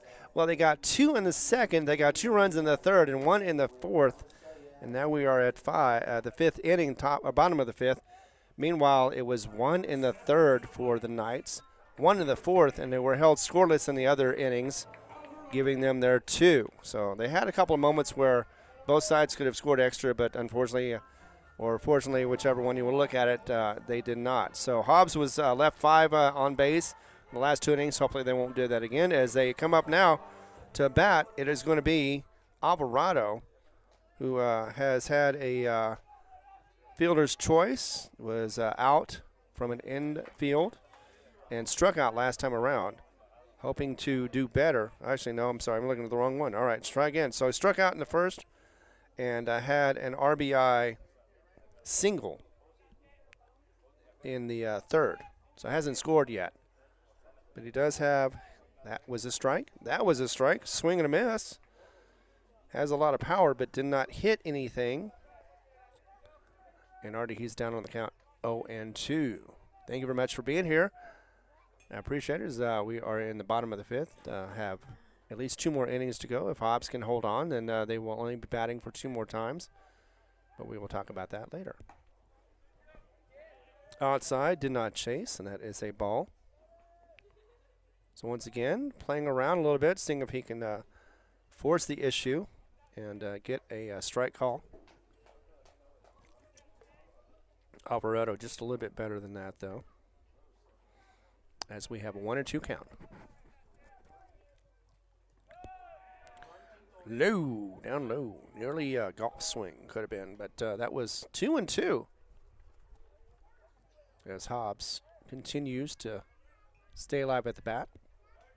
The bottom of actually there's no out, so there's no rush. As long as he puts it in play or pops it to where it be a foul, he'll stay alive. That would look like it was going to be a strike, but luckily does not called, and now we have a full count, 3-2. So he is definitely going to have to protect the plate. Alvarado is. See if he can get on, whether it be a walk or a single or whatever. Hobbs fans wanting some more runs to make sure that they have some insurance. Swing and a miss, though, unfortunately. And that is going to take him out with a strikeout. And out number 1.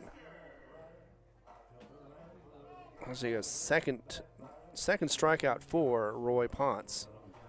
He got a strikeout against Luke Parrish. That was the first batter up for the last inning. That was the first time he was up to pitch.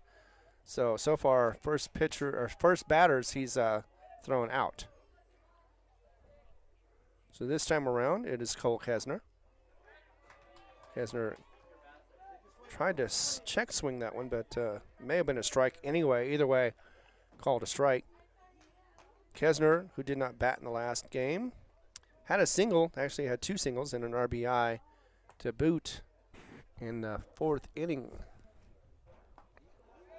or 3rd inning.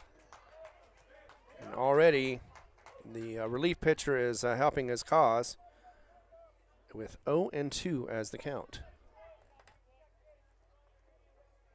Making short work of the Eagles so far, but they are still alive at the bats at the bottom of the 5th and have a 3-run lead.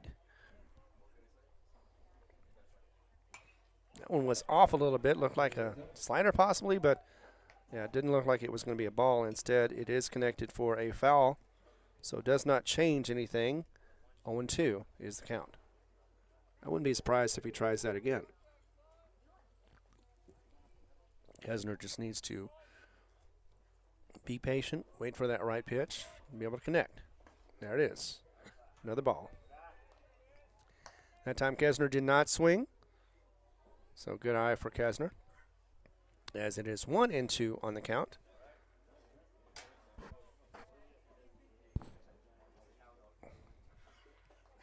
So we get set in. Let's see what he does with this one. That one is delivered to center field just off the right. And it looks like it's going to bounce off the wall. Going to be a possible double. Yep, because there's nobody on second. So definitely a stand-up double. I believe that's the first one in the game. Actually, the first one of the day for either side. Maybe, no, actually there was one. But like I said, he did not touch first.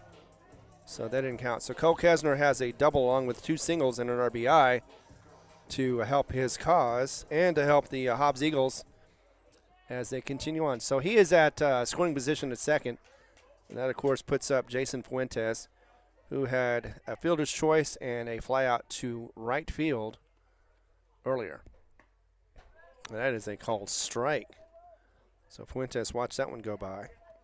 Looked like it was a little low, but it did catch the corner for a 0-1 count. Still 1 out, though, 1 on second base. He has a bit of a lead. Nobody on second or shortstop, neither one of them at covering second base. Well, that one is going to be, just wild enough to where it does advance to Cole Kessner is now a third. At first you thought maybe it might be a throw out, but the catcher decides not to risk it. If he would have thrown it over, it would have been another run scoring, so they don't want that happening. The count is now 1-1 for Jason Fuentes, as it is Roy Ponce who has taken over the duties of pitching.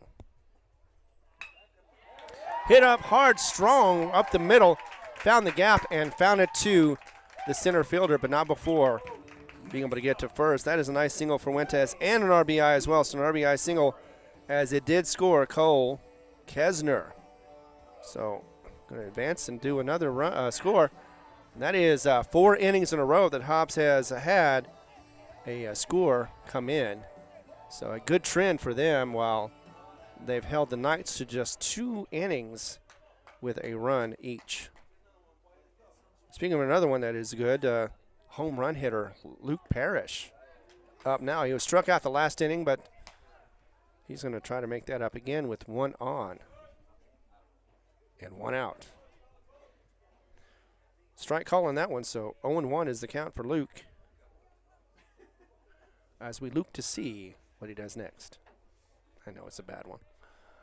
I'm only given so much. That one is hit deep to right. Sorry, left. And it dropped in front of him, so it is another base hit. And that will advance Jason to second base. And that puts Luke on first. So, 2 on, 1 out. 1 run has scored already, and now we have up to bat Gerardo Gonzalez, who has walked and did get score in the last inning. But that one was a bad swing, Gonzalez, for his first strike. But he can make it up. That was only just 1 pitch. Plenty of time. 2 on. Let's see if we can improve his numbers.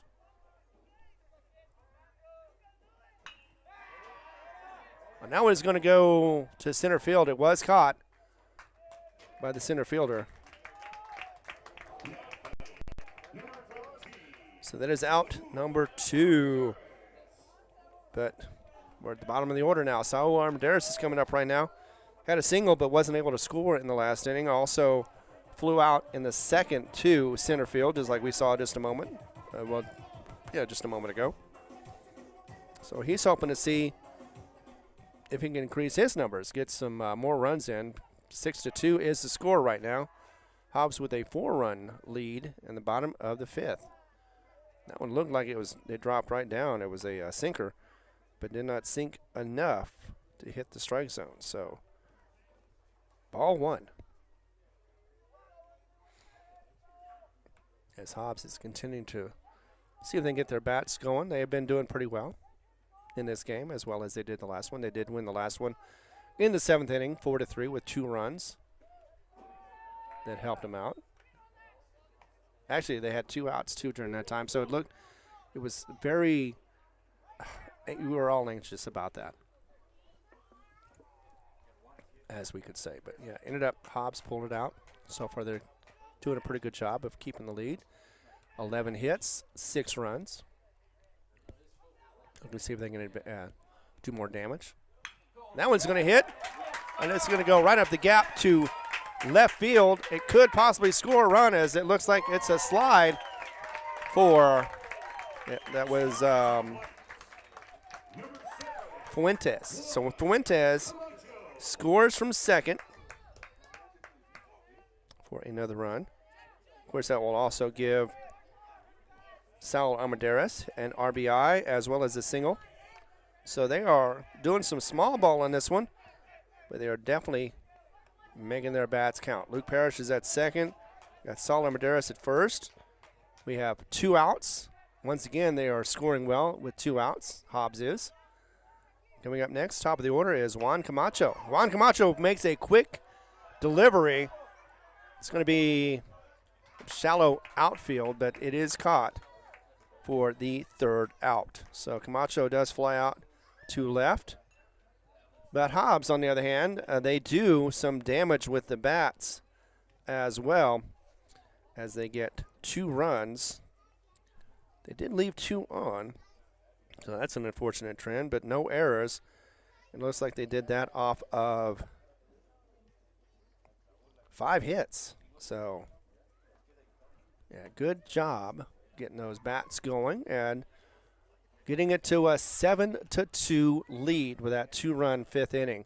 So we're going to get to the top of the 6th as the Knights are looking to come back and shine strong. But, I'm wearing a Dragon shirt, so maybe these Knights are going to be slayed if they continue playing this way. Be back in just a moment right here on the Hobbs Eagle Network.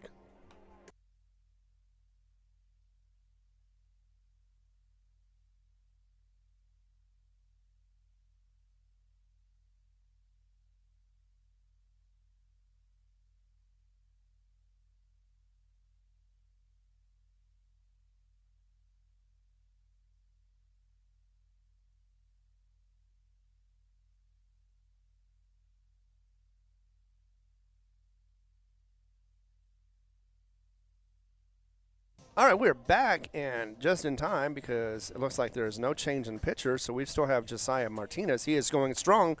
So, yeah, if it ain't broke, don't fix is what I've been told. And we're going to the top of the 6th with a 7-2 lead. Hobbs is up by 5.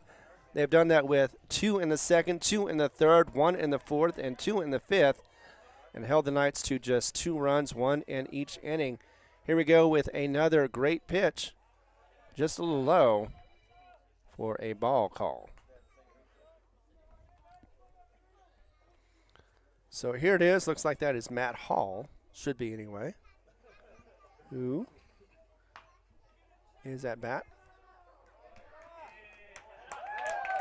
And that one is going to be, looks like an out. One of those quick ones, too. Oops. So already 1 down for the Knights. That only took 2 pitches to get that out. So opportunities are running out as Ruiz is at the bat. Once again, just a little bit outside for Josiah Martinez for the ball call. Did not chase that time around. It was swung on and missed by Ruiz. So we're looking at 1-1 for the count. As we still get another pitch inside. Yep, that did not get across the strike zone. So 2-1 as we move on. 1 on. Sorry, not 1 on. 1 out. As that is a foul call. Goes to the backstop. Gets the count to 2-2. Eagles looking strong so far, both on the bats as well as defense. They've been getting some really good plays, getting a couple of double plays. That was always good. As that one goes foul, doesn't change anything, just keeps it 2-2. But keeps the batter alive. Be a moment while Get a ball back into play.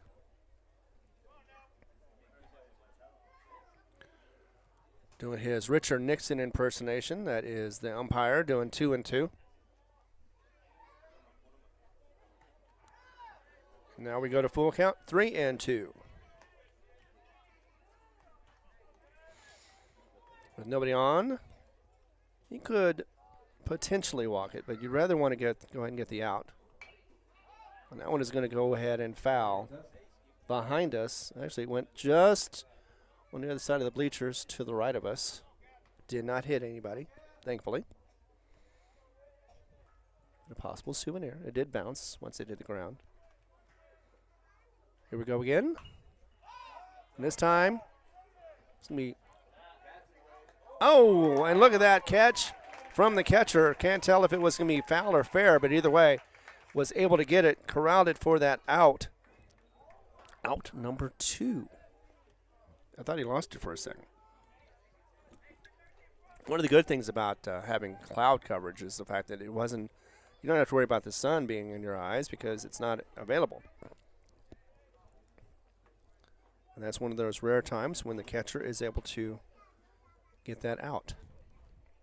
So 2 down, top of the 6th, and everything's going so far well for Hobbs as that one is pitched just outside for a ball to Nathan Levy.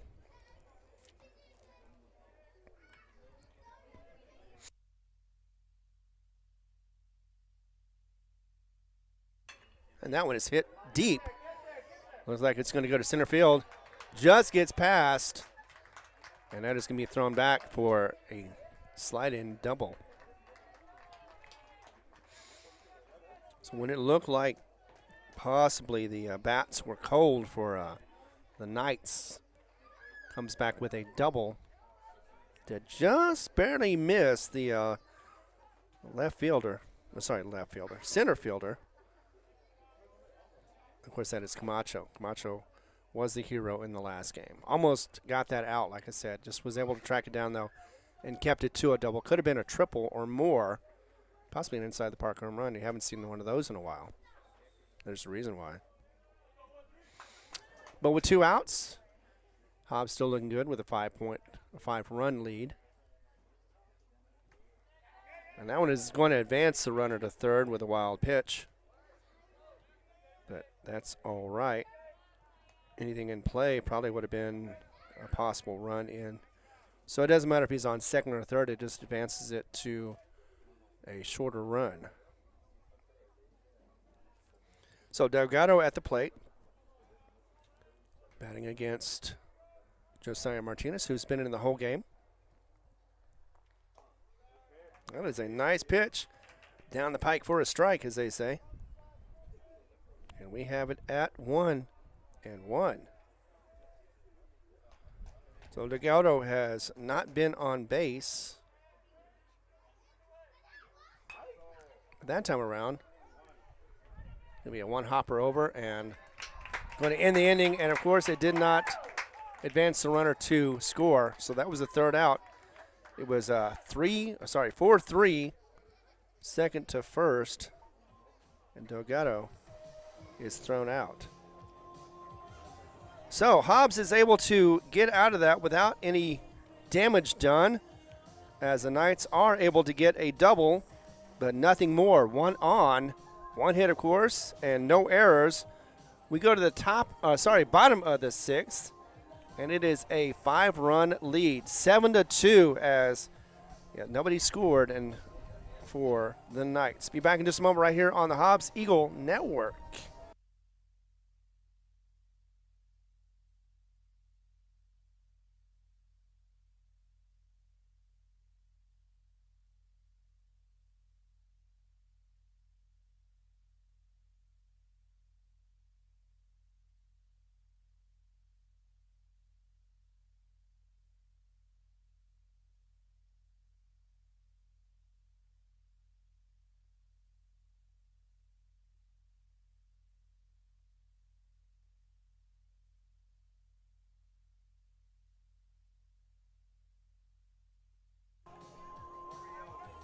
Do you know why? Welcome back, by the way. And do you know why the Dark Ages were called the Dark Ages? It's because they had so many knights running around. All right, we're back. No joke. As we get into it, the bottom of the sixth, Hobbs is leading 5 runs is what they've got. 7-2 is the score. Much not as close as it was the first game. 4-3 was the final after Hobbs had to rally back to 2 to get that victory. But right now, they don't have to rally at all. Josiah Martinez has been holding serve, has just allowed 7 hits and 2 runs. That helps a lot, and pretty much has been dominant for the most part. The Knights have already had 1 relief pitcher, and of course that is Ponce, Roy Ponce, and he has not provided as much relief as they hoped, but still it is manageable with 5. But they're down to their last bat right now at the bottom of the 6th, and Hobbs is going to be coming up, see if they can increase this lead. They've left actually 7 runners in the last 3 innings, so that's not a good sign, but it also means that they're getting some bats in action, so they aren't doing nothing as they're about to get warmed up from these pitches. And it looks like that Hobbs will be batting here in just a moment.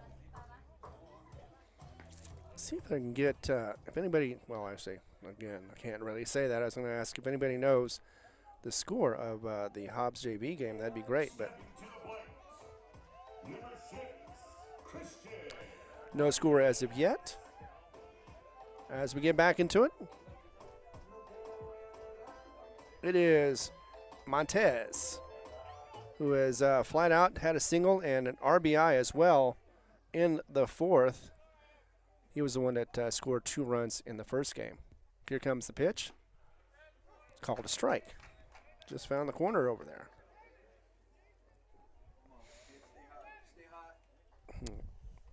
So 0-1 is the count.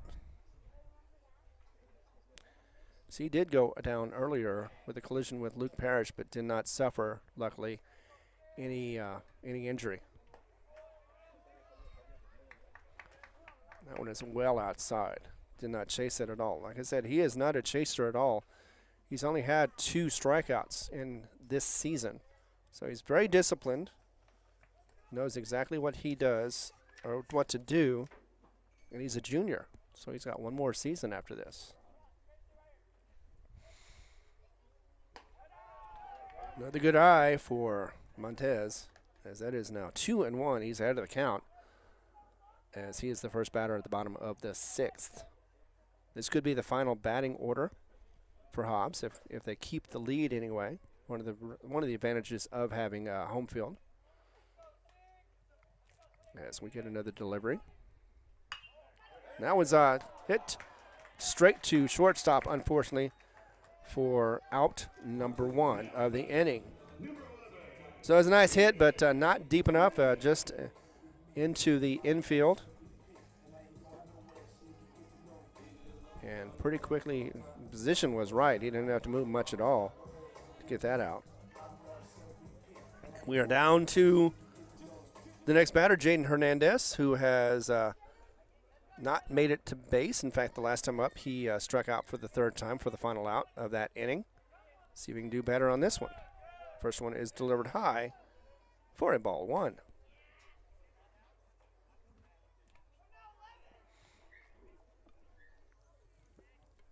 And again, one of the things I like about our service, not only is it free, you also can watch these games on hobbsamerica.com and YouTube anytime you want to, just to familiarize yourself with what the players are doing lately and how they've advanced. That ball is just outside for another ball.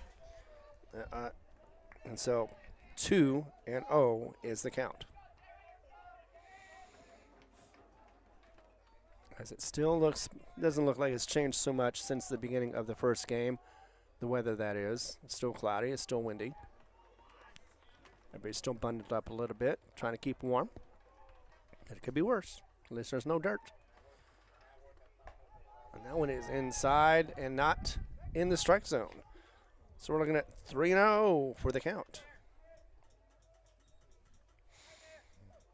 As Hernandez is showing some discipline, not swinging at everything like I do. And keeping it real. Let's see if this is going to be a strike call or if it's going to go down the middle.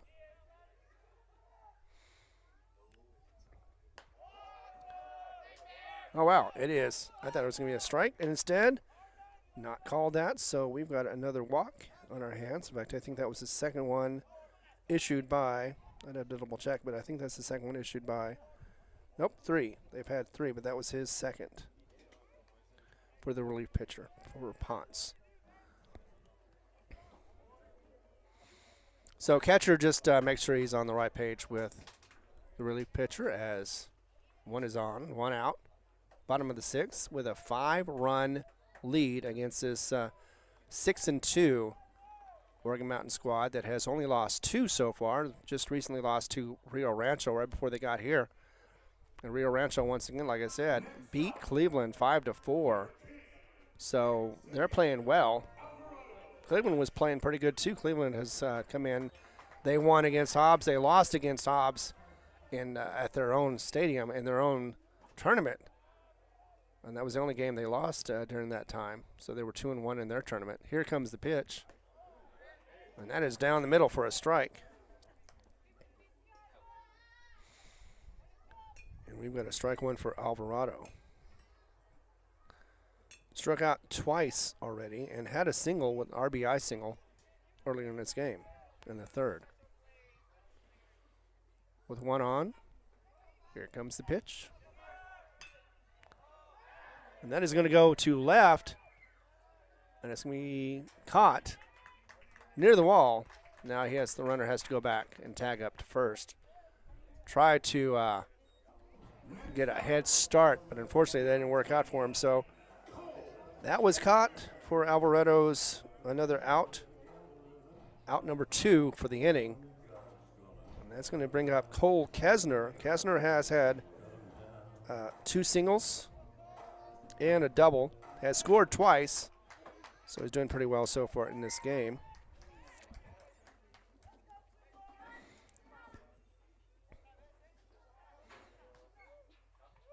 And for some reason they threw it back to second, but yeah, safe call was called.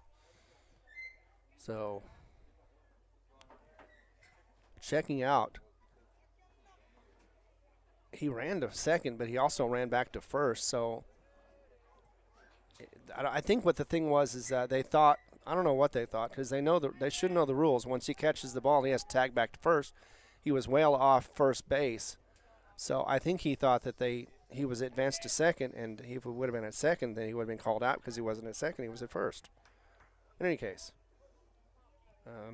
just a moment of trying to get another out, freebie out. Didn't work. So here we are back to action. Kesner delivers it. Looks like it's going to go to right field. And he misses it just barely.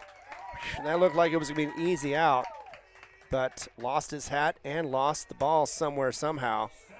And instead of being an out, 3rd out, it is 1st and 3rd are covered. Cole Kesner gets on there. Yes, it's an error, but still, you get on there and you advance your runner who walked, which is Hernandez, to 3rd base. So now you've got 1 runner on in scoring position. You've got 2 outs. Now you've got Fuentes at the bat. And the catcher just making sure he's on the same page with the pitcher. Fuentes hit for a fielder's choice, flew out to right field, and got a single, which he actually did score in the last inning. So he did do well. Maybe he can do it again.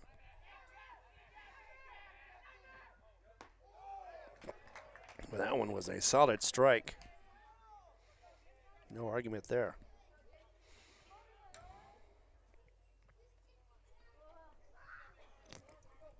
So if he keeps it in play, he should be able to get 1 RBI coming from 3rd.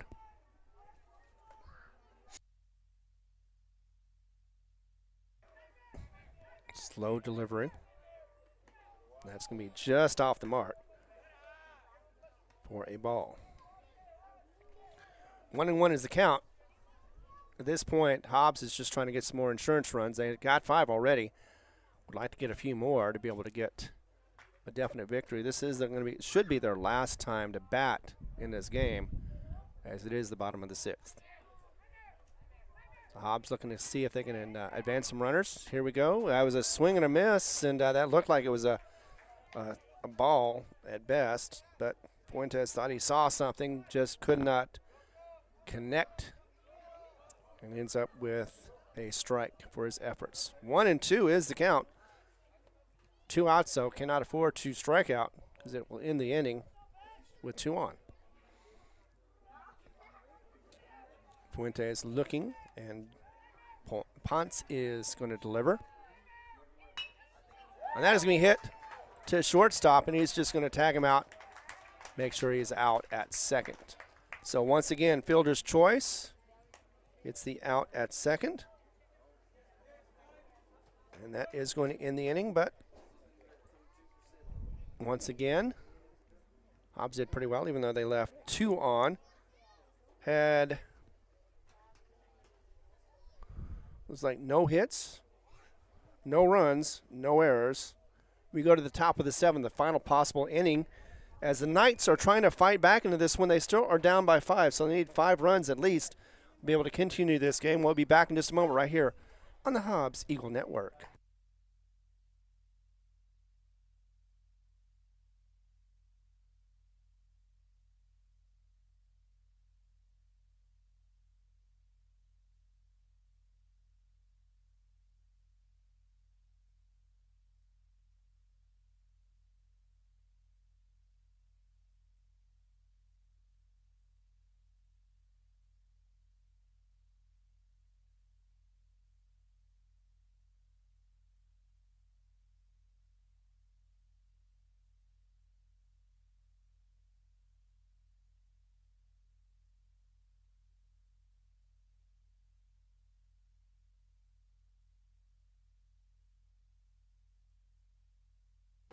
Looks like we're going to go to the top of the 7th. No change in pitching, so it looks like Josiah Martinez is hoping to get through this inning and be able to get a complete game. That would be a big win, and he'd go back to 2-2 for his record for this season.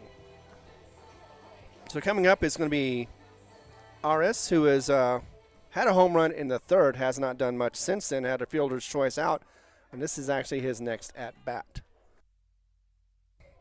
So let's see what he does here. As the first pitch is hit to shortstop. Shortstop is going to deliver it over to first, just in time for that 6-3 out. So already 1 down for the Knights. That was quick work to get that first out. So 1 down, 2 to go, and if that's the case, if we get out of this inning, and the Knights have not scored, of course, with the 5 runs they need, that will be the end of the game. That one is called a ball. Leo Hernandez is up at the bat right now. Once again, Josiah Martinez would get the win for certain as well as the complete game. That is a strike, swing and a miss for Hernandez, 1-1. I'm not going to, well, actually, I guess you could say it's desperation time for the Knights. They need to get some bats cracking. They need to get some runs running if they want to stay in this game or at least try to win. Swing and a miss, strike 2. That was making a lot of fans here very happy how that went down. So far, nobody on, 1 out. Here we go. Getting some quick deliveries. Don't have to worry.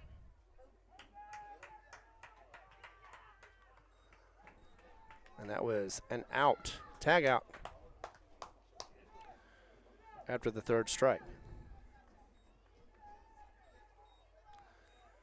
So, 2 up, 2 down so far. The Knights are possibly with their final batter as they're looking at the possible lineup. And let's see. Got number 17 in there. This is his first time up, at least in this game.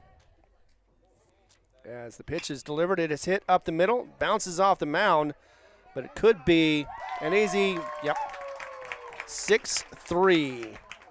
So that final batter, 6-3, number 17. And I guess it doesn't matter who he is, because he was called out. So that is the final out of the game as we are ending it middle of the 6th. Final score is Hobbs 7, Knights 2. Hobbs takes the doubleheader and keeps their homestead happy. We'll be back in just a moment to wrap it up right here as we're on Cool 95.7's Facebook page, along with HobbsAmerica.com, and of course on YouTube on the Hobbs Sports channel.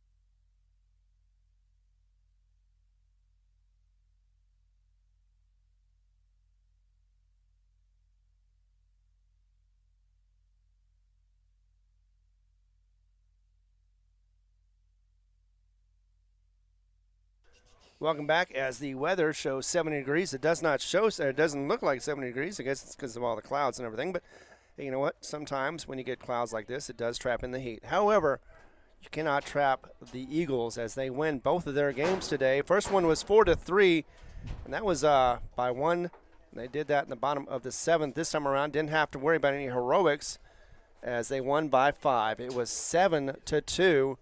Was the final, and we can walk through that one real easily as Hobbs had some real good scores. In fact, they had a scoring run for a while before that 6th inning. However, they did have some help, and in fact, I think if it wasn't for Luke Parrish and his first home run of the season as well as of the game, that gave him a 2-0 lead in the second. I also think that Josiah Martinez probably earns the player of the game as he pitched a very good game, only allowed 2 runs and did a very good job. And as we wrap this up, of course, we'd like to thank all of our sponsors as we see them on the screen right there. And you know what? Maybe I will just go ahead and let you know exactly who is bringing us all this great action. Without them, of course, we would not be able to get you any of these coverage live or be able to give it to you for free. I don't have the list. All right, so again, they're always mentioned at the bottom of the screen. You can see it right there. We're not on radio, so I don't have to worry about that. And it is a wrap. So I appreciate everybody listening, whether it be now or later on, as once again, Hobbs takes 2 against a tough Oregon Mountain team. Coming up next will be next Thursday. Centennial will be a doubleheader in Las Cruces. We'll be covering that as well. Of course, that's all for free over on, we'll be on all 3. We'll be on Cool 95.7 on the Facebook page. We'll be on HobbsAmerica.com. And, of course, we'll be on YouTube on the Hobbs Sports Network. For me, Ron Gunter, and Tiff back in the studio has been helping. Of course, Ty Friend, who is always the voice of the Hobbs Eagles. I want to thank you very much for watching. We'll be back again next week to cover more of these Hobbs Eagles as they continue their winning streak. Take care and have a good rest of your day.